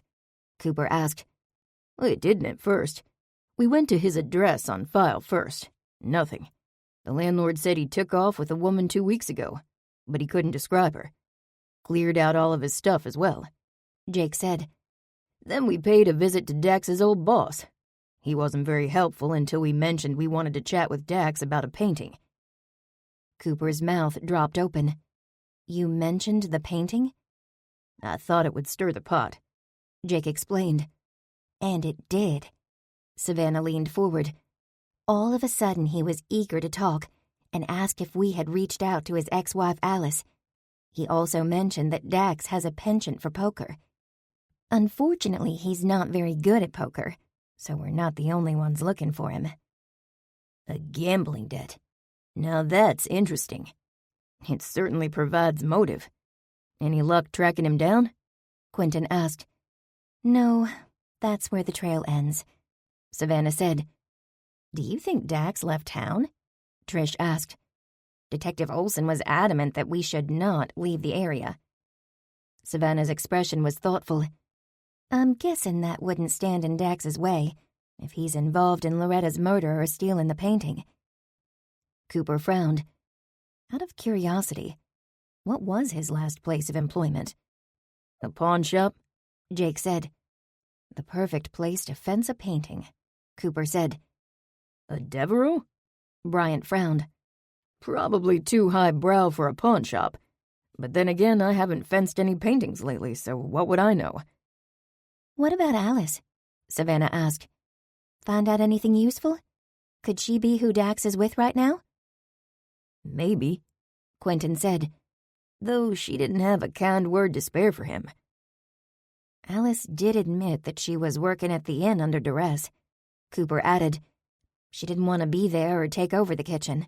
Her mother insisted. All indications point to Loretta somehow blackmailing her own daughter. Alice denied that notion, except a conversation that Quentin and I overheard at the inn contradicts that. Quentin nodded. I agree. What we heard made it sound like Loretta had something on her daughter that was making Alice do her bidding. We're gonna have to dig deeper if we want to find out what it is, Cooper said. What about Chef Eason? Trish asked. I spoke with him last evening. We had coffee and tiramisu at La Grotta Ristorante, Quentin said. He looked at Cooper and winked. The man had a lot to say about someone in our group. Cooper felt her face blush. Boy, would she have liked to be a fly on the wall for that meeting. You guys are killing me, Brian interjected. All this talk of dessert. He eyed the pastry case. I'm gonna need a chocolate croissant real soon. Quentin laughed. I hear you. Trish gave Cooper a friendly elbow nudge. We're on the edge of our seats. What did you find out about our handsome chef friend, Quentin? The guy is a Boy Scout. The only thing hiding in his closet is a trust fund. He has zero motive. A trust fund? Cooper said the words aloud, instantly annoyed. Public university type, he had claimed, in a pig's eye. She felt like she'd been deceived and didn't like it one bit. The information Quentin shared only made her realize that once again, she'd failed to be discerning when it came to men. Not a big trust fund, Quentin continued, but enough to clear him of any crime for financial gain. Who's left? Savannah asked the question as she jotted down a few more notes. Tony Mancuso, Trish said, and he isn't just the gardener. His daughter married Mindy's mother's cousin's son. I don't even want to try to figure out the proper genealogy there, Jake said. Second cousins, Trish said. Mindy and her mother's cousin's son share a set of grandparents. If you say so, Jake said. He emptied his coffee cup and set it aside. A bit of trivia. Tony's daughter was married at the Atwood Inn, in the Gardens. He's been kept on as part of the original estate of Mindy's mother when she passed 5 years ago. It was her family who owned the inn. Trish said, he has an annual salary and a nice pension. Cooper nodded, which he clearly deserves. The grounds are amazing. Yes, but here's the kicker, Bryant said. Loretta wanted him gone.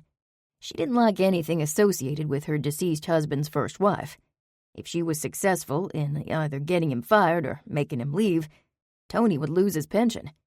The man is a few years from retirement. No love lost for Loretta there, Quentin observed. Did Tony say anything about the roses in Loretta's car? Tony admitted to putting them there, knowing it would annoy her, Bryant said. He was aware they would only cause irritation, not a deadly reaction. Detective Olson gave him a stern warning and a speech about being charged with malicious mischief. Really? He could have been arrested for that? Absolutely, with fines up to $1,000. Olson declined to charge him. I guess that keeps him on the suspect list until we find out more, Quentin said to Bryant. Savannah looked up from her notebook once more. What about Helen Everett, the receptionist? Trish shook her head. We haven't found her yet. Her roommate said she moved out 2 weeks ago. 2 weeks? Savannah asked. Just like Dax. Yeah, Jake said. Exactly 2 weeks ago our vacation was interrupted. We were at the inn being interviewed by Detective Olson. What are the odds that Helen and Dax both move out of their places about the same time? That is way too big a coincidence, Quentin said. Trish glanced at her phone and her eyes rounded. Oh my, I have got to get going. I'm supposed to pick up my daughter from ballet. I have to be on my way as well, Bryant said. His gaze scanned the table. Looks like we all need to dig deeper if we want to find the real culprit and be able to cross Mindy Atwood and Maggie Lee off the list. Cooper nodded. She planned to dig deeper, and that included questions that needed answers from John Eason. She followed the group out the door. Savannah's cane clicked on the asphalt as she headed to Jake's Mr. Fawcett work van, parked right in front of Panera. The Mr. Fawcett van was hard to miss. It was painted sky blue with a shiny silver water faucet on each side. The slogan splashed across the side of the van read, "Get the drips out of your life." Jake, you have a flat tire, Trish said. Well, that stinks. Savannah, why don't you wait in the restaurant while I change the tire? Nice and air-conditioned in there. Nonsense. I'm not a fragile flower. I can hand you tools. He grinned. That's my gal. Can we help? Bryant asked. Nah, no big deal. Jake flexed his biceps. I've got this. Cooper crossed the pavement, and as she approached her own Jeep, she could see that she too had a flat tire. Hadn't they just mentioned coincidences? She called over to Quentin a few car spots down. Is your car okay? Quentin peered at his cream-colored vintage caddy and sighed. Flat tire. Looks like it's a puncture. My Audi too, Bryant called out. He glanced up at the parking lot lights. Look, there are cameras. We need to find out who did this. Trish, are you okay? Cooper asked Trish, who had parked close by. Yes, but my Mercedes was hit as well. She shook her head. Whoever did this doesn't know what they've unleashed.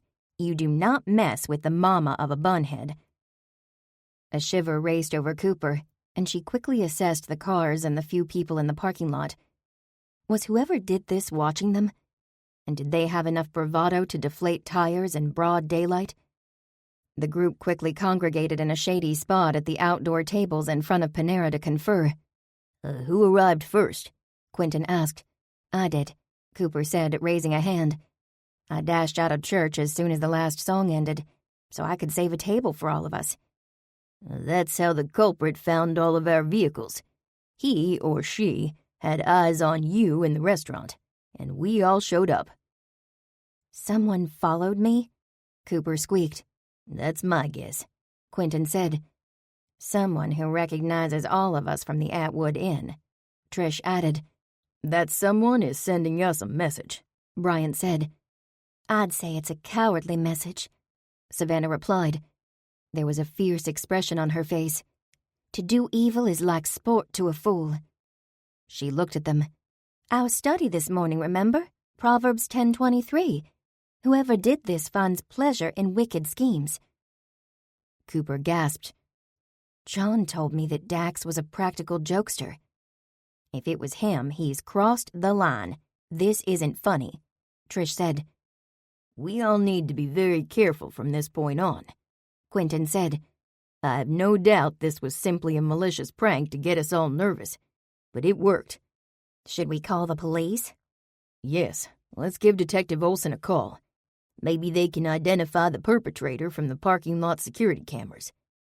I'm gonna call AAA, Trish said. Jake turned to her.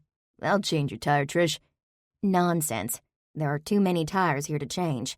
That's why my dear husband invested in a top-of-the-line road service. Which reminds me, I better call Phil and tell him he has ballet duty. She stepped away with her phone to her ear. Cooper frowned as she considered the implications of today's attack on the group. Quentin was right. Now they'd have to look over their shoulders and be very careful. But what about her mother? Had she inadvertently put Maggie in danger as well? Cooper grimaced, praying that she was wrong.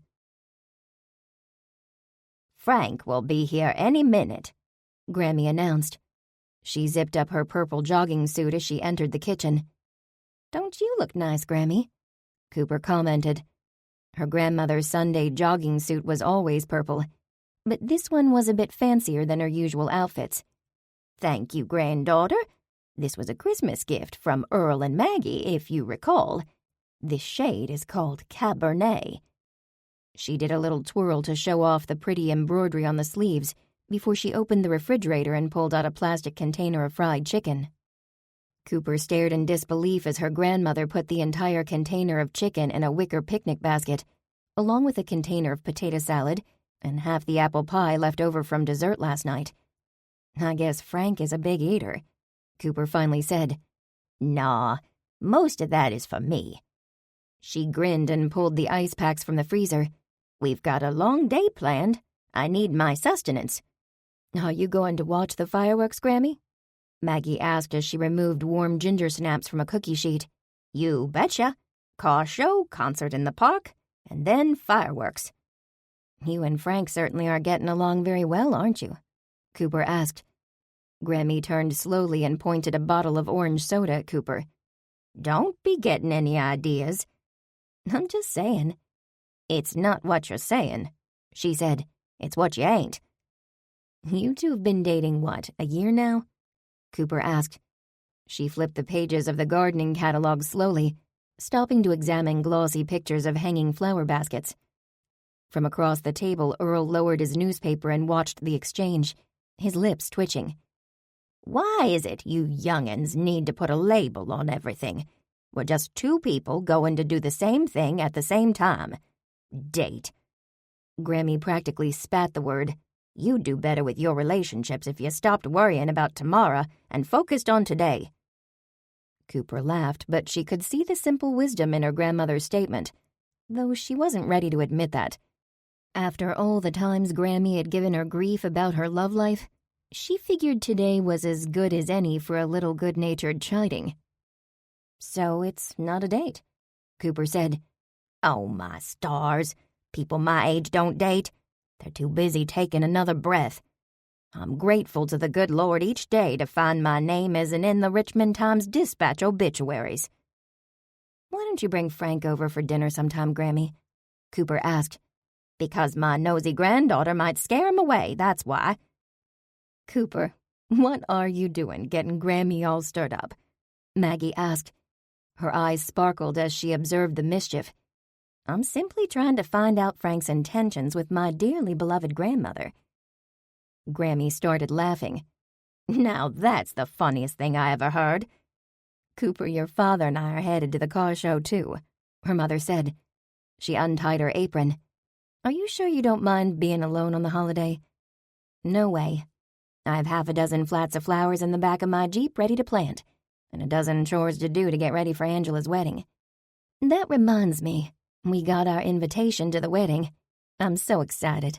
Imagine a wedding in our yard. Maggie smiled. Is the reception still going to be at Atwood Inn? Yes. They have a lovely banquet room. Ashley reserved it weeks ago before we even knew we'd be right in the middle of an investigation.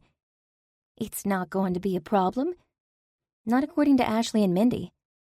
I'll be excited to see the inn then. I only dropped off Magnolia's marvels at the delivery door. Maybe I can see the gardens. I'll show you around, Mama. An hour later, Cooper went outside to wave goodbye to her parents as they took off for the afternoon. Cooper sat on a wooden glider in the side yard and enjoyed the warm sunshine on her face as she planned her afternoon. The air was warm with a slight breeze that moved the wind chimes hanging from the oak tree, creating a tinkling accompaniment to the sounds of Mother Nature all around her. The hummingbirds were out this morning, sipping nectar from the bright red salvia before darting away. Days like this made her reluctant to leave home. Everything she needed and wanted was here. For a moment, her thoughts drifted to the awful prank at Panera yesterday. She'd been so upset by the whole thing that she'd driven in circles before heading home, hoping to lose whoever might be following her. She had vowed that she'd get to the bottom of the situation, if only so she could sleep at night. A few minutes later, Frank pulled up in his Caprice, with the top down, and gave a musical toot of the horn for Grammy. Today he looked even more dapper than usual in a straw fedora and sunglasses. With his white beard and mustache, she had to admit that Grammy's beau was a very handsome gentleman. When Frank spotted Cooper, he offered a tip of his hat. Well, hello, Miss Cooper. Any big plans for the holiday? If deadheading marigolds is big plans, I'll be knee-deep in the fun, she said. Frank offered a deep and full laugh. A moment later, Grammy came out the door, lugging the picnic basket in her skinny arms. Cooper jumped up from the swing. Grammy, let me help you with that. She took the basket and nearly stumbled. Goodness, do you have little boy in here too? Very funny, granddaughter. It's a little snack for us old folks. Frank opened the trunk of the Caprice and took the basket easily. Thank you, Miss Cooper. Are you sure you two aren't taking a road trip? Cooper asked. That basket has enough food for a week. For a little thing, your grandmother can pack it away. Frank murmured for her ears only. It's not good for her to go too long without eating. Low blood sugar breeds contrariness. Cooper nearly laughed out loud. Frank sure knew her grandmother well. Let's get this show on the road, Grammy called from the passenger seat. She tied a purple scarf around her hair and slipped on her oversized tortoiseshell sunglasses. Toodaloo, granddaughter. Don't wait up for me. Cooper waved as the car pulled away. A minute or two after they disappeared from sight, a familiar dark sedan pulled into the Lee driveway. John Eason. When he got out of the car and smiled, Cooper resisted the urge to give in and smile back. Instead, she crossed her arms, watching as he approached. Should I have called first? He asked with a frown. You said you'd be working on the yard today, and I thought I could help. Is that so? The man could have helped a long time ago if he'd been honest with her. He was a blue blood, like Lincoln Love, and while she often envied her sister's charmed upper-crust life in her castle, she was happy with her life among the peasants. I am definitely sensing a problem. John reached into the car, pulled out a container, and placed it on the roof of the sedan. When he straightened and faced her, a lock of caramel hair fell over his forehead, nearly distracting her. I brought cookies, he said. That won't help you out of this fix, Cooper said. Maybe you should tell me what I did, he countered. Do you or do you not have a trust fund? Oh, that. I guess you've been comparing notes with Quentin. I thought you said you were a regular guy. I am a regular guy. I don't know any regular guys with trust funds. She didn't know any guys like him, period. But that was another matter. Now you do. My grandmother left me a small amount of money, and I created an organization that provides scholarships for high school students who want to become professional chefs. Rich and altruistic. Cooper sighed. Quentin was right. John was a Boy Scout, which made him nearly irresistible. He leaned against the sedan and crossed his arms as well. Are you telling me you're only my friend because you thought I was penniless? No, but that would be helpful, she admitted. He laughed. Would it help if I gave away my extensive collection of Beatles memorabilia? What? No, you never said you were a Beatles fan. Excuse me, the last time I was here, my shirt said it all. John was a collector? She recalled that her former fiancé, Nathan, had a Star Wars collection.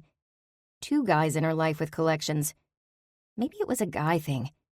She sure hoped that was the case instead of having some deep-seated psychological meaning about her that would require years of therapy. Did her daddy collect things? Earl did have all those vintage license plates from the 50 states tacked to the wall in the garage. Immediately she felt better. It was them, not her. You okay, Coop? You seem to be thinking hard. Do you want me to leave? Leave? I'm not even sure why you're here. You said you were doing wedding prep today. I'm here to assist. Point me in the right direction and I'll get to work. On the 4th of July, you came out to the Lee house to help me with chores.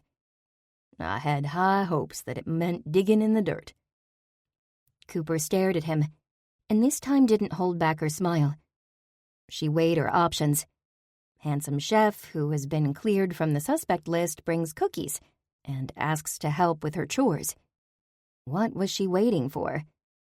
The back of the Jeep, flats of petunias. They go along the side of the house. But first, you'll have to paint the trellis. Yes, ma'am. He handed her the container of cookies. Where's your paintbrushes and paint? Cooper led the way to the garage. She placed the container on the ground before she grabbed the handle and yanked up the door. It slid open smoothly on its tracks. Inside the space was her father's tool shed and mechanics bay. Nice license plates. Awe laced John's voice as he examined the walls covered with license plates. Some were pristine, some rusty and aged. Together they provided a pictorial history of America's 50 states. That's my father's collection. He's got a little bit of everything in this garage, doesn't he? John pointed to a wrapped-up cord on the wall with what her father referred to as carabiners. Does your father rappel? Earl? No way. He uses those for climbing up in trees for pruning. Some of our trees near the back of the property are huge. She looked at him. Do you rappel? Yeah, I taught classes in college for a little side income. John nodded toward the covered vehicle on the left side of the double garage. Satin tarp, must be something special under there. Take a look.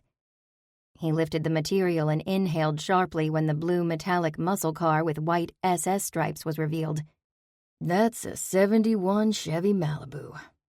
Sure is. My daddy's pride and joy. Does it run? Depends on the day of the week. I'll show you under the hood, but Earl takes so much pride in the engine I don't want to steal his thunder. You'll have to ask him about his baby. But be prepared, he'll talk your ear off. I'd like that, John said. Yes, she could see John and Earl getting along, the same way he got along with her mother. Then she pushed the idea away. No sense getting silly thoughts about the guy. He was here to dig in the dirt, that's all, and she'd let him. As he headed out to her Jeep, Cooper brought the cookies inside. She nearly tripped over Popeye on her way into the kitchen. Sorry, baby, these definitely aren't for you. She pulled back the lid to peek inside and found giant M&M cookies, lightly browned with generous amounts of candy.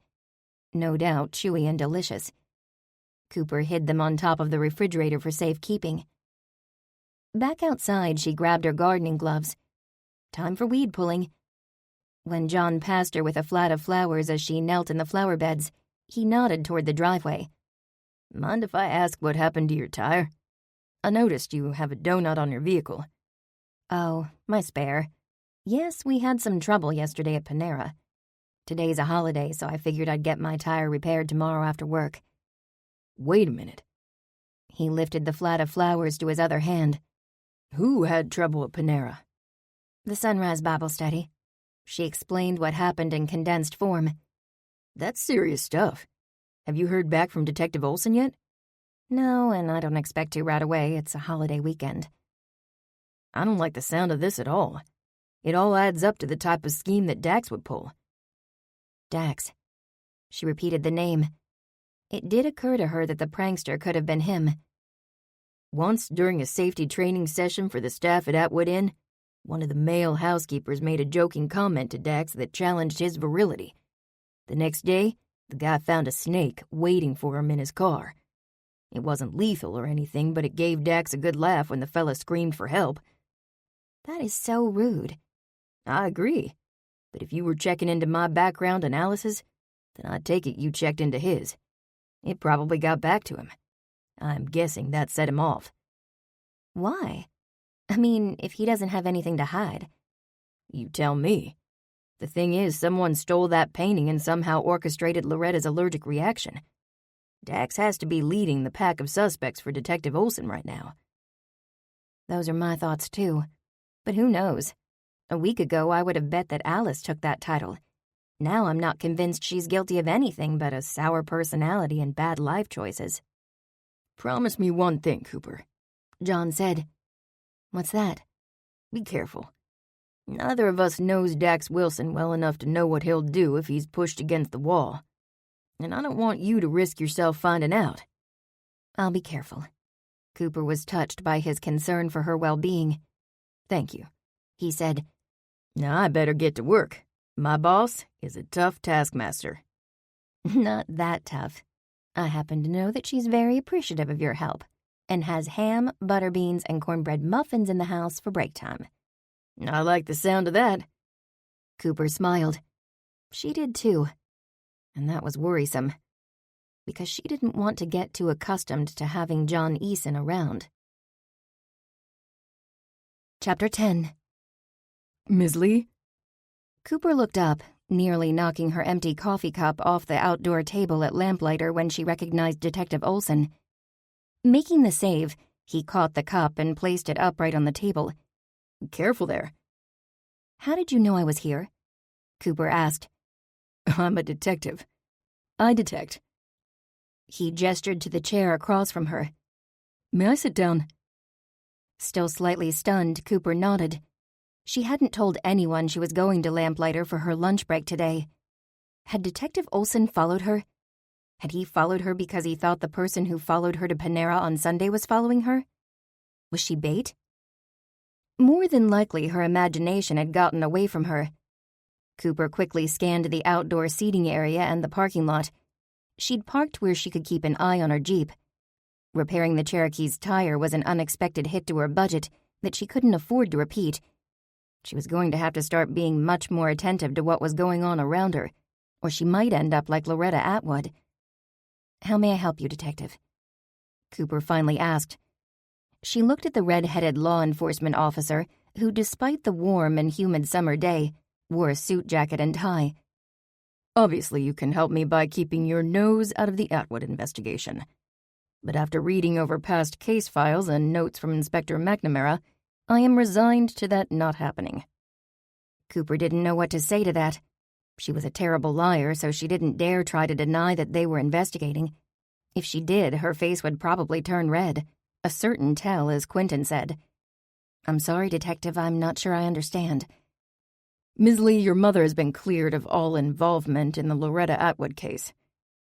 That's the best news I've heard since this whole mess started. Relief washed over Cooper. Magnolia's Marvels was saved, and she wouldn't have to bake a cake with a file in it to get Mama out of jail. Does she know? Yes, I called a short time ago, when the autopsy results came back. You have the results of the autopsy? That was fast. I thought it usually takes at least 30 days. What did the medical examiner determine? Mindy Atwood's ex-husband is a deputy city attorney for the city of Richmond, and requested that the autopsy be expedited. Why would Mindy's ex do that? I'm sure he wants this case closed as soon as possible to keep himself distanced from Mindy Atwood.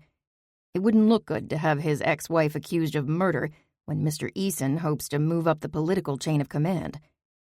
What about the autopsy results? Can't you even give me a hint? Ma'am, I am a law enforcement officer. I don't give hints. Those results are not public information, and they are only available to next of kin upon request.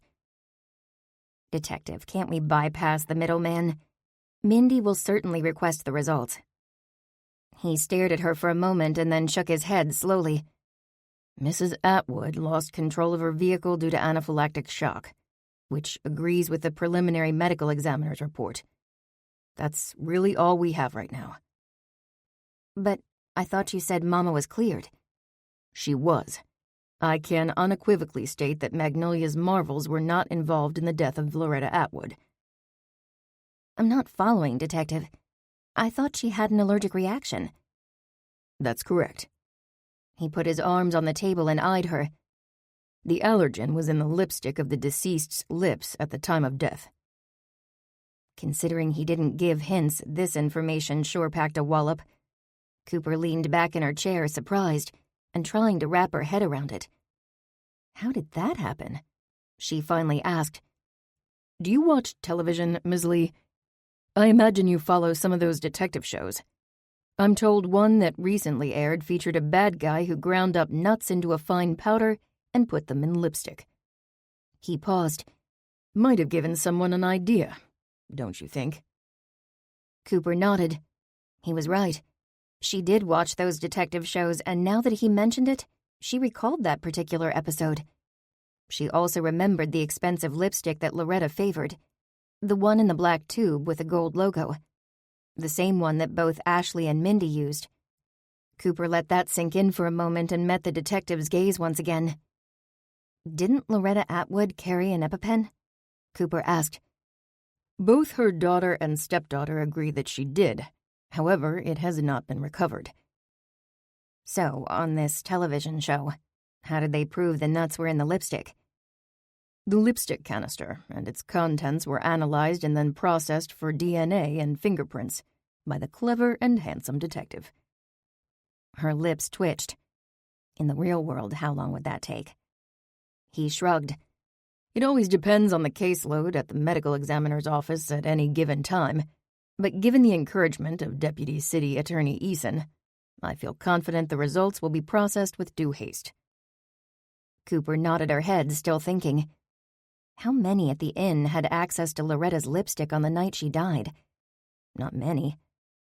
Then there was the nasty fact that grinding up nuts and switching out canisters showed premeditation. Premeditation to do what, though? Loretta losing control of a vehicle wasn't something the person responsible could have planned. She was sure Detective Olson came to the same conclusions. Oh, and Ms. Lee, I do have other news. The security footage from the parking lot where your Bible study members' cars were vandalized has been reviewed. She looked up, excited at his words. Sir? It was a woman. That's all we're certain of. She wore a hoodie. Nothing unusual about her mannerisms or her gait.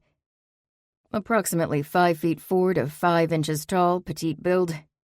A woman. Not Dax Wilson. And that description ruled out Alice, but not Helen. The woman carried what appears to be consistent with an ice pick in her left hand. An ice pick? Cooper couldn't hold back her surprise. An ice pick in the hands of a lefty. She couldn't recall if Helen was left-handed, but the image of the timid receptionist wielding an ice pick seemed preposterous. Detective Olson looked at her. He opened his mouth to speak and hesitated. Be very careful, Ms. Lee. Someone who would wield an ice pick in daylight is a very confident individual and a very dangerous one as well. Yes, sir. He pulled a card from his pocket. I don't believe I gave you this. My cell phone is on there. Call me anytime.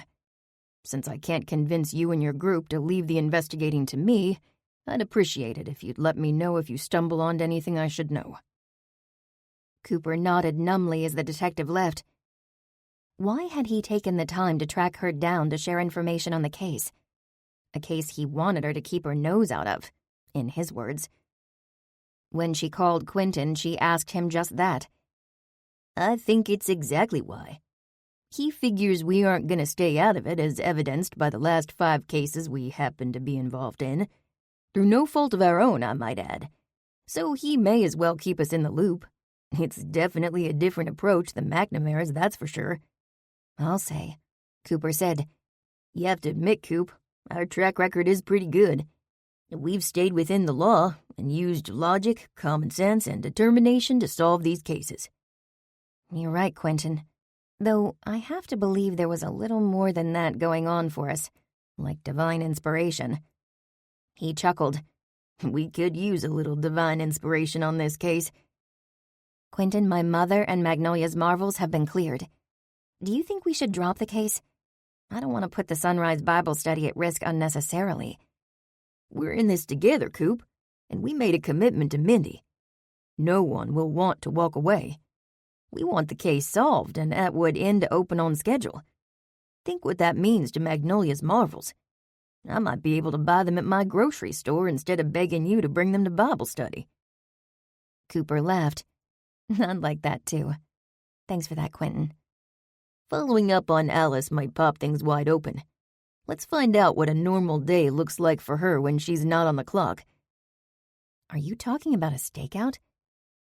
Visions of an old movie her parents owned on VHS came to mind. The Lees were the only family she knew who still watched movies on a VCR. Earl always said, if it ain't broke, why buy a new gadget? He claimed that it took him 10 years to figure out the remote for that machine, and he didn't have 10 years to learn something new. Besides, they preferred old movies. Yes, a stakeout. Sometimes it's plain old-fashioned gumshoeing that gets the job done. I'm all in. When? Saturday. I called the Richmond French Bistro and told them I wanted to make sure to make reservations when Chef Wilson was in the kitchen.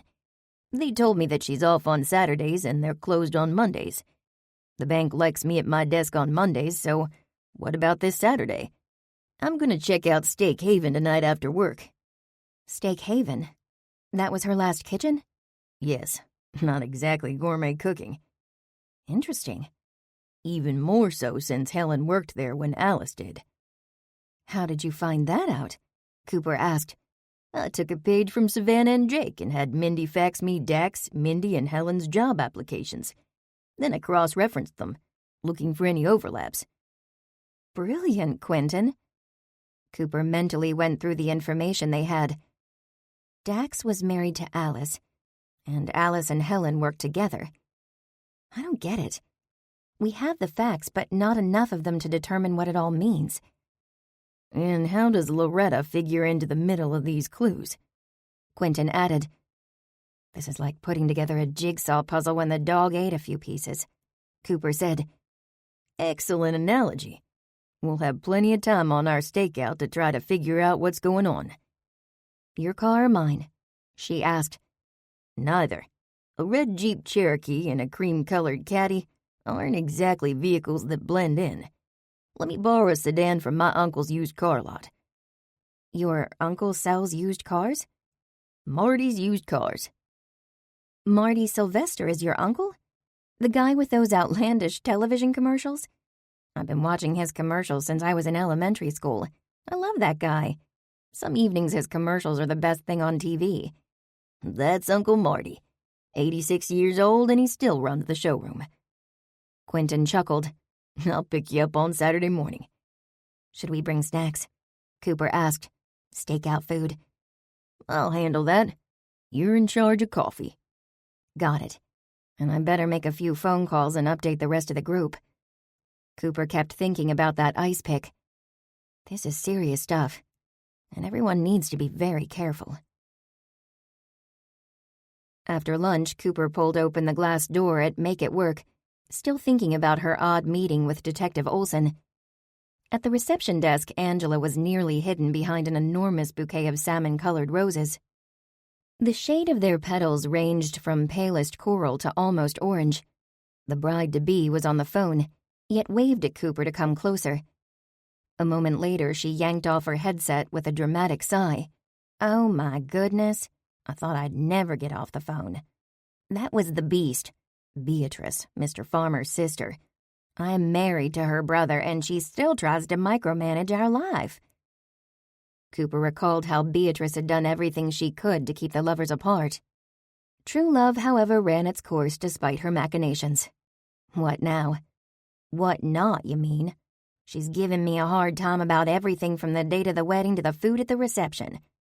Direct her to your wedding planner. Ashley can handle Mrs. Farmer. Oh, no, I could never do that to your sister. She doesn't deserve that.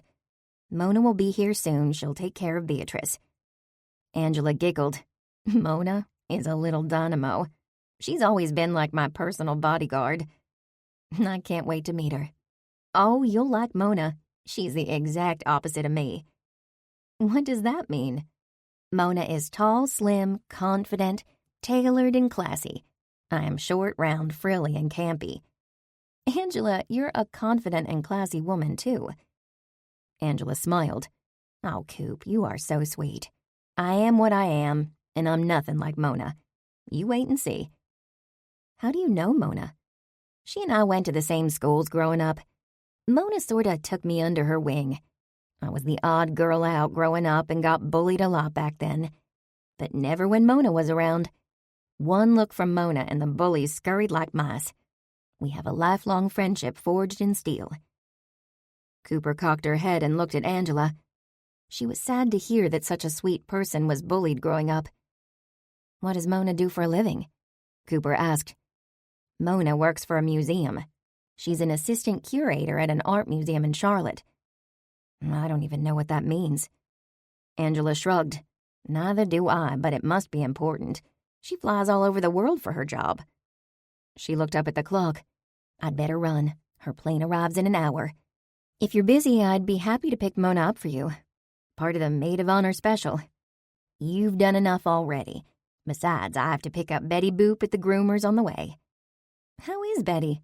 As sweet as can be. I bought her a little white tulle dress for the wedding. The groomer will paint her nails, too. Organic paint, of course. She's so excited. Betty is coming to the wedding? Cooper tried to imagine the Yorkshire Terrier in tulle with a tiara on her head and nearly burst out laughing. Of course, she's my baby girl. What mama leaves her daughter home on her wedding day? Cooper thought about Loretta and Alice. Some mamas did just that. Angela put away her headset and locked up her desk. I heard about all the work you've done preparing your yard and painting trellises and all. I have to say, Coop, you've been the best maid of honor ever. It was all Ashley. She loves planning, and in her first trimester of pregnancy, she's always full of energy. I only hope they don't put her on bed rest her last trimester. That nearly did her in last time. It's like trying to tame a tornado. That certainly describes your sister. You too, for that matter. The Lee girls are both dynamos. She pulled out a compact mirror, generously reapplied her lipstick, and smacked her lips. Angela, the reservations are all set for our spa day. But are you sure that's where you want your bachelorette party? Absolutely. I may be a bride on the outside, but inside, I'm an old married woman. I don't want to go clubbing. I've got my man and I'm happy. A spa day with the girls sounds heavenly. Okay, then spa day it is. I invited Mr. Farmer's sister, though she hasn't RSVP'd.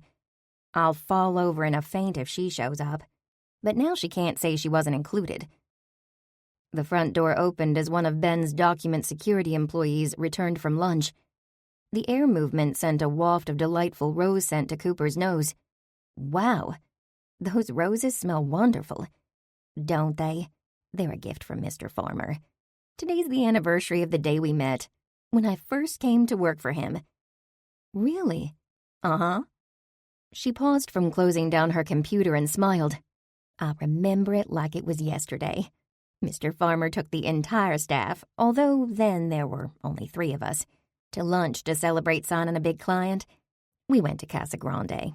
My gaze connected with his across the table, and I knew. I didn't know it would take 7 years for him to figure it out, but they say men are slower in that department than women. Still, that is so romantic. How are things coming along with that yummy chef? I hear he has the hots for you. Cooper blinked with surprise at her words. How do you know about John? Oh, I think Ashley might have mentioned it because your mama told her about him coming by and then coming by a second time, only to be put to work in the yard. That's a sign of a real man, willing to get his hands dirty for a woman. John and I are friends. Angela laughed.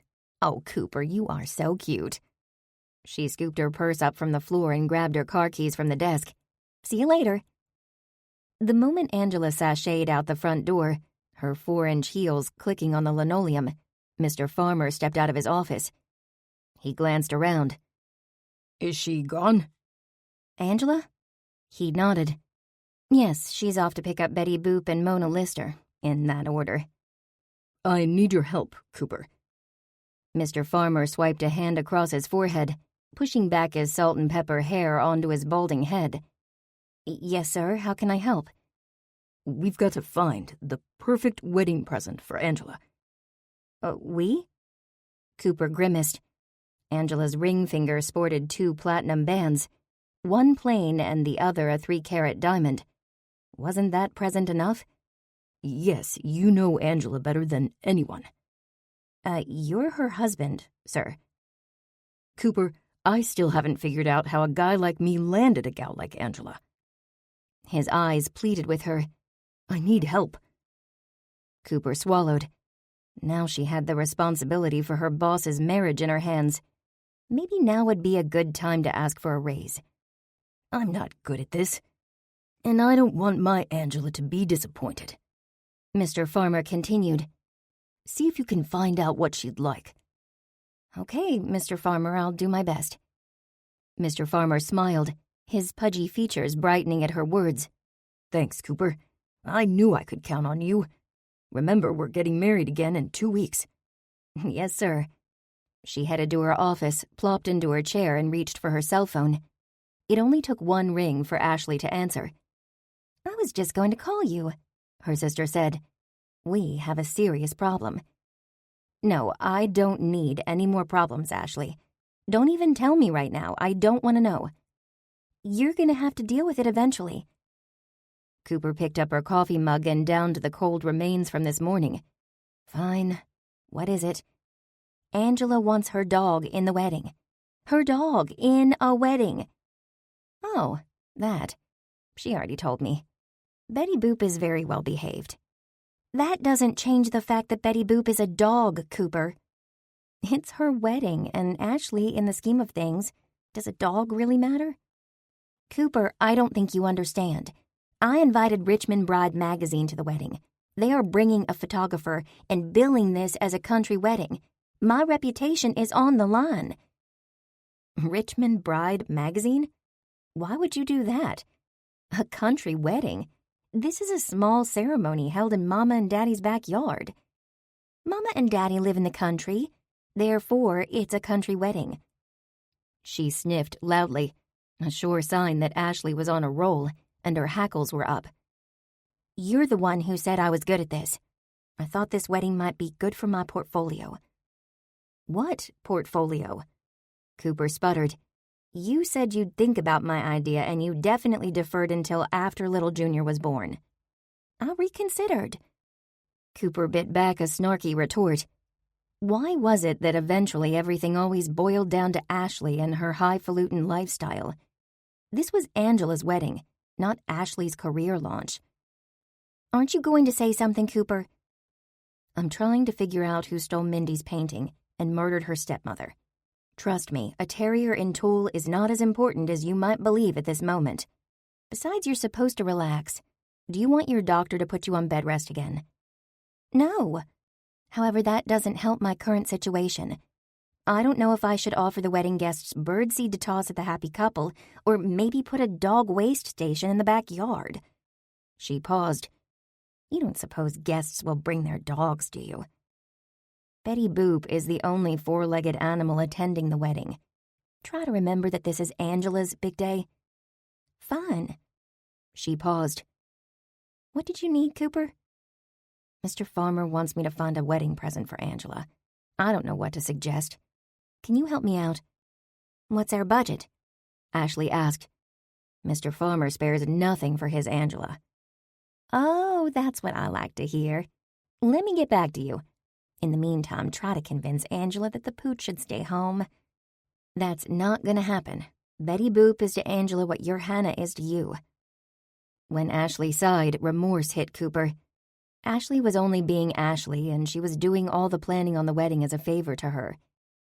How are you doing, Ash? She inquired gently. Don't ask. Mindy asked me to go to her stepmother's funeral with her Friday morning. How could I say no?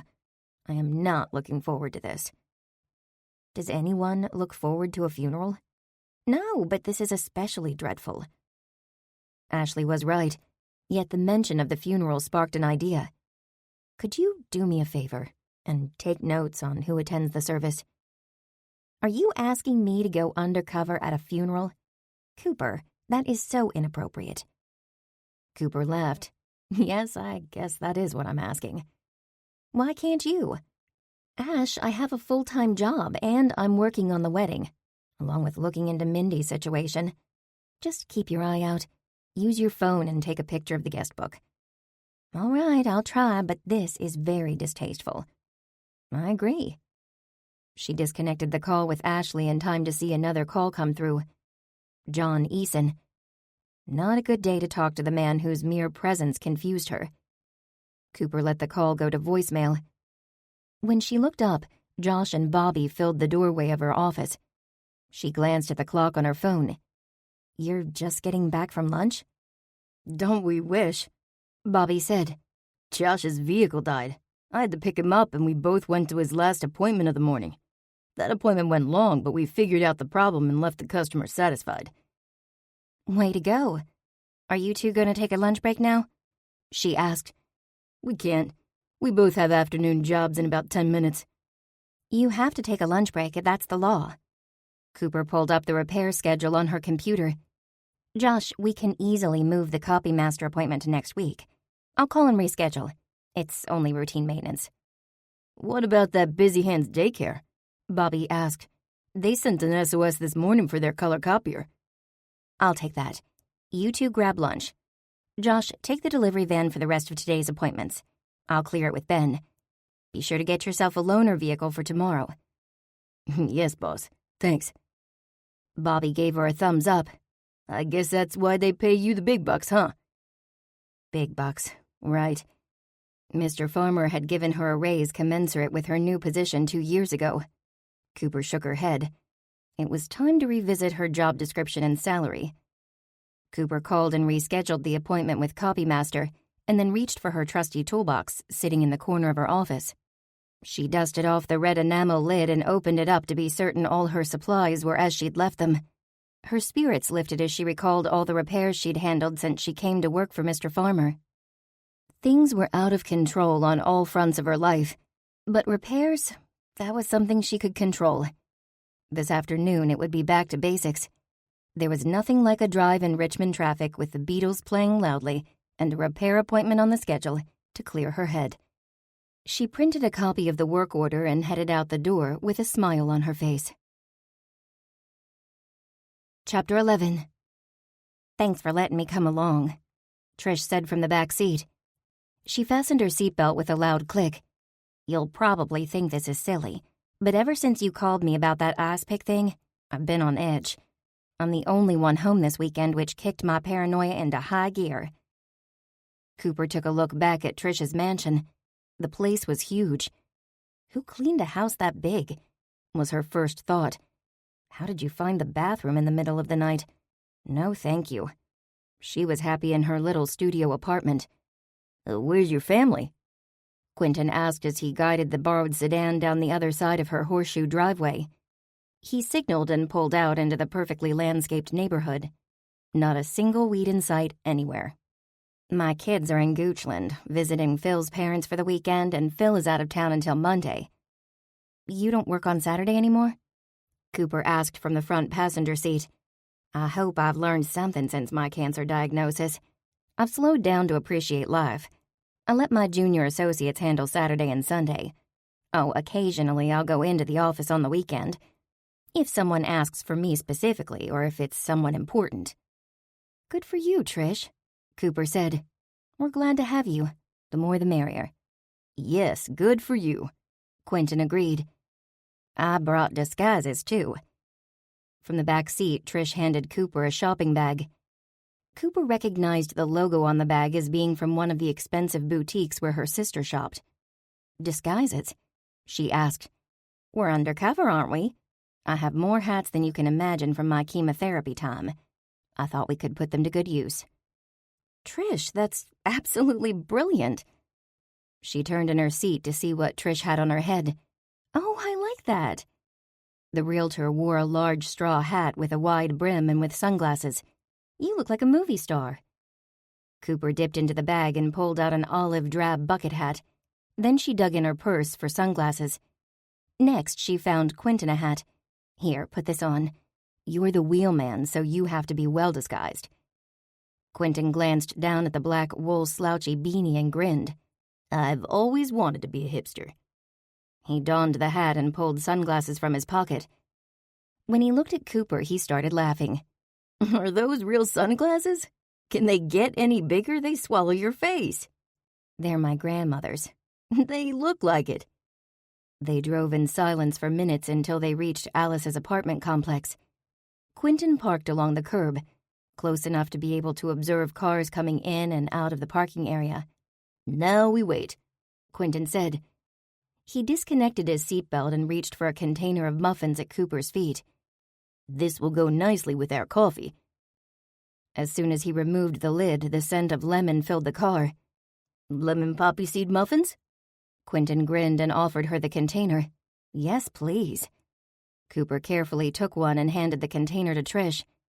Oh, Quentin, Trish said a moment later. You outdid yourself. I agree, Cooper said around a mouthful. Thank you, ladies. You know, I got to thinking about Alice last night when I was reheating my leftover bouffe bourguignon. You made bouffe bourguignon? Trish asked. What are you, Mr. Julia Child? Quentin laughed. As a matter of fact, our little rendezvous to Alice's bistro inspired me. I ordered the double volume of Julia Child's French cookbook. It showed up this week, and my plan is to work my way through both volumes. That's just like the movie, Cooper said, except the main character tried to do it in a year. What movie? Trish asked. Julie and Julia. You've never seen it? Quentin asked Trish. I love that movie, Cooper. I must have watched it a dozen times. When she finally learned how to debone a duck, I was giddy. I've never seen it, Trish said. Perhaps the group should have a movie night sometime. Good idea, Cooper said. Anyhow, you mentioned Alice, Quentin. Yes, I got to thinking about Alice, and then about Loretta. Coop, you and Mindy mentioned Loretta wasn't exactly thrifty, and she was insistent that Mindy sell to a developer. So I reached out to some banking friends to do a little checking. I can't mention numbers, but the bottom line is that Mindy was spot on. Turns out Loretta was busted, flat broke. She's 2 months behind on the rent for her fancy condo. How is that possible? Cooper asked. She inherited Mr. Atwood's estate. I don't know, Quentin said, though I bet Alice does. I've been thinking about that lipstick, Trish said. She opened her purse and pulled out her own black tube, exactly like Ashley's and Mindy's and Loretta's. This brand is not cheap, and it's only sold at a few select boutiques, which has made it not only popular but in short supply. It makes me wonder who could afford to buy a tube just to grind nuts into it, Cooper said. Did they buy a lipstick or did they borrow someone's tube? Trish suggested. Good point, Cooper said. Already she was creating scenarios in her mind. And if murder was the goal, why buy nuts? They took her EpiPen. She could have stopped at an emergency room on the way, Trish said. Why, she could have even had a backup device in the glove box. We do that for my daughter's allergies. Quentin nodded vigorously. My thoughts exactly. The whole setup seems like an elaborate plan to get Loretta out of the way rather than a plan to murder her. Get her out of the way? Why? Cooper asked. To steal the paintings, Quentin said. I keep going back to the fact that only one painting was taken. Trish said. Cooper, you don't want to hear this, but I am convinced that when you stepped into that great room and closed those French doors, you were in the middle of a burglary. I think so, too, and my insomnia would agree. What I can't resolve is why they didn't go through the front door. Way ahead of you on that, Quentin said. It turns out that Mindy has cameras on all first-floor doors. The front door, the first-floor patio doors, and the delivery door. They connect to an app on her phone. There are no cameras on balcony French doors. How do you know this, Quentin? Cooper asked. Jake looked into it. He reviewed footage of all the door alerts from the week of the theft. The only bit of footage that was at all interesting was one of Dax having the audacity to stand in the doorway of the kitchen a no-smoking zone, puffing on a cigarette while he talked on his phone. The man sure has testicular fortitude. Both Cooper and Trish blinked at the statement, then turned to each other and laughed. "That's a new one on me," Cooper said. "Why didn't Mindy fire him?" Trish asked. That might have been the only thing that Loretta and Mindy agreed on. Quentin shrugged. According to their applications, both Helen and Dax used Loretta as their references. Loretta wanted them there. Maybe to push forward her agenda to create chaos and nudge Mindy closer to selling to a developer. "That, my friends, reminds me," Trish said. "Jake and Savannah stopped by Helen's old apartment and talked to her roommate." "They did?" Cooper was encouraged by this news. "Yes, they told her they were old family friends of Helen's. The roomie practically shoved a box of things that Helen left behind at Jake. He assured her that he'd get the box to Helen. I have it now." "How did you end up with it?" Cooper asked. "Savannah called me about something else and mentioned the box. I told her about our stakeout, and she thought we might have time to examine the contents. I couldn't wait until today." Trish held up a high school yearbook triumphantly. "Ta-da!" "A yearbook? Did you look inside?" Cooper asked. She handed the book to Cooper. "Of course I did. It turns out that Helen and Alice graduated together. The note Alice wrote in the front of Helen's book indicated that they've been friends since they were kids." Cooper thumbed through the yearbook, contemplating friendship. She didn't have a friend like that, and she envied them. Helen and Alice had each other. Lifelong friendships were very valuable. "You know," she said, "Angela at my office mentioned something today, and I wonder if it applies to Helen and Alice. Maybe Alice has been looking out for Helen all these years. Helen is sort of a timid little thing." "It could be. That would create loyalty. The question is, how far would Alice or Helen go to protect a friend guilty of murder or theft?" "Look at this," Cooper said. "The drama club. Helen was the president of the drama club. That's odd." "Lots of people join clubs and organizations to give them self-confidence," Quentin said. "I joined the French club at school for that very reason.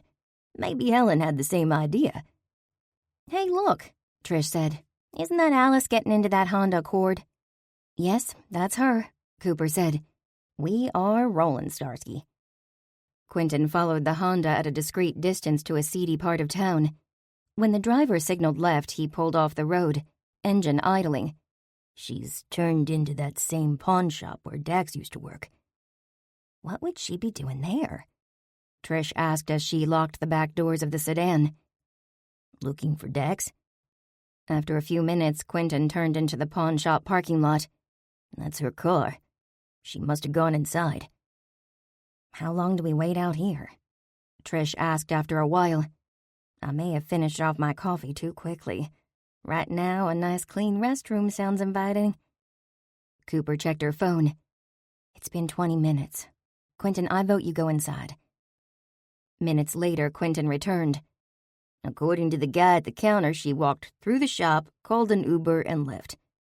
"She made us," Cooper said. "No. She made a dark sedan with 3 people in goofy hats.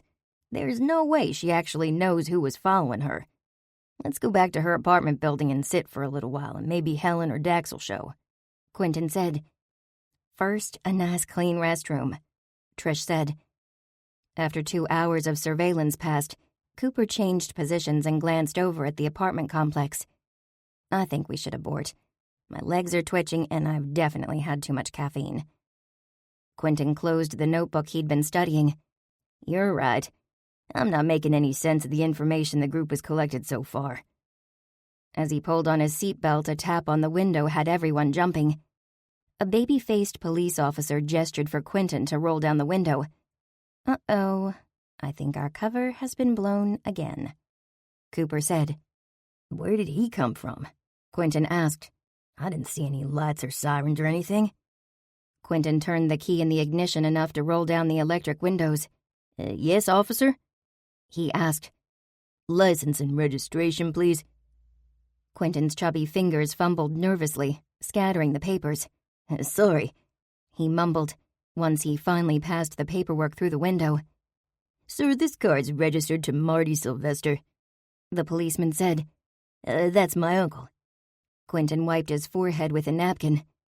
Folks, I've had a complaint that a vehicle matching your description has been loitering in this neighborhood all morning. A neighbor says you look like someone who broke into one of the apartments last week. Officer, could you call Detective Olson? He'll vouch for us, Cooper said. Yes, ma'am. Let's take a little ride down to the station to do that. Are we going to need a lawyer? Trish asked the policeman.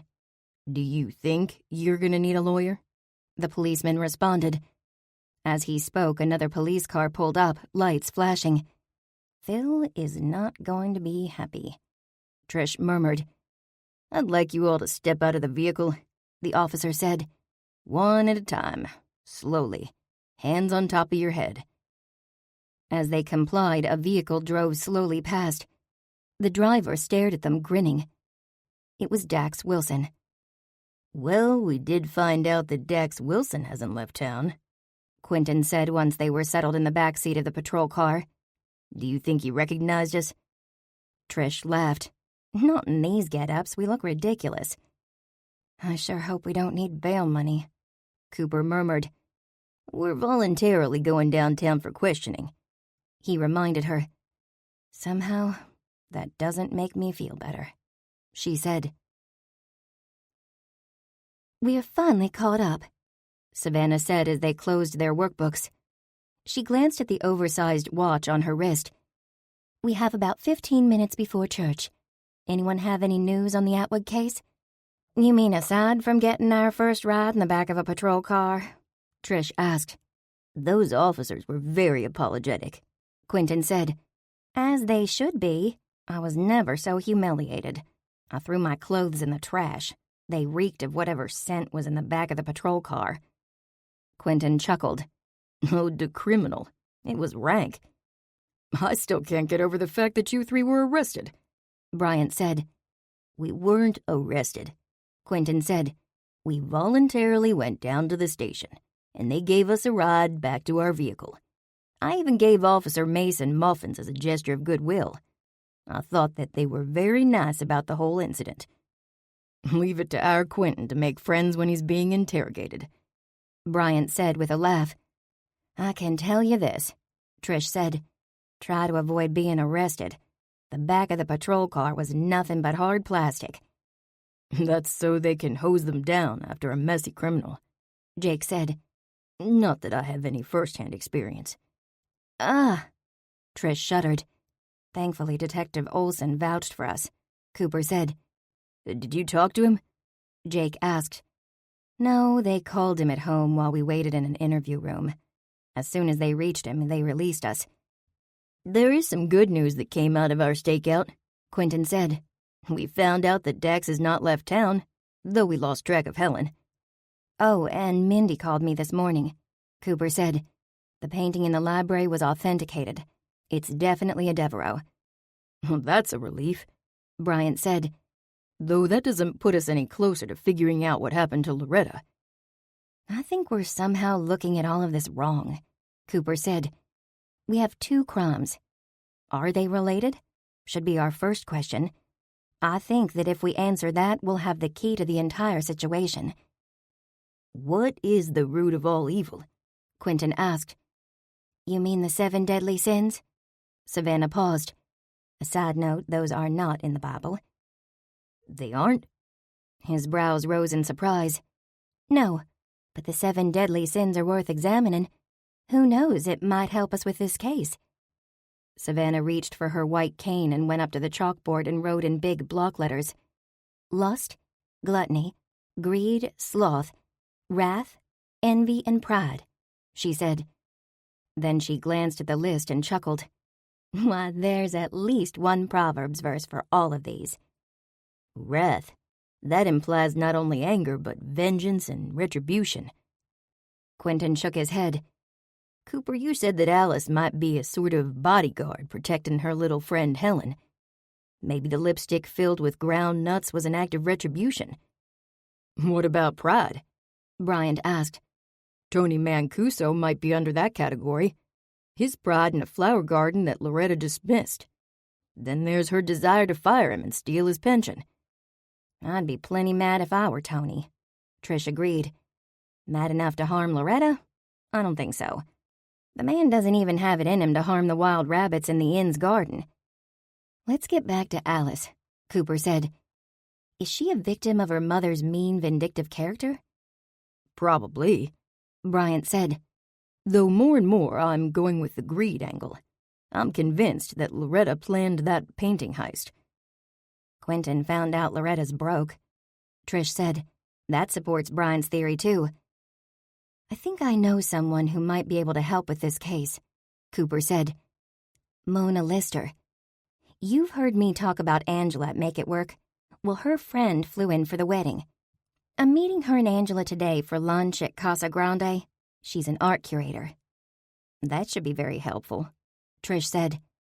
Anyone want to come along? Cooper asked. I'm there, said Trish. This is very interesting. Count me in, Savannah said. Of course I'll need a ride home afterward. No problem, we can go together, Trish said. So it's a girls' event? Cooper asked. Sorry, Jake said as he closed his workbook. A plumber's work is never done. I've got a job this afternoon. I'd love nothing more than Mexican for lunch. However, I am committed to 9 holes of golf with my boss, and I hate golf. Quentin said. Sorry, ladies, Bryant said. I've got a birthday party at Jane's house for her daughter. After the church service, Cooper bypassed the donut table in the church lobby and fast-walked to the parking lot in her Jeep. She pulled up short when she saw who was leaning against the front of her car with a Bible in his hand. John Eason. You're at my church, Cooper sputtered. I attended today, hoping to run into you. He met her gaze. Have you been avoiding me? I've been unbelievably busy. You know what they say about busy people, don't you? Cooper held up a hand. No, and I don't want to know. She could be honest and tell him that she had been avoiding him, but she wasn't ready for that discussion. Nor was she ready to explain to John why he terrified her. Do you have time for lunch? He asked. I'm on my way to lunch. Savannah and Trish and I are meeting with an art curator to discuss the Devereaux painting. May I join you? She hesitated just long enough to make John frown. I don't want to put you on the spot. No, John, it's not that. I'd like your thoughts on the Atwood Inn situation. But if we show up together, you may be in for speculation. Cooper's face and neck warmed as she made the admission. Speculation? John looked at her for a moment, and then his eyes widened as understanding dawned. He laughed. Ah, speculation. I can handle it if you can. We're headed to Casa Grande. There was no need for further comment, though she suspected she was going to regret the decision. Give Angela an inch and she'd have Cooper walking down the aisle like her. Great, I'll meet you there, Cooper. But before we leave, I need to tell you something. John said. I've talked to a friend of mine who owns a gift shop in downtown Richmond. She raises funds all year round for the Audubon Society, and she'd like to consign your birdhouses.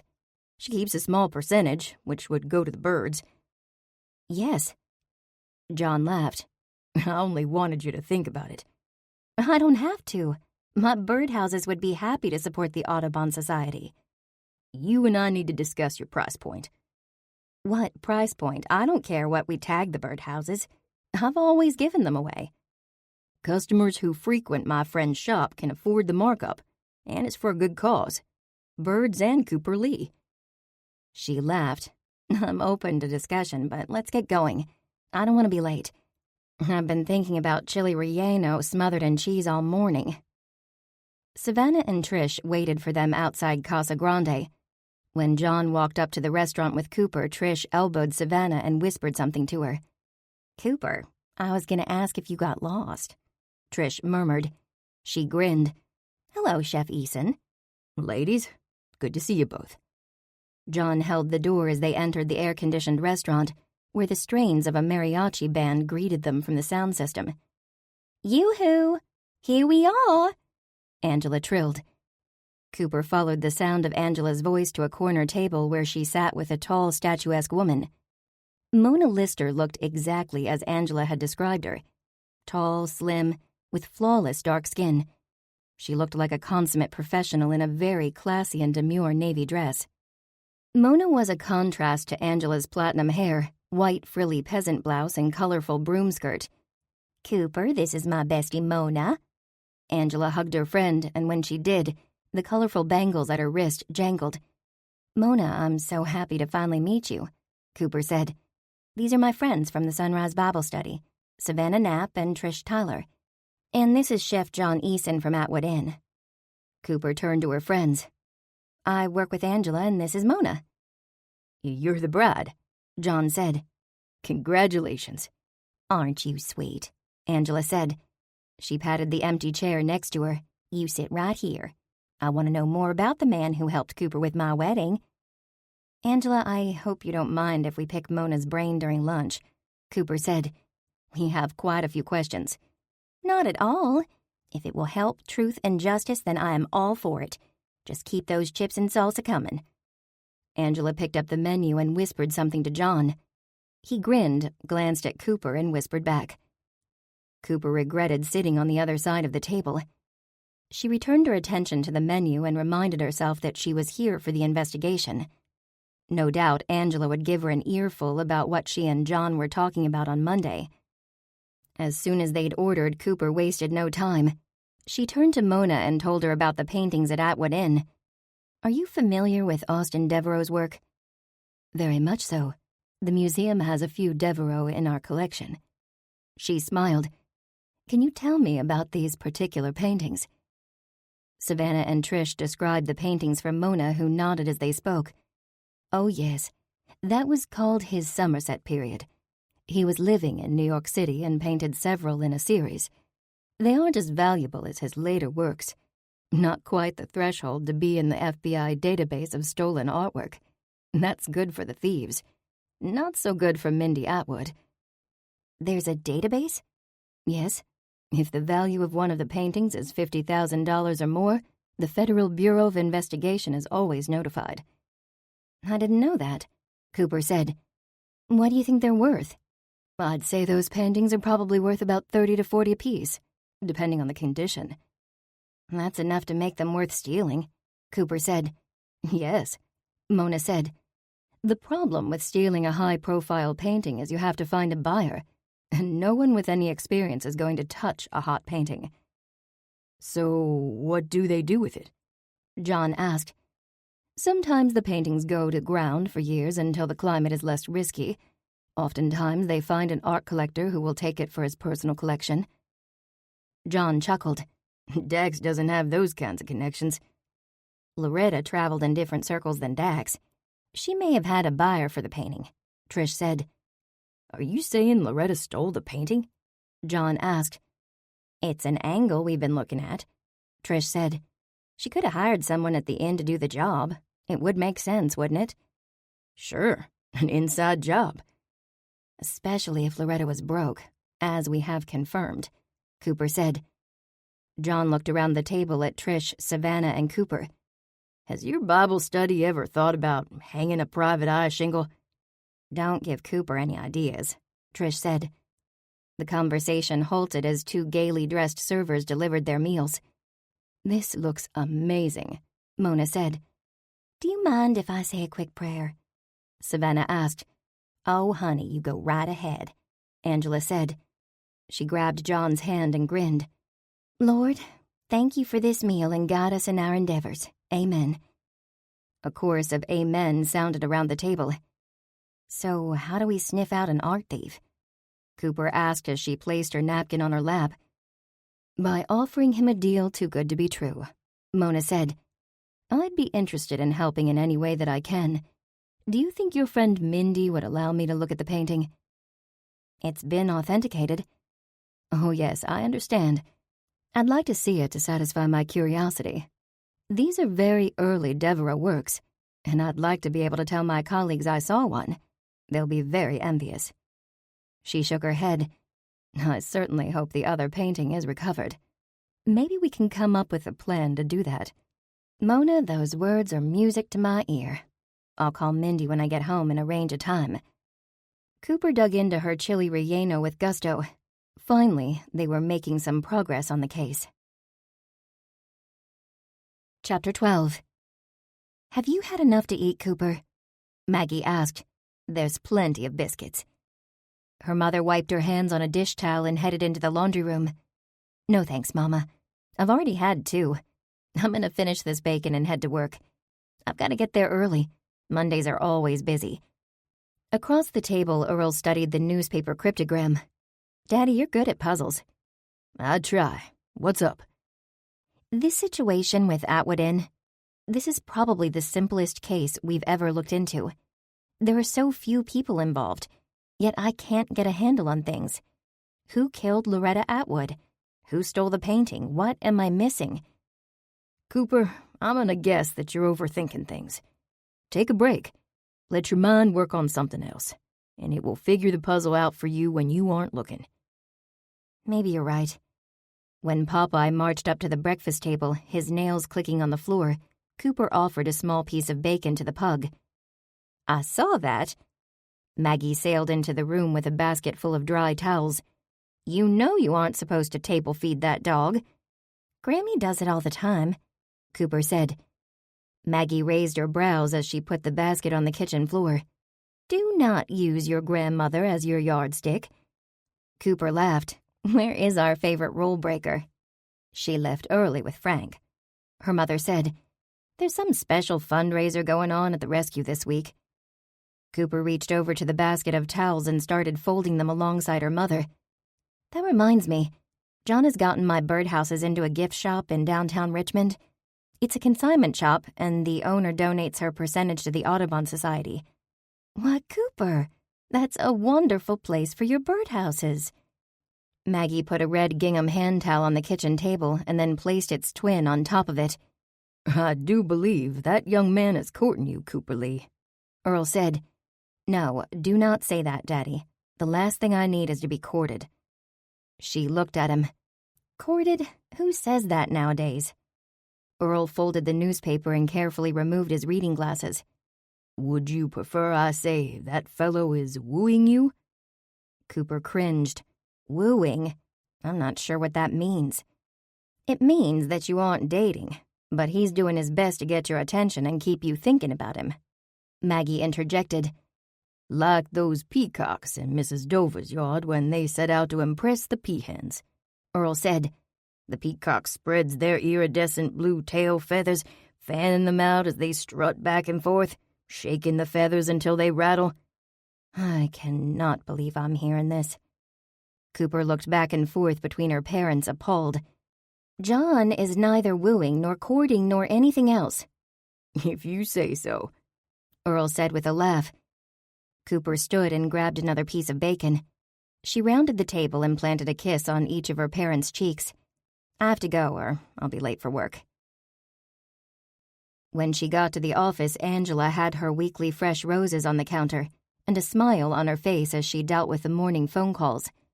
She waved to Cooper, and Cooper waved back, but she kept going to her office where she closed the door. After the discussion with Maggie and Earl this morning, she was not looking forward to Angela's thoughts on John. That conversation, she realized, was inevitable, but she'd do her best to delay it. A knock at her door had Cooper groaning. Come in. The door opened and Ben peeked inside and looked around. Are you okay? Fine. Why? You never close your door. He came in and dropped into the chair in front of her desk. I'm fine, she repeated. What's up? Have you thought about what you're getting, Mr. Farmer and Angela? I mean a wedding present. Angela is registered at 6 shops in Richmond. Look at the back of the invitation and you'll see the link. Whew, okay, that's a relief. I haven't been to a wedding in a long time. Guess I'm out of the loop. He glanced at the clock above Cooper's bookshelf. We have an executive staff meeting in 5 minutes. Oh, thank goodness. Cooper scooped up the files on her desk. A staff meeting would keep her out of Angela's crosshairs for at least an hour. That's the first time I've seen anyone happy about one of Mr. Farmer's meetings. She nodded toward the door. 9 a.m. and it's already been one of those days. Let's go, and don't let anyone stop me until we get to the conference room. Cooper? Angela called out as they passed the front desk. Important meeting, Ben said, shielding Cooper with his bulky body.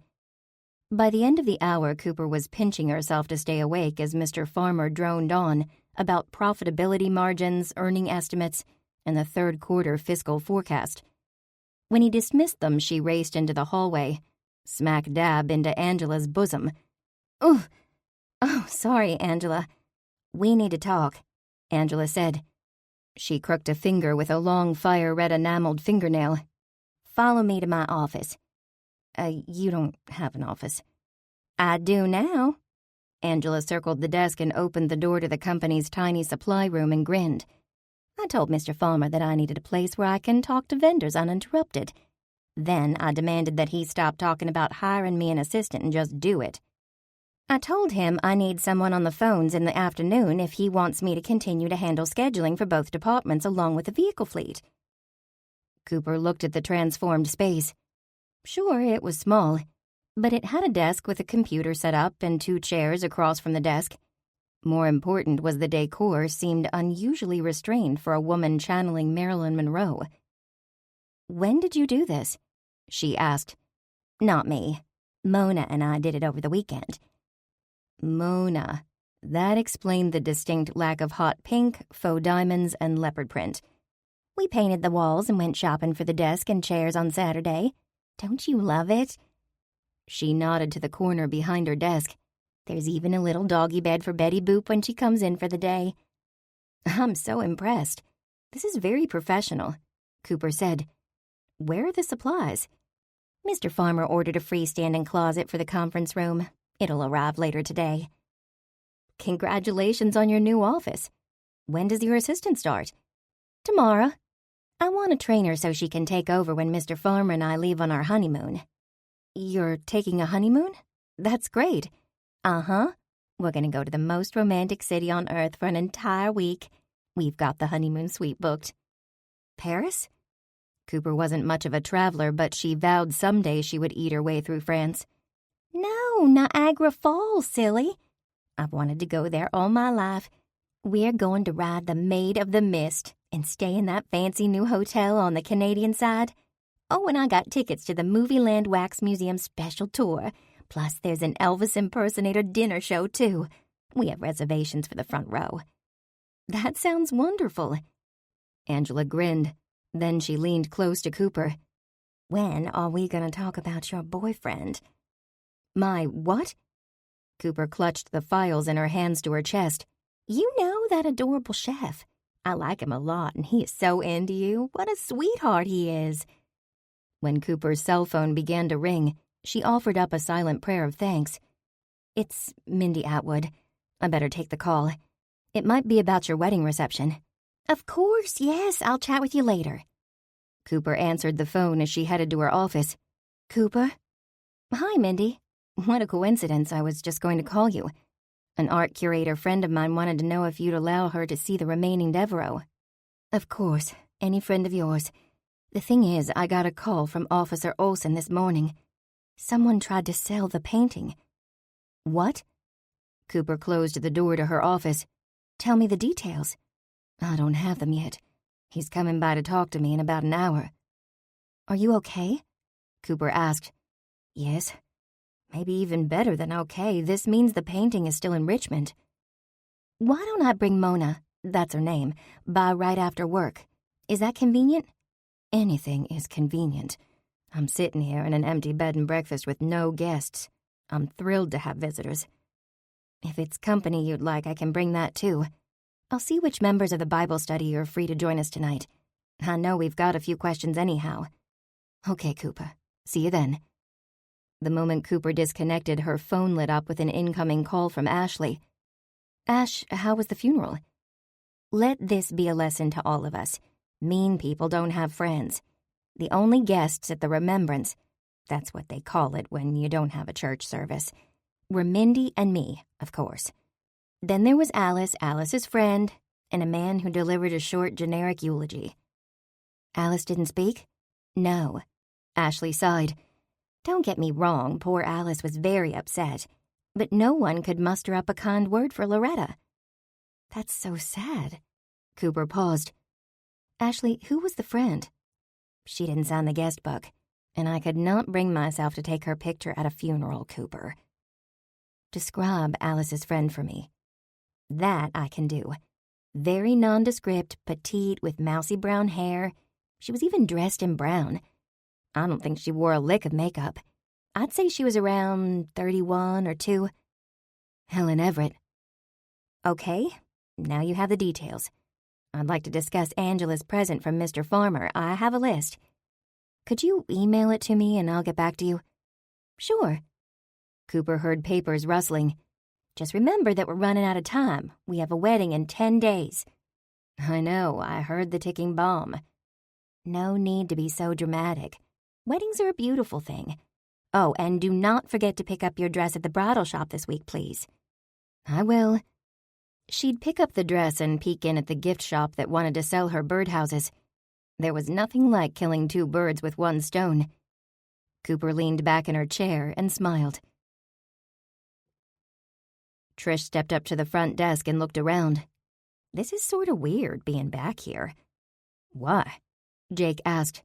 Nothing happened at the inn, except the painting going missing. I have nothing but good thoughts about this place, especially the food. Yes, but I agree with Trish. Now that we know all the dynamics, it is weird. Savannah said. Where's Mindy? Cooper asked. She and Mona took off their damp raincoats and hung them on the coat rack in the front hall. Mindy was here when Jake and I arrived. She went to grab our cell phone, Savannah said. A moment later, Mindy appeared, just as the reception desk phone rang. She reached for the receiver. Yes, ma'am. We'll be opening soon. Why don't you check back in a week? Thank you so much. That must be frustrating, Cooper said. Very. I have old friends of both my father and my mother, people whose families grew up in this inn anxious to book a room. Summer should be our busiest time. Behind the group at the desk, the front doors opened and Bryant came in, shaking rain off himself. He closed an enormous Channel 6 news umbrella and left it in the umbrella stand. It's pouring out there. That meteorologist missed the mark today. He chuckled. Kidding, folks. Forecasting is an inexact science. But I predicted this storm to the minute. It should pass on through in about an hour. I guess we're all here. Cooper assessed the group that consisted of Mona, Bryant, Trish, Savannah, Jake, and Mindy. Quentin had a stockholders meeting. I'm here too, if you're doing a head count. Cooper turned at the sound of John's voice. He approached from the kitchen area and offered a smile. Mindy mentioned that my favorite Bible study would be stopping by. Trish nudged her and whispered, He means you. Cooper ignored her and stepped forward. I don't think all of you have met Mona Lister. She's a new friend. We're both standing up for a wedding together. Anyhow, Mona is an art curator. Assistant art curator, Mona said with a smile. Still, she knows more about art than most of us. Cooper completed the introductions and turned to Mindy. Shall we go upstairs to see the painting? Mindy asked. John, would you lock the front door, please? As they headed to the library, Jake took Savannah's arm and assisted her up the stairs. Cooper was nearly to the landing when lightning flashed at the windows, and a loud boom echoed, rocking the inn. When she stumbled, John took her arm. Careful there, he said quietly. This is quite a dramatic setting, isn't it? Savannah said. Shades of it was a dark and stormy night. Nervous laughter tittered through the group. Though Cooper chuckled, she was feeling far more unsettled than amused by the storm raging outside. Thankfully, the library was lit up, and the old schoolhouse hanging fixtures filled the room with a rosy glow. The scene reminded Cooper of the setting of a Gothic novel. Mona stepped forward and slipped on her glasses. Miss Atwood, this painting is stellar. Very representative of Devereux's Somerset period, as I mentioned to the folks at our meeting on Sunday. She pointed to a tiny dot of paint in the lower left corner. This is number 3 of the series. It's numbered? The gentleman who authenticated the painting didn't mention that. Only a Devereux fan would appreciate such details. Your missing painting is number 4. Where are 1 and 2? Savannah asked. Those paintings are also privately owned. Mona said. Mindy, do you mind sharing what Detective Olson told you? Cooper asked. Mindy gestured to the 2 circular study tables in the library, and the group sat down. As I told Cooper, Detective Olson called this morning to say someone had attempted to sell the painting. The odd thing was, when he came to see me later, he spoke to me as though I was the person who tried to sell the painting. The conversation was unnerving. You? John looked at her. Why would he think it was you? He showed me surveillance video on his phone. It was a woman, and she entered the shop and spoke to the owner. She was very careful to keep her face away from the cameras, as though she knew where they were positioned. And she wore a hooded raincoat. If you remember, it was sprinkling on and off this morning. Was the man able to describe her? Not in detail. Ordinary was all he said. Ms. Ordinary brazenly walked in there to sell a painting? Not quite that bold, Mindy said. According to the dealer, who is a little shady himself, she suggested that she knew someone with a Devereaux. She left a contact number, which leads to a burner phone that has been turned off. Why would he show you that video? Bryant asked. Isn't it counterintuitive to reveal aspects of the case that only the guilty party should know? No doubt trying to gauge her reaction, Jake said. Or let her know that he's onto her. I agree with Jake, Mindy said. Olson really has nothing to go on, and I sensed his frustration. I think he hoped I'd make his life easier and simply confess. She gave a weak laugh. John reached out and took her hand. Don't be disheartened, Mindy. You've got lots of good friends rooting for you. Before you know it, this will all be behind us. Soon we'll be moaning about cranky guests who want the kitchen opened in the middle of the night. Cooper smiled. John had such a good heart. What did you mean when you said the dealer was shady? Bryant asked. What kind of shop was this? Why did he report this to the police? Mindy told me what happened today, and I looked into those questions. John said. The store is tagged as an import and export shop. I spoke with my brother, who's a deputy city attorney, and he checked into the business for me. The manager is apparently in a 3-strikes-you're-out situation for dealing in stolen goods, and he's trying to avoid jail time. Where does that leave us? Cooper said. The room was silent except for the constant drumming of rain on the roof and an occasional wind gust that rattled the windows. There is a way to flush out your thief, Mona said quietly. All heads turned to her. Now you have our attention, Bryant said. Greed is the common denominator in most painting heists, she said. Occasionally it's about the theft, the trophy hunter who steals for the excitement of the hunt. Less common is the true art collector. I vote for greed, Bryant said. That's been my song since day one. I agree with you, Mona said. Since the pool of suspects is small, I'm going to wager the thief or thieves are not selling to a buyer in a foreign market, nor will they hide it away for a future opportunity. I'd say this thief's knowledge base is limited to Google. What does that mean? Cooper asked.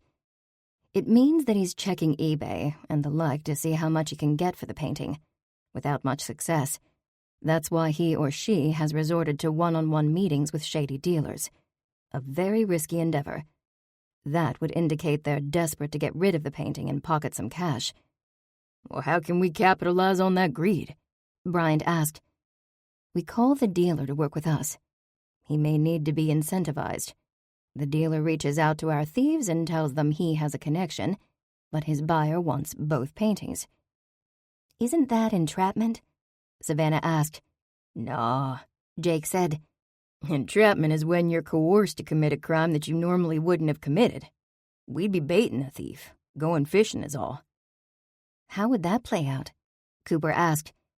As she spoke, a yellow streak of lightning flashed across the sky, visible through the tall library windows. A moment later, thunder once again rolled over the inn, this time plunging the room into darkness. Gasps echoed in the room. Looks like this party's over, Jake said. He stood at the window and looked out. The entire area is dark. The group carefully headed down the stairs, guided by cell phone flashlights. What about Mona's idea? Cooper asked. I think it has merit. We should discuss this further when we're in a well-lit room, Bryant said with a laugh. Not that I'm superstitious or anything, but this storm has got me on edge. I suggest we go 2 by 2 to our vehicles. The buddy system. Wait for me. Trish put her purse on the front desk and searched inside for her car keys. She pushed her hair back from her face with a hand and tangled her hair in her earring. Oh, goodness. The heavy gold earring fell to the ground with an audible ping. I'll get it, Jake said. He searched the floor with a flashlight, moving the beam to the space between the reception desk and the wall. Whoa. What do we have here? What is it, Jake? Savannah asked.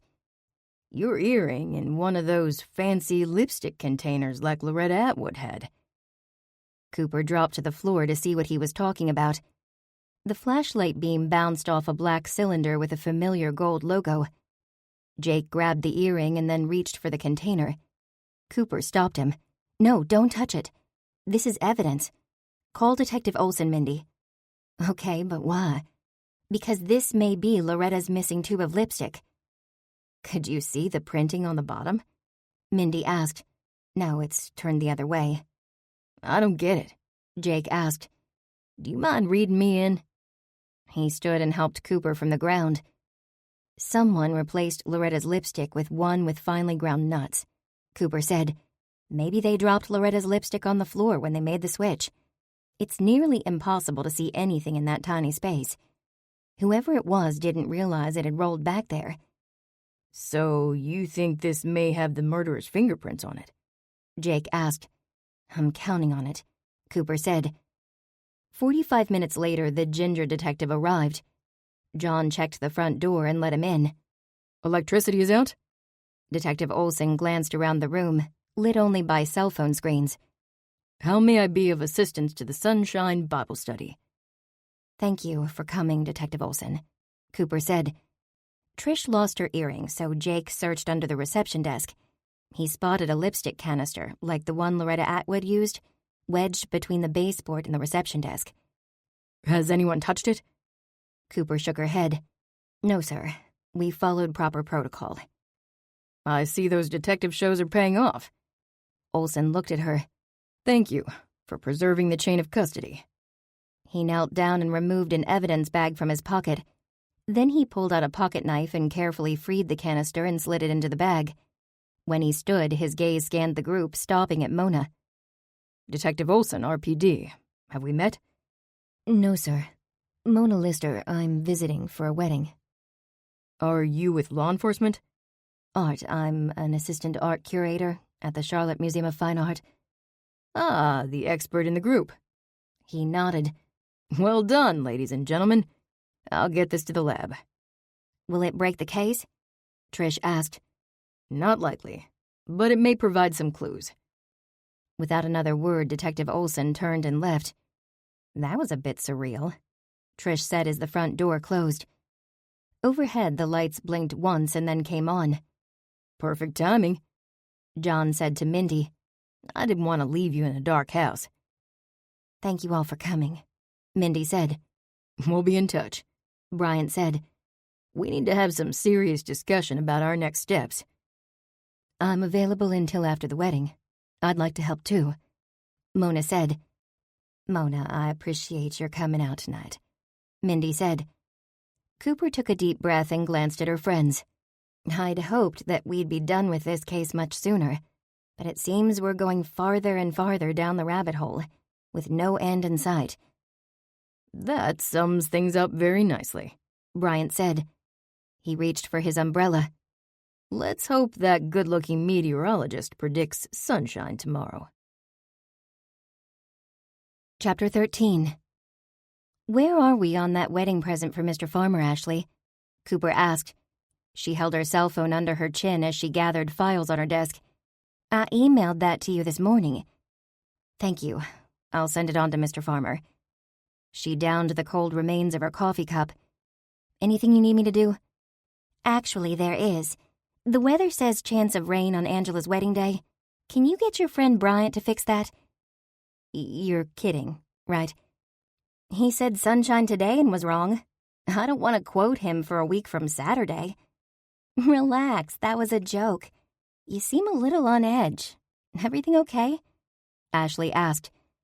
I haven't been okay in weeks, and I'm pretty sure we studied a Proverbs verse that covers this situation. Proverbs 12:25. Anxiety in a man's heart weighs him down, but a good word makes him glad. Very good, Cooper said. Ashley chuckled. Here's your good word. Tomorrow is spa day.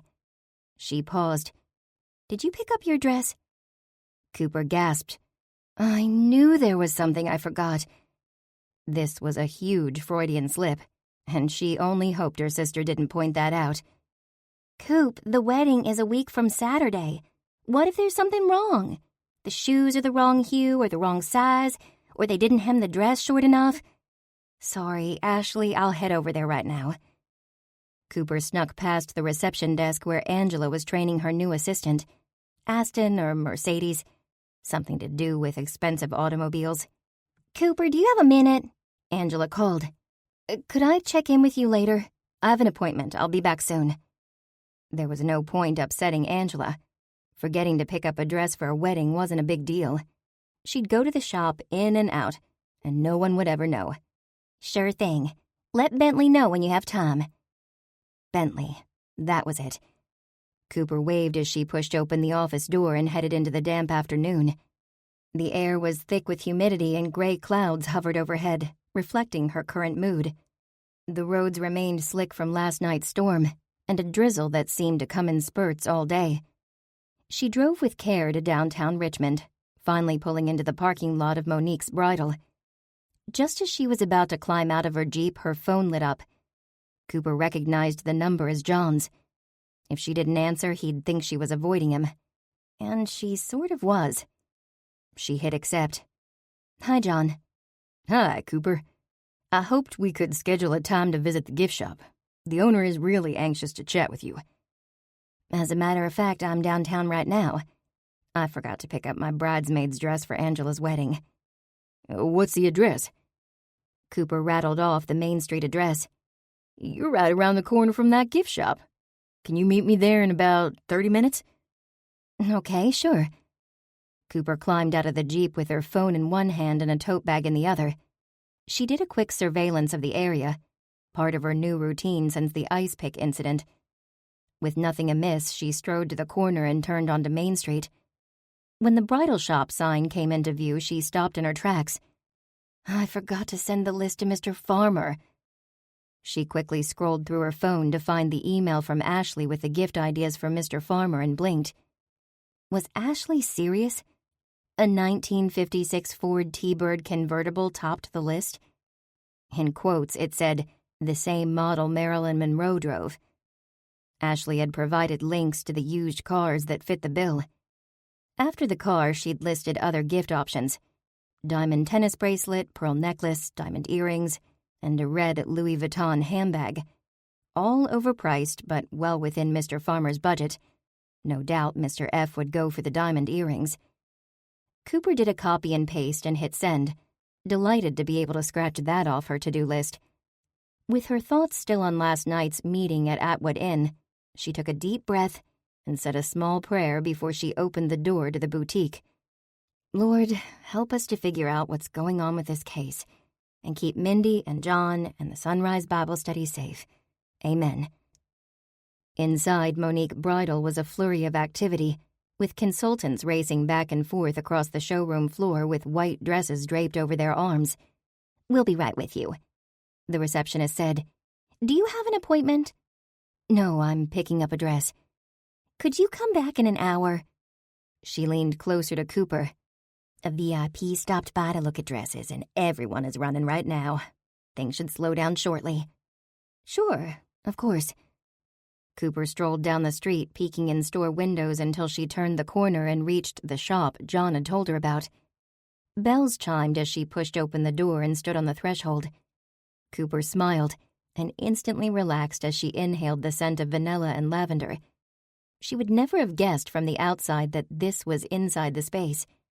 Large oak and cherry armoires were tucked against the walls and displayed unique pieces such as tea sets, vintage typewriters, milk glass, jadeite, and mason jars filled with old silverware. It was sort of an antique store, but also held quirky modern stationery and amusing quotes in distressed wood frames. Maggie and Grammy would love this shop. A tall woman who seemed familiar approached her with an open smile. Hello, you must be Cooper. John's told me so much about you. Cooper cocked her head. How did you know who I am? He described you perfectly. She offered a hand. I'm Sarah Eason. You're related to John. Behind her, the door opened, sending the chimes in motion again. Aunt Sarah, I hope you aren't giving away any of my secrets, John called out. Go walk around the block. You didn't give me enough time. When John reached them, Sarah Eason gave him a loving hug. Let me get us some sweet tea, she said. I'll be right back. I have a little table in the corner where you may sit or feel free to look around. That was fast, Cooper said. You said 30 minutes. She looked away, not willing to admit that it was good to see him again. The thought of meeting you must have bent the time continuum. Very funny. You didn't tell me that it was your aunt who wants to consign my birdhouses. I know you, Cooper. You would have thought this was charity or that I twisted her arm to feign interest in your birdhouses. Not true. I took a few pictures of them on the 4th of July and showed them to her. She asked me if I'd talk to you about working with her. Really? Yes. He chuckled. You're so self-effacing that sometimes it takes me off guard. I'm used to women whose vanity is as large as their designer handbags. That's the thing, John. We're from different worlds. She gestured with a hand. What are you two talking about? Sarah asked as she returned with a tray of tall iced tea glasses, dripping with chilled condensation. Birdhouses, John said. Oh, yes. I have a cabinet where I'd like to display yours. Maybe hang a few from the ceiling. Cooper perked at the idea of her birdhouses hanging in this delightful space. They chatted for a long time, and Sarah showed Cooper around the shop. When a cuckoo clock began to chime, Cooper jumped. Oh, no. I have to get back to the bridal shop. She turned to Sarah. I'll get those birdhouses to you as soon as possible. Thank you so much. My pleasure, dear. You're doing me a favor. Hang on, Cinderella, John called. He followed her out of the shop. You forgot your tote bag. Thanks. Cooper kept moving down the sidewalk and stopped in front of the dark window filled with mannequins in white dresses. They close early on Tuesday. I am in so much trouble. You can come back for it. If not, I'll do it for you. He paused. I stop by to see Aunt Sarah a few times a week. That's very generous of you, but the idea is to be sure the dress fits and the shoes are correct. It's a wedding. Everyone has eyes on the bride. Cooper looked at him. You're right. I'm getting all worked up over nothing. Finally, someone who takes my advice. He smiled. Have time for a bite to eat? I'll have to take a rain check. As she said the words, dime-sized drops began to fall around them. I've got to get back to the office. I have a late meeting. Then I'll see you later. Thanks for introducing me to your aunt. He nodded and pulled up the collar of his jacket. My pleasure, Cooper. Cooper got back to the office just in time for her meeting. When she got out, Bentley was waiting for her. The woman couldn't be more than 18. Or maybe it was that Cooper was getting older by the day and everyone seemed much younger. Ms. Lee, Angela's waiting for you in her office. Thanks. Cooper peeked into Angela's office. She had a new nameplate on her desk. Mrs. Farmer, office manager. I like that. Thank you. Mona bought it for me. She is such a sweet friend. Having her here has been a kick. I'm gonna miss her when she's gone. How can I help you, Angela? Sit down, Cooper. I have a question for you. Okay, but I really have to leave work on time. Mama asked me to stop and pick up a few things on the way home. If she didn't provide that disclosure, Angela would lose track of time. Mr. Farmer hasn't said a word about my wedding present. Cooper relaxed, relieved that was all she wanted to talk about. Isn't it supposed to be a surprise? Yes, Angela giggled. But you'd have thought he'd drop a hint or two. Usually he accidentally gives it away by now. I knew he was getting me a new bowling ball weeks before he surprised me. He left the receipt in his pants pocket and I found it. Sounds like Mr. Farmer's getting better at keeping secrets. Angela smiled. If you hear anything, you'll let me know, right? Absolutely, Cooper said while she crossed her fingers. This has been the best day ever, Ashley said. She handed a bottle of Wedding Belt Blues nail polish to the nail technician before settling into a chair and dipping her toes into the warm footbath. Thank you, Angela.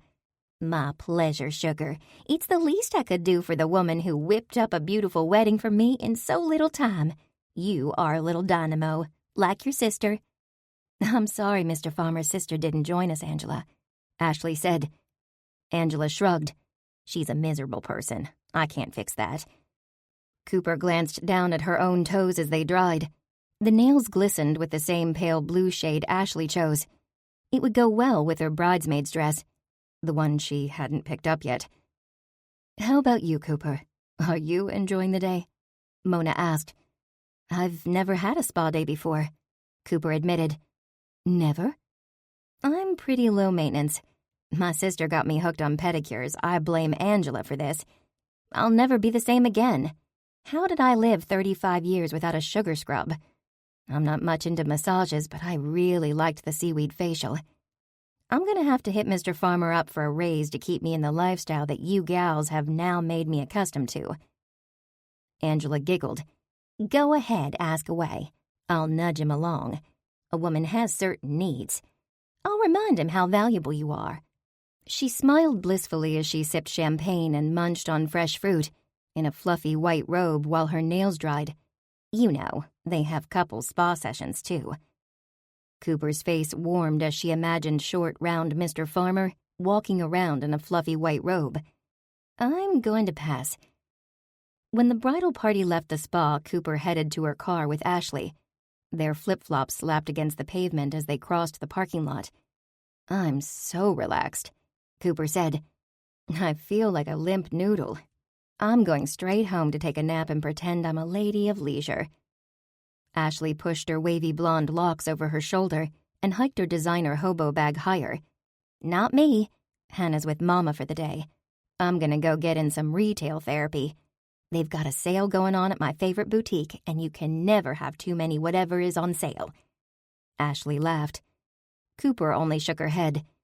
Ashley's disposable income was more than her salary at Make It Work, and she doubted birdhouse sales were going to narrow that margin. Ashley's remote chirped and Cooper glanced at the red Mercedes. Is that a new car? Lincoln brings me a new one every few months. The perks of having a husband who runs an auto dealership. He says it's free advertising. Tell him I'm happy to help anytime. I'll mention that. She turned to Cooper. You didn't tell me how it went with the bridal shop. Is everything good with your dress and shoes? Just fine. She hadn't fibbed. Everything was fine. The dress and shoes were safely tucked away at Monique's bridal, waiting for her. She'd have to find time to make yet another trip downtown before the wedding. Taking John up on his offer to pick the dress up for her was sounding better and better. Maybe she'd even let him drop off the birdhouses as well. That's one more thing off the master list, Ashley said. I'll give you a call tonight and we can discuss what's left. Sounds good, Cooper said. Careful not to smudge her nails, she got into the Jeep and looked for her phone. It had no doubt sunk to the very bottom of her tote bag. Cooper dumped the contents on the passenger seat and poked through her paraphernalia with a pen until she found the cell. Then she turned it on. Immediately a call came through. Quentin. Coop, where have you been? I've been calling you for hours. Quentin's frantic voice rang out. My phone was off. I was at Angela's spa bachelorette party. What's wrong? Mindy Atwood has been arrested. What? Cooper tensed as her stomach dropped. Quentin, why was she arrested? The results came back from the canister in Loretta's purse. Positive for nuts. Mindy's fingerprints and DNA were on the outside. But that could have happened by Loretta dropping it and Mindy retrieving it for her. Goodness, any of us could have our fingerprints on it if she'd dropped the canister in front of us. I know, it's a reach. The good news is that the deputy city attorney agrees, so she's out on bail. He says the charges are circumstantial at best and it will never make it to trial. Oh, poor Mindy. And to have her ex bail her out of jail? That's humiliating. Cooper's mind raced. This is terrible news for the inn. Who's going to want to go to an inn a suspected murderer manages? It gets worse. Dax Wilson is in the hospital, in a coma. He was a hit and run. It looks suspicious, and they think he was targeted. Dax, who I was convinced was the perpetrator of all these crimes? What a horrible person I am. Is he going to make it? I don't know more than that, except that I'm going to have to repent for my thoughts about that man. Quentin, how did you find out about Dax? That nice Officer Mason. He and his wife stopped by for dinner. Turns out his wife is an amateur French cook, so we made dinner plans. They brought her sister, so it was sort of a blind date. A blind date? That's nice. When the dust settles, you'll have to give me all the details. Quentin chuckled. I'm not sure there are any details, except that it was a pleasant evening. Anyhow, after I served the gâteau à l'orange, we got to talking about the case and, well, he called me to let me know about Dax. It happened last night. This is terrible news. We need a plan, and we need one fast, Cooper said. And later, you can explain gâteau à l'orange. Orange sponge cake. Sounds wonderful. I'm starving. Or I was. I think I just lost my appetite. I'll rally the troops and text you a message on when and where we're meeting, Quentin said. And I'll bring leftovers. Sounds good. Cooper worked to calm her racing heart. Things were rapidly coming to a head. They were down another suspect, and they still didn't have any idea what was going on. She prayed it wasn't going to get worse before it was over. Chapter 14. Cooper sat in Trish's dining room staring at a painting on the wall. It was some sort of modern art that made no sense to her at all. At least the Devereaux painting soothed the soul. Ironic that a painting started this adventure. Now one woman was dead, and a man was fighting for his life. This had to end soon. Has anyone talked to Mindy? Trish asked. I called over there and she was resting. My sister Ashley went to spend the night with her. Cooper shook her head. Grammy nearly had a fit that Ashley was going to the inn. It was all Maggie could do to calm her down and assure her that her great-grandbaby-to-be would be fine, and no one would be murdered in their sleep. Once Grammy got one of her ideas, she rode the train as far as she could. What exactly are the charges? Trish asked. I'm not sure. John could probably tell us, Cooper said, except I haven't spoken to him. Cooper, have you eaten anything? Savannah asked. Trish put out croissants and lunch meat, and Quentin brought some fancy orange sponge cake, part of his Julia Child plan. Oh, thanks, but I'm not hungry, Cooper said. She kept thinking about poor Mindy, being booked at the police station and waiting in a holding cell, not knowing her fate. The suspect list certainly has narrowed, Jake said. I wonder who Dax crossed to get him run over. He fisted his hands. Hit and run. That is a heartless and cowardly act. I feel awful, Cooper said. I decided Dax was guilty long ago. That was so wrong of me to judge him without evidence. Jake patted her shoulder. I feel for the guy too, Coop, but I suspect he's no saint. You've heard of the saying, no honor among thieves? I think Dax was right in the middle of things like Loretta was. Somehow everything went smooth and the mastermind, probably Alice, turned the tables on him.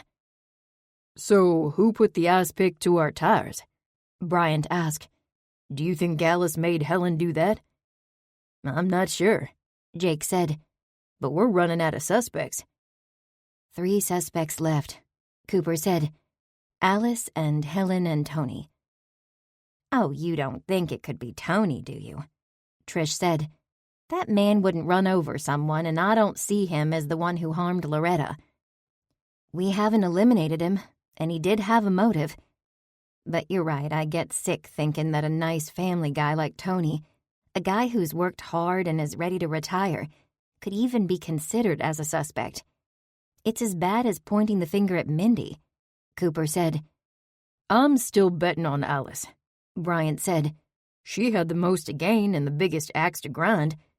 I think we know what we have to do, Jake said. It's time to consider Mona's plan. How do we provide the opportunity for them to take the second painting without endangering Mindy? Savannah asked. A reenactment. Cooper nodded as the idea came to her. And a nanny cam. Quentin sat down in the chair across from her. Reenactment? Sure. Mindy puts out the word that the staff can make extra money because the Sunrise Bible Study is returning to complete the soft launch in anticipation of the Inn's reopening. She invites all the players back, kitchen staff, including John and Alice, a housekeeper or two.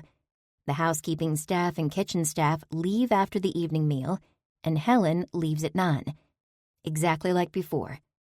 Well, then what? Bryant asked. Once Mindy has that in place, Mona will contact the dealer and tell him that an interested buyer wants both paintings. That's too much for any thief to resist, Bryant said. Where will the camera be positioned? Second floor balcony. It's the only way out after 9 p.m. The other doors are alarmed. Mindy will be monitoring the camera feed, I take it, Quentin said. Cooper nodded. This could work, Quentin said. Do we tell Detective Olson? How about if we keep him on speed dial? Cooper suggested. This is only going to work if the thief believes they can pluck a Devereaux off the wall again. But how can we tie the thief to Loretta? Trish asked. I don't know yet, Cooper said. So we're going to have to be alert. The answer is out there. We just have to find it. Or someone is going to get away with murder. This could be dangerous, Savannah said. Cooper turned to her friend. You're right, Savannah. So if anyone wants to take a pass, now is the time to say so. The members looked around the table at each other. I'm in, Trish said. I'm doing this to clear Tony. Count me in too, Bryant said. I'm not gonna let this coward get away with it. What he said, Jake put in. He looked at Savannah. What do you think? I'm not letting my friends do this alone. Maybe my finely tuned sniffer can be of some assistance. You know I'm in, Quentin said. This inn should be open, and I want to see Chef Eason in the kitchen. It's going to be important that none of us is ever alone when we're at the inn, except when we're in our rooms with the door locked, Cooper said. We might be getting all worked up for nothing, Quentin said. Loretta's death was caused by an allergic reaction. We don't even know if they meant to kill her. Maybe they just wanted her out of the way so they could steal the paintings. Still, desperate people do desperate things, Jake said. And Dax is in the hospital. We absolutely should be alert and vigilant, Trish said. I'm bringing my pepper spray. You have pepper spray? Bryant asked. Is that legal? Using pepper spray for the purposes of self-defense is perfectly legal in the state of Virginia. I'm alone with clients in empty houses all the time. I have to be prepared for anything. Smart woman, Jake said. Okay, Cooper said. I'll call Mindy and get the ball rolling for Saturday to Sunday, and then I'll reach out to Mona too. Do you think this is going to work? Savannah asked. Cooper nodded.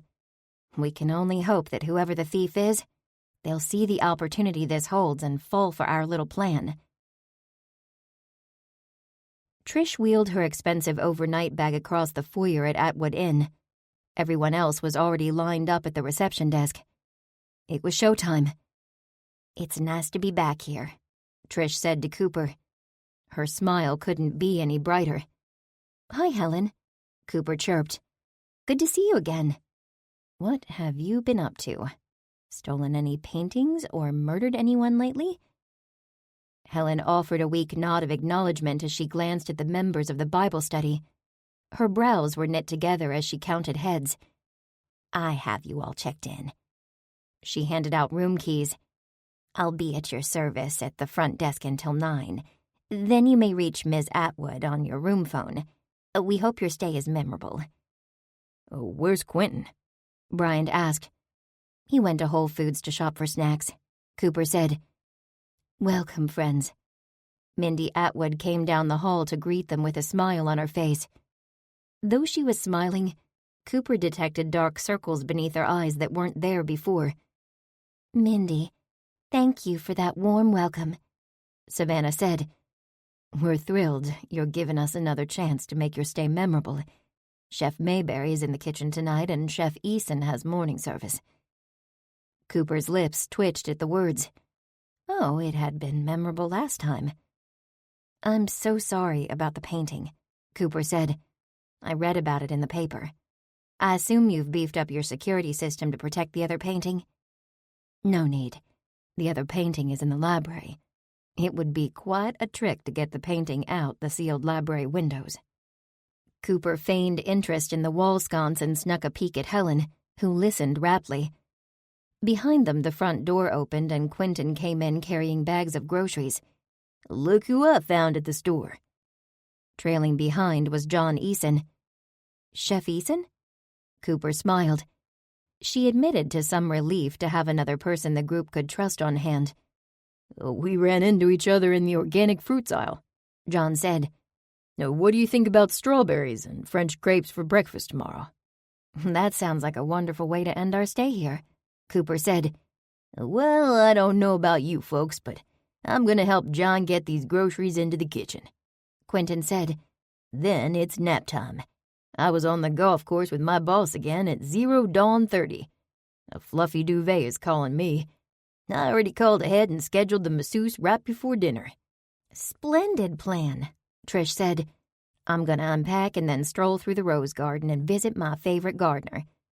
She turned to Bryant. "Will you accompany me?" "Absolutely. I'm always ready to smell the roses." "I'd like a cup of tea and some relaxation," Savannah said.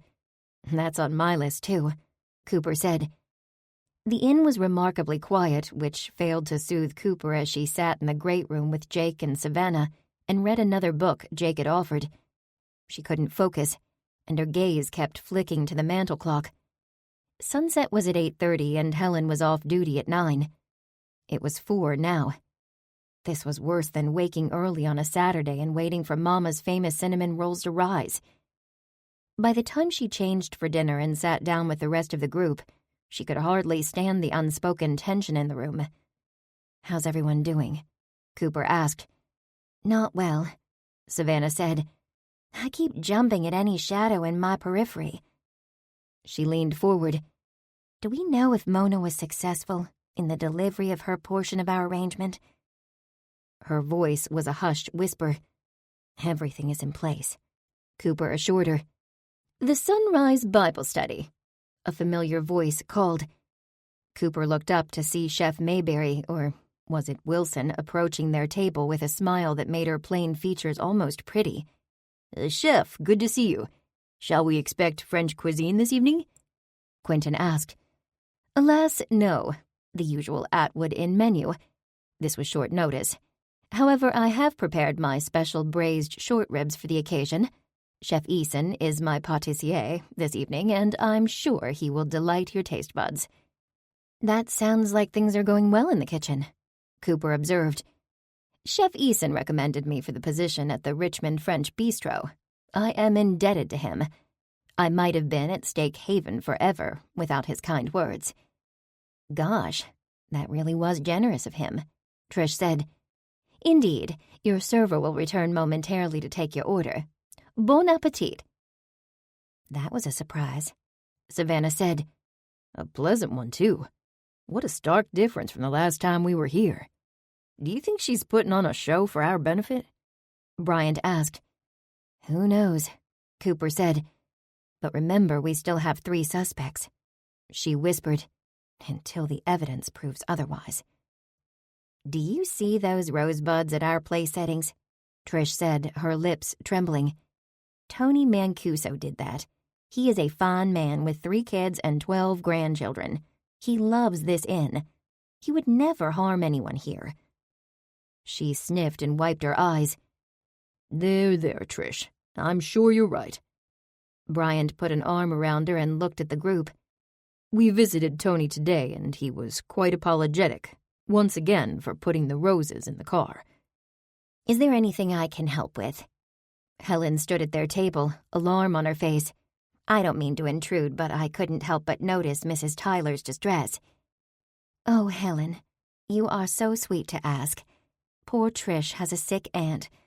Perhaps a cup of herbal tea?" Savannah asked. "Yes, of course, I'll notify the kitchen." Cooper blinked. Good save, Savannah.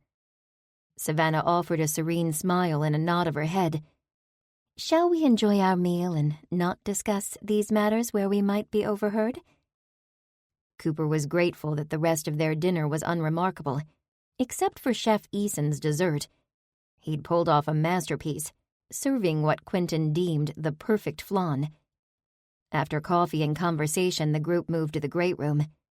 Quentin filled several bowls with popcorn, and the scent of freshly popped kettle corn filled the air as they prepared for Scrabble. Before she stepped through the French doors to the balcony, Cooper glanced at the empty wall where the Devereux once hung. The naked space reminded her of all the losses suffered by Mindy Atwood. Outside, the overcast sky reflected her mood as the sun began a slow descent behind a thick wall of clouds. The weather had been unfriendly of late, reminding her that it couldn't hurt to start praying for sunshine for Angela's wedding. My aunt says you haven't been by with the birdhouses. She's concerned you've changed your mind. Cooper swung around to face John. "I'm so sorry. They're loaded in my Jeep. I have to find the time." I take it you haven't picked up your dress and shoes either. A smile touched his lips. "No, please don't tell my sister." I was serious. I'll pick up the wedding stuff and drop off your birdhouses. She hesitated.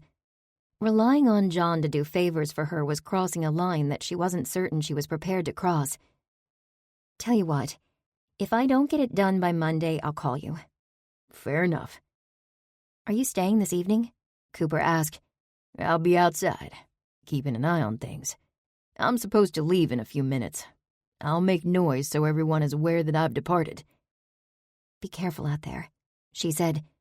You be careful yourself, he said. I'm not in favor of this plan. They're only paintings. In the scheme of things, they really don't matter. "Don't you want to save Atwood Inn? And get Mindy off Detective Olson's suspect list?" My brother says Olson is only following protocol as urged by his superiors. It's an election year, and the powers that be like cases closed quickly. That's not always wise.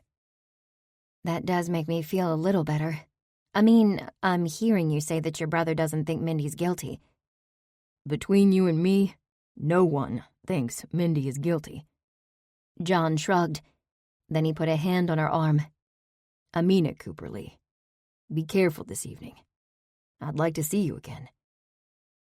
She nodded wordlessly. At 8:30, the sun retired, and long shadows filled the great room. Cooper got up from her chair and yawned. I must be getting old. I'm ready for bed. Don't go alone, Coop. 5 more minutes and I'll have won this game, Quentin said. Jake laughed. You're not gonna win, my friend. You may know banking and French cuisine, but my gal Savannah knows words. You are looking at the next winners. Savannah laughed. No pressure, right, Jake? When the clock chimed 9, Cooper stood again. Seriously, you haven't finished? Brian is still taking his turn. The man is slower than a herd of turtles stomping through molasses, Quentin said. This is the last round. I'm down to 1 letter. Finally, a whoop went up. Jake stood. We won! Thank goodness, Cooper said. She went to the French doors to lock them, but Quentin stopped her. No, he whispered. Leave them.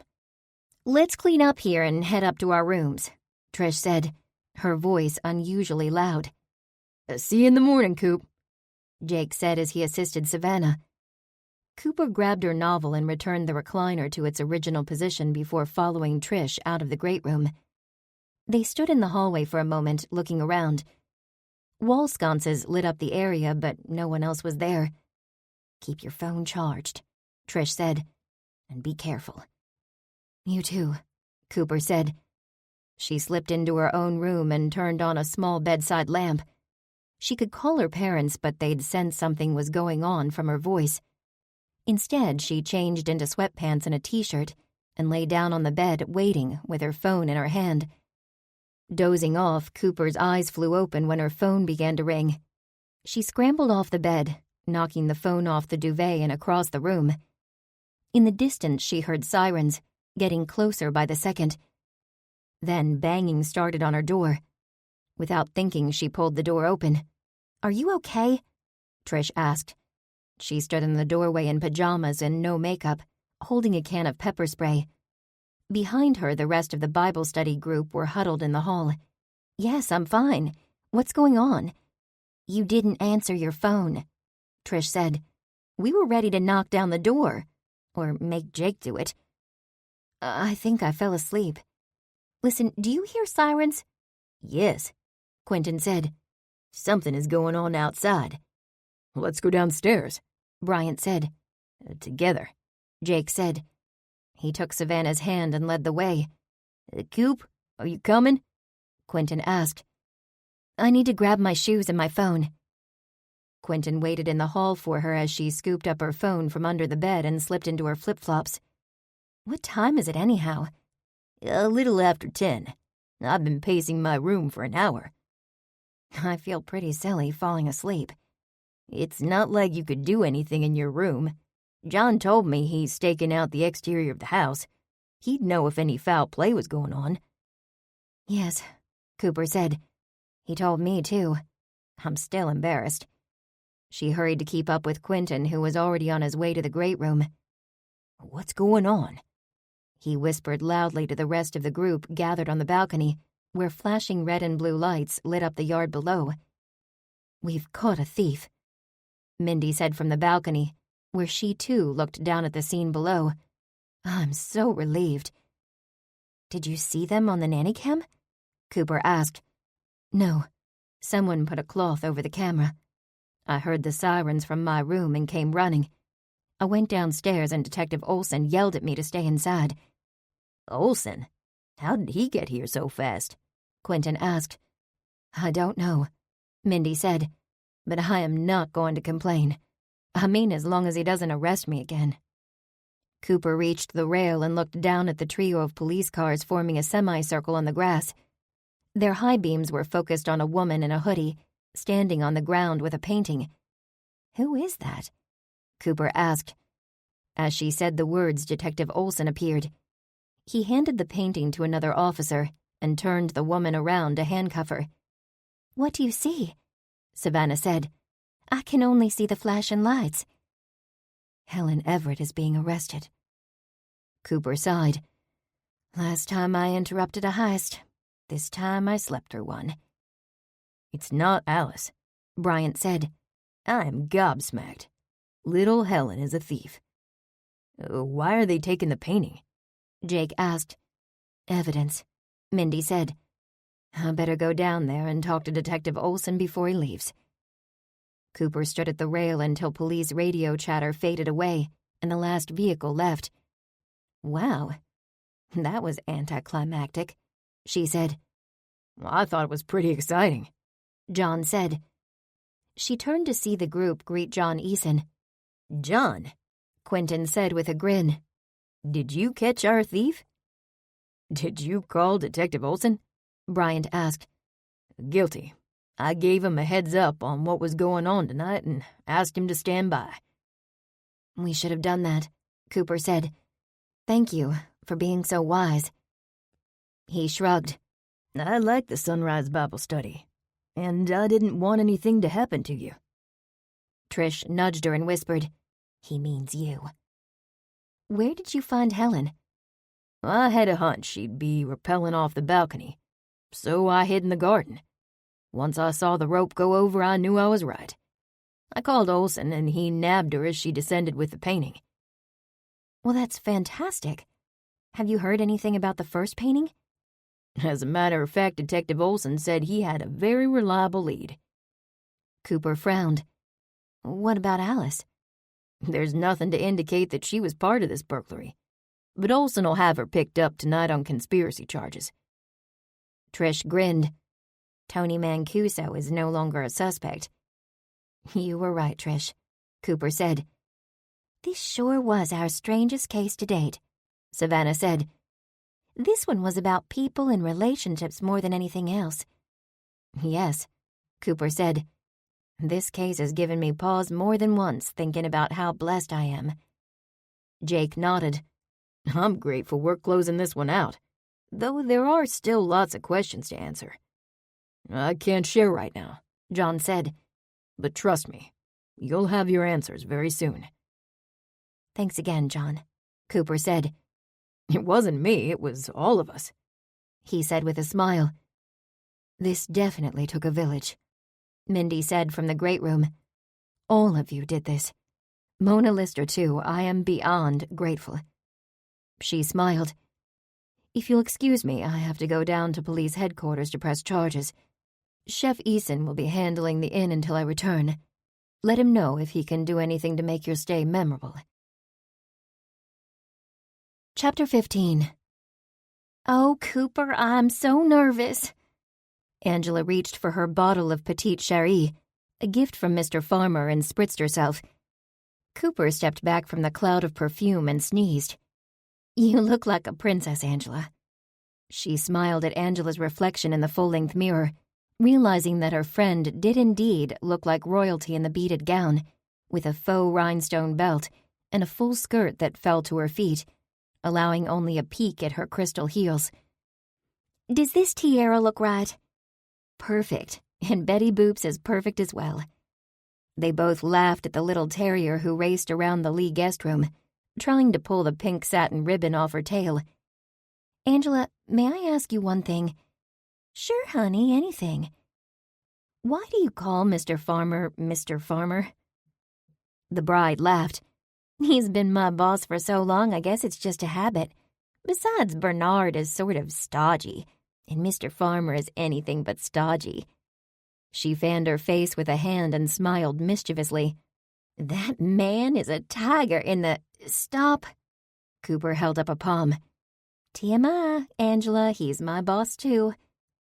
Angela laughed again. Oops, sorry.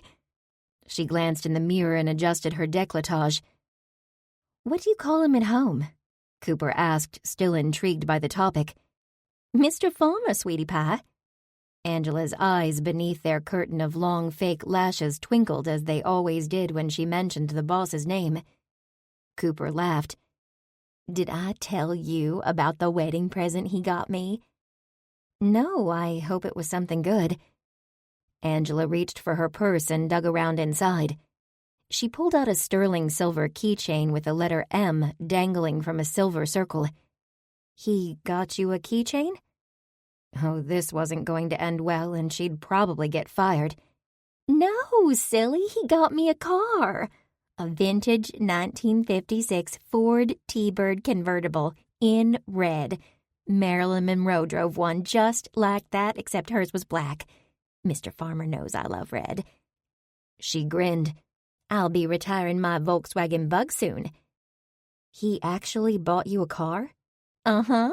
Only it's in Jersey City, so it won't be here until we get back from our honeymoon. Oh, Angela, he must really love you to have gone to all that trouble. Angela sighed. He is the best man ever. They turned when Mona slipped into the room and twirled around to show off her bridesmaid dress. The dress was the exact replica of Cooper's, but in a darker shade of blue. Cooper, Mona said, your sister has excellent taste. We look good. Then she eyed her best friend and swiftly crossed the room to take Angela's hands. You always were the prettiest girl on the playground. I'm so glad I got to see this day. Angela hugged Mona. Oh, sweetie, you're more sister than friend. I'm so glad you're in my life. She sniffed. Cooper grabbed the tissue box and handed it to Angela. 5 minutes and counting, no tears until after the ceremony per Ashley's instructions. Mona grabbed a tissue and carefully dabbed at Angela's eye makeup. All fixed. A knock at the door of the guest room had the women turning. Maggie peeked her head in. "Ladies, Ashley sent me to tell you that it's time. I have your flowers on the kitchen table." Outside, the strains of the gentle harp music could be heard. Cooper and Mona stepped out of the house toward the satin runner that led from the house to the wedding tent. As she left the house, Cooper raised her face toward the sky, where a bright blue canopy confirmed Bryant's weather prediction for the day. Clear skies and nothing but sunshine. After the week she'd had, Cooper was ready for nothing but sunshine. "Ready?" she asked Ashley, who stood to the side, orchestrating everything. Ashley nodded to the harpist who began the notes of the wedding march. "Mona, you're first," Ashley said. "Cooper, thank you so much," Ashley whispered as Cooper waited for her turn. "You saved the day for Mindy and Mama, and Angela too. I'm so proud of you. Don't make me cry, Ash. It took me forever to figure out how to get this mascara on correctly." "Your turn, Coop. Remember to smile because Richmond Bride magazine might take your picture, big sister." "I was fine until you said that." Cooper paced herself as she walked down the runner toward the front of the tent, where Mr. Farmer and his best man Emilio waited. Once she arrived and stood next to Mona, she allowed herself to peek at the guests. Of course, her family was here. The event was in their yard. There was her daddy in his suit, the only one he owned. Ashley had bought it for him when she got married. Mama was tucked by his side. Even Grammy was smiling as she met Cooper's eyes and offered a thumbs up. Mr. Farmer's sister Beatrice had decided to show up. Short and pudgy and unsmiling, she was seated between Emilio's grandmother and Mr. Farmer's Aunt Mildred. Emilio's date, a Jennifer Lopez look-alike, sat with Brandy and Josh, who came together. Bobby and his wife were next to Ben. Even the new girl, Bentley, came. Cooper counted heads and realized that all of her make-it-work family were in attendance. The entire document security and leasing and maintenance division had come to support two of the nicest people on earth. Then Cooper's gaze landed on John. Angela had invited him to thank him for all the work he'd done to ensure the yard was magazine beautiful. He looked even better than usual in a suit, with his unruly hair tamed. When Cooper looked up, Angela appeared at the back of the tent. She held a jewel-encrusted leash and walked down the white runner with Betty Boop leading the way. A beatific smile lit up her face as she moved toward her groom. Short and chubby, Mr. Farmer, with his receding hairline and his Danny DeVito good looks, seemed to get inches taller as he stood proudly watching his bride approach. Cooper's heart swelled at the love that flowed from his eyes to hers. That was exactly what she wanted someday. Both Angela and Mr. Farmer recited their written vows, and by the time they'd completed them, there wasn't a dry eye in the tent. "I now pronounce you Mr. and Mrs. Farmer. Again." The moment the words were said, Angela leaned over to give her groom a big kiss, leaving traces of red on Mr. Farmer's lips. After the wedding ceremony, guests began to trickle into Atwood Inn. John stood leaning against the reception desk when Cooper walked in. She glanced around, glad to turn the page on the story the inn would tell. The historic building would have its happily ever after now, thanks to the Sunshine Bible Study. "Cooper Lee, just the person I'm waiting for." She turned to look at John. "Me?" "Yes, I wanted to tell you that I lied." Her eyes rounded and she dared to step closer. "You did? What about?" "I said your dress and shoes didn't matter because all eyes would be on the bride. I lied. My eyes were on you. You look amazing in that dress. It brings out the color in both of your eyes." Cooper's neck and face began the familiar tingling warmth at the compliment, but she dared to step closer, meeting his gaze. "Look at you," she said. "You're such a Southern boy standing there wooing me so boldly." John chuckled, the blue eyes crinkling at the corners as he enjoyed their repartee. "Is it working?" "I'm thinking about it. I'll let you know what I decide later." Cooper swept past him and into the banquet room, where the dinner and dancing would soon begin. Mindy greeted her in the doorway. "John's a good guy, Cooper. I think you should give him a chance." "Have you been talking to my Bible study friends?" she asked, eyes narrowed.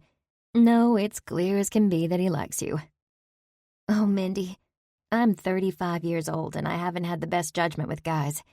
I'm not sure I can trust myself." "I completely get that. But it's not about putting trust in yourself at all. And there is a way around that. Trust in the Lord with all your heart, and lean not to your own understanding. In all your ways acknowledge him, and he will direct your path." Proverbs 3:5-6, Cooper said. "You're right about that." Cooper didn't miss the irony that the group had been studying Proverbs since they first found out about Atwood Inn. "I'll keep that in mind, Mindy. And thank you." "No, thank you. You and Ashley and your friends have turned things around. Today is just the start." Cooper's glance spanned the room. Tony Mancuso had provided roses for every table. At the bride's table, the bride and groom sat laughing and smiling with their guests. To the left of the table, the beautiful cake Maggie had baked stood waiting to be cut. Swirled vanilla buttercream and piped pearls gave the three-tiered cake a simple elegance. Today was a new beginning for everyone, and Cooper was proud to be part of it. "How was your friend's wedding, Cooper?" Trish asked. She poured a cup of coffee and grabbed one of Magnolia's marvels from the Sunday school refreshment table. This week, Cooper brought soft ginger snap cookies. "Really perfect," Cooper said. "And my sister said that Angela's Yorkshire Terrier is going to be on the cover of Richmond Bride magazine in her little doggy tutu and tiara." She pulled out her phone and shared the pictures with the members of the group as they gathered around her. "That is the sweetest thing ever," Trish said. "You know, my niece is beginning her wedding planning. I'll have to tell her about this cute dog and the wedding idea." Quentin took the phone from Trish and grinned. "Look at you in that dress," he said. "You look like a model, Cooper." "Can you enlarge it so I can see it?" Savannah asked as she too moved closer. "I'll send the photos to your email so you can enlarge them on your computer." "Oh, bless you." "Is that John Eason?" Quentin asked as he touched the screen, revealing another photo. He raised his brows and shot Cooper a look of approval. "It is. The bride invited him." "Don't you two make a very nice-looking couple?" he continued. "We weren't a couple." "It sure looks like it to me. Aren't you dancing with him in that picture?" He nodded. "Yes, indeed you are. Look at that expression on your face. Cooper, you are feeling no pain." "I don't even know where that picture came from. My sister must have taken it when I wasn't looking." Cooper peered at the screen on her phone in Quentin's hand. He was right. It was a very nice picture. Dancing with John was the highlight of her day.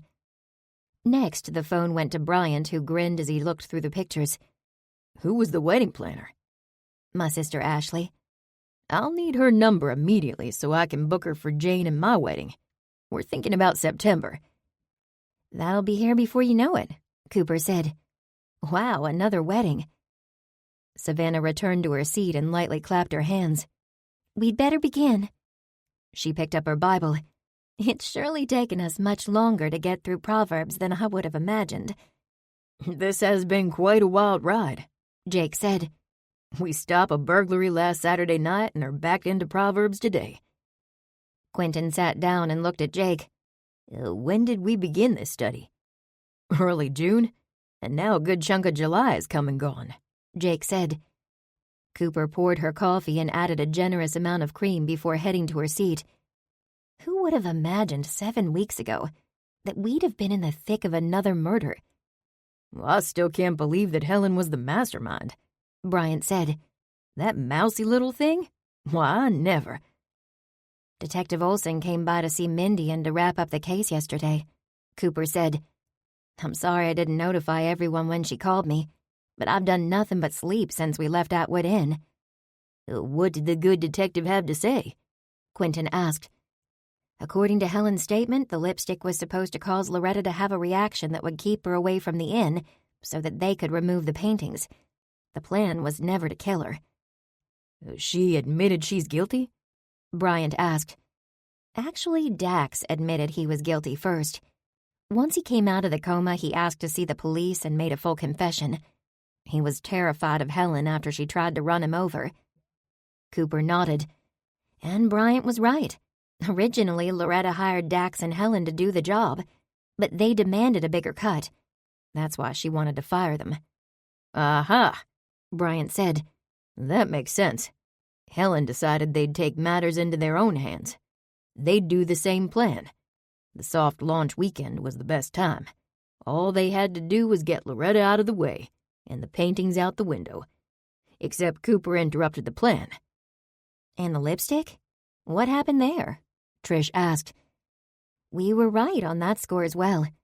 Helen stole Mindy's lipstick and replaced the lip color with Loretta's shade, laced with nuts.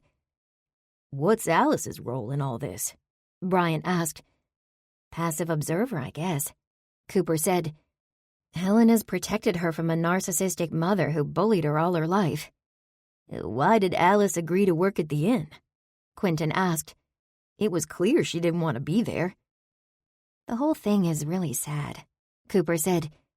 Alice came to Atwood Inn because Loretta promised to pay back all the money she borrowed. Mindy said that every time Alice got settled, her mother bilked her out of her savings. Loretta was addicted to expensive painkillers. How did we miss that? Quentin asked. Loretta was very good at hiding her addiction. She was married to Mindy's father, and neither he nor Mindy ever figured it out. Cooper said, What will happen to Helen? She struck a deal, pleading guilty and leading them to the painting. Since the painting was recovered, Mindy has dropped those charges against all three of them. The painting was found. That's wonderful, Savannah said. What about Alice? Bryant asked. She was an accessory. Helen claims that Alice didn't find out what she had done until after the car accident. Detective Olson believes that Alice has suffered enough. He's not charging her. Well, that was quite a performance Helen gave at the inn on Sunday morning when we found out that Loretta was dead, Quentin said. Trish did tell us that Helen was the president of the drama club. We overlooked her because the woman is a chameleon. I'll say, Cooper added. She deserves an Oscar. I would have never guessed that she was the mastermind. Friday night, she played the reticent and timid wallflower for the performance of a lifetime. Helen and Alice. Friendships forged in steel, Angela had said. Cooper thought about Angela and Mona. The two were a far cry from Helen and Alice. What about Dax Wilson? He's been moved from ICU to a regular room. He's expected to make a full recovery. That's good, Savannah said. We'll add an extra prayer for Dax today. What do you say we celebrate another closed case with breakfast after church? Cooper asked. My treat. Mr. Farmer was so pleased with the wedding and a certain wedding gift idea I gave him that he surprised me with a bonus check before they left on their honeymoon. Breakfast is on me. Breakfast it is, Quentin said. I'm all in for Belgian waffles. But you're not paying. We're going to treat you. You're the one who invited us to Atwood Inn to start with. Thank you for allowing us to see, once again, how blessed we are to have good friends and the good Lord in our lives. Cooper smiled. He was so right. Chapter 16. I can't remember the last time we used this dining room that it wasn't Christmas or Thanksgiving, Maggie said. Oh, it's a special occasion, Earl said. We have so much to be grateful for. Plus, we have a full house. We'd never fit in the kitchen, Cooper said, looking around the table. Ashley and Lincoln were at one end with Hannah and her high chair. Mama and Daddy were at the other end. Grammy and Frank sat on the left, and on the right, she was with John Eason. You always get a full house when there's a free meal, Grammy observed. You sure outdid yourself, daughter-in-law. This spread looks mighty fine. Grammy, Chef Eason made dinner, Mama said.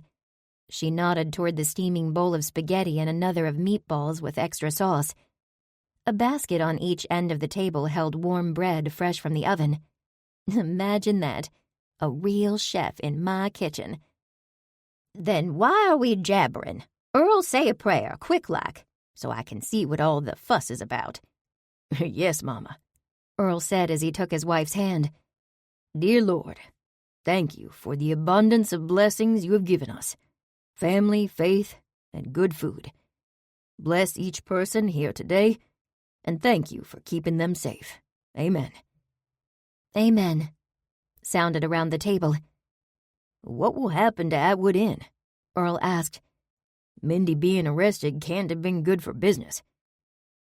Business is booming, John said. So much so that I had to quit my job at the Italian restaurant to man the kitchen at the inn full-time. She's booked now through the holidays. Well, that's wonderful, Maggie said. How did that happen? Cooper asked. She took the serving dish of meatballs that John handed her and placed a generous amount of sauce and meatballs on her plate. For the first time in days, she was starving. John looked toward Ashley. Your sister, that's how. Ashley, what did you do? Mama asked. What any friend would do. I called every gallery, art school, and museum in the tri-state area and let them know about the Devereux paintings. Oh, and I called the press as well. I let them know the only way they could see the paintings was to book a night at the inn. And that did it? Cooper asked. Then I told Mindy she needed a package deal. You know, like an art appreciation special.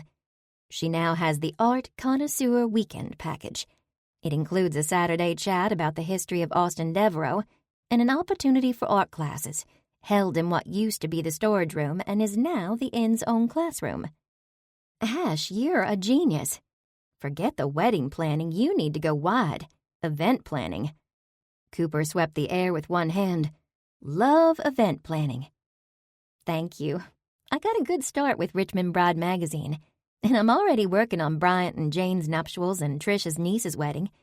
I'll put the rest on hold until after the birth of little love number 2. She patted her abdomen. I have news as well, Maggie said. She offered a wide grin, and her eyes twinkled with delight. Tell us, Mama, Ashley said. Magnolia's Marvels will now be available at Lamplighter. Oh, Mama, my favorite coffee and my favorite treat, all in one place, Cooper said. I have died and gone to heaven. Ashley whooped with joy at the words. I'm so proud of you, Mama. At her words, little Hannah laughed and banged her fork on the table of her high chair. After a few minutes, John nudged Cooper. What about your good news? Oh, that's no big deal. Sure it is, he persisted. Cooper felt her neck and face warm as all eyes turned to her. My birdhouses are being featured in Richmond magazine. Plus, all of the birdhouses consigned to a shop downtown have sold out, and I've been commissioned to make a dozen more. Cooper, that's wonderful. Richmond magazine, my goodness, Maggie said. You're a Lee, Ashley said. I'm not surprised. Well, Cooper was surprised. She didn't have a single birdhouse left. She'd have to make more, and John promised to help her on his days off. Grammy gave a nod of approval. With all that money, maybe you'll be able to get your own place and quit freeloading off your mama and daddy. Grammy, Maggie said. Oh, come on, Grammy said as she stabbed a meatball. She's 35 years old. I had 2 kids in high school by then. Earl laughed. That might be a slight exaggeration. Cooper waited for her grandmother to remind them that she had been married for 20 years, a mother for 15 years, and the owner of her own farm stand for 10 years by the time she turned 35 as well. But Grammy spared the group the remainder of her accomplishments. Cooper, I'm so proud of you, her mama said. She filled her plate with spaghetti and reached for the meatballs. Thank you. I have to tell you that John is responsible. You're lucky to have a friend like John, daughter, Earl said with a smile and a quick wink. Cooper reached for John's hand beneath the table. Yes, Daddy, I surely am. They'd closed the study on Proverbs. and the lesson they'd begun with and concluded with drifted to her mind. A man's heart deviseth his way, but the Lord directeth his steps. This concludes The Deeds of the Deceitful by Ellery Adams and Tina Radcliffe. Narrated by Chris Dukehart. Copyright 2020 by Ellery Adams and Tina Radcliffe. This unabridged audiobook is published by arrangement with Beyond the Page Publishing, LLC, and was produced in the year 2021 by Tantor Media Incorporated, a division of Recorded Books which holds the copyright thereto. Please visit tantor.com for more information on our growing library of unabridged audiobooks.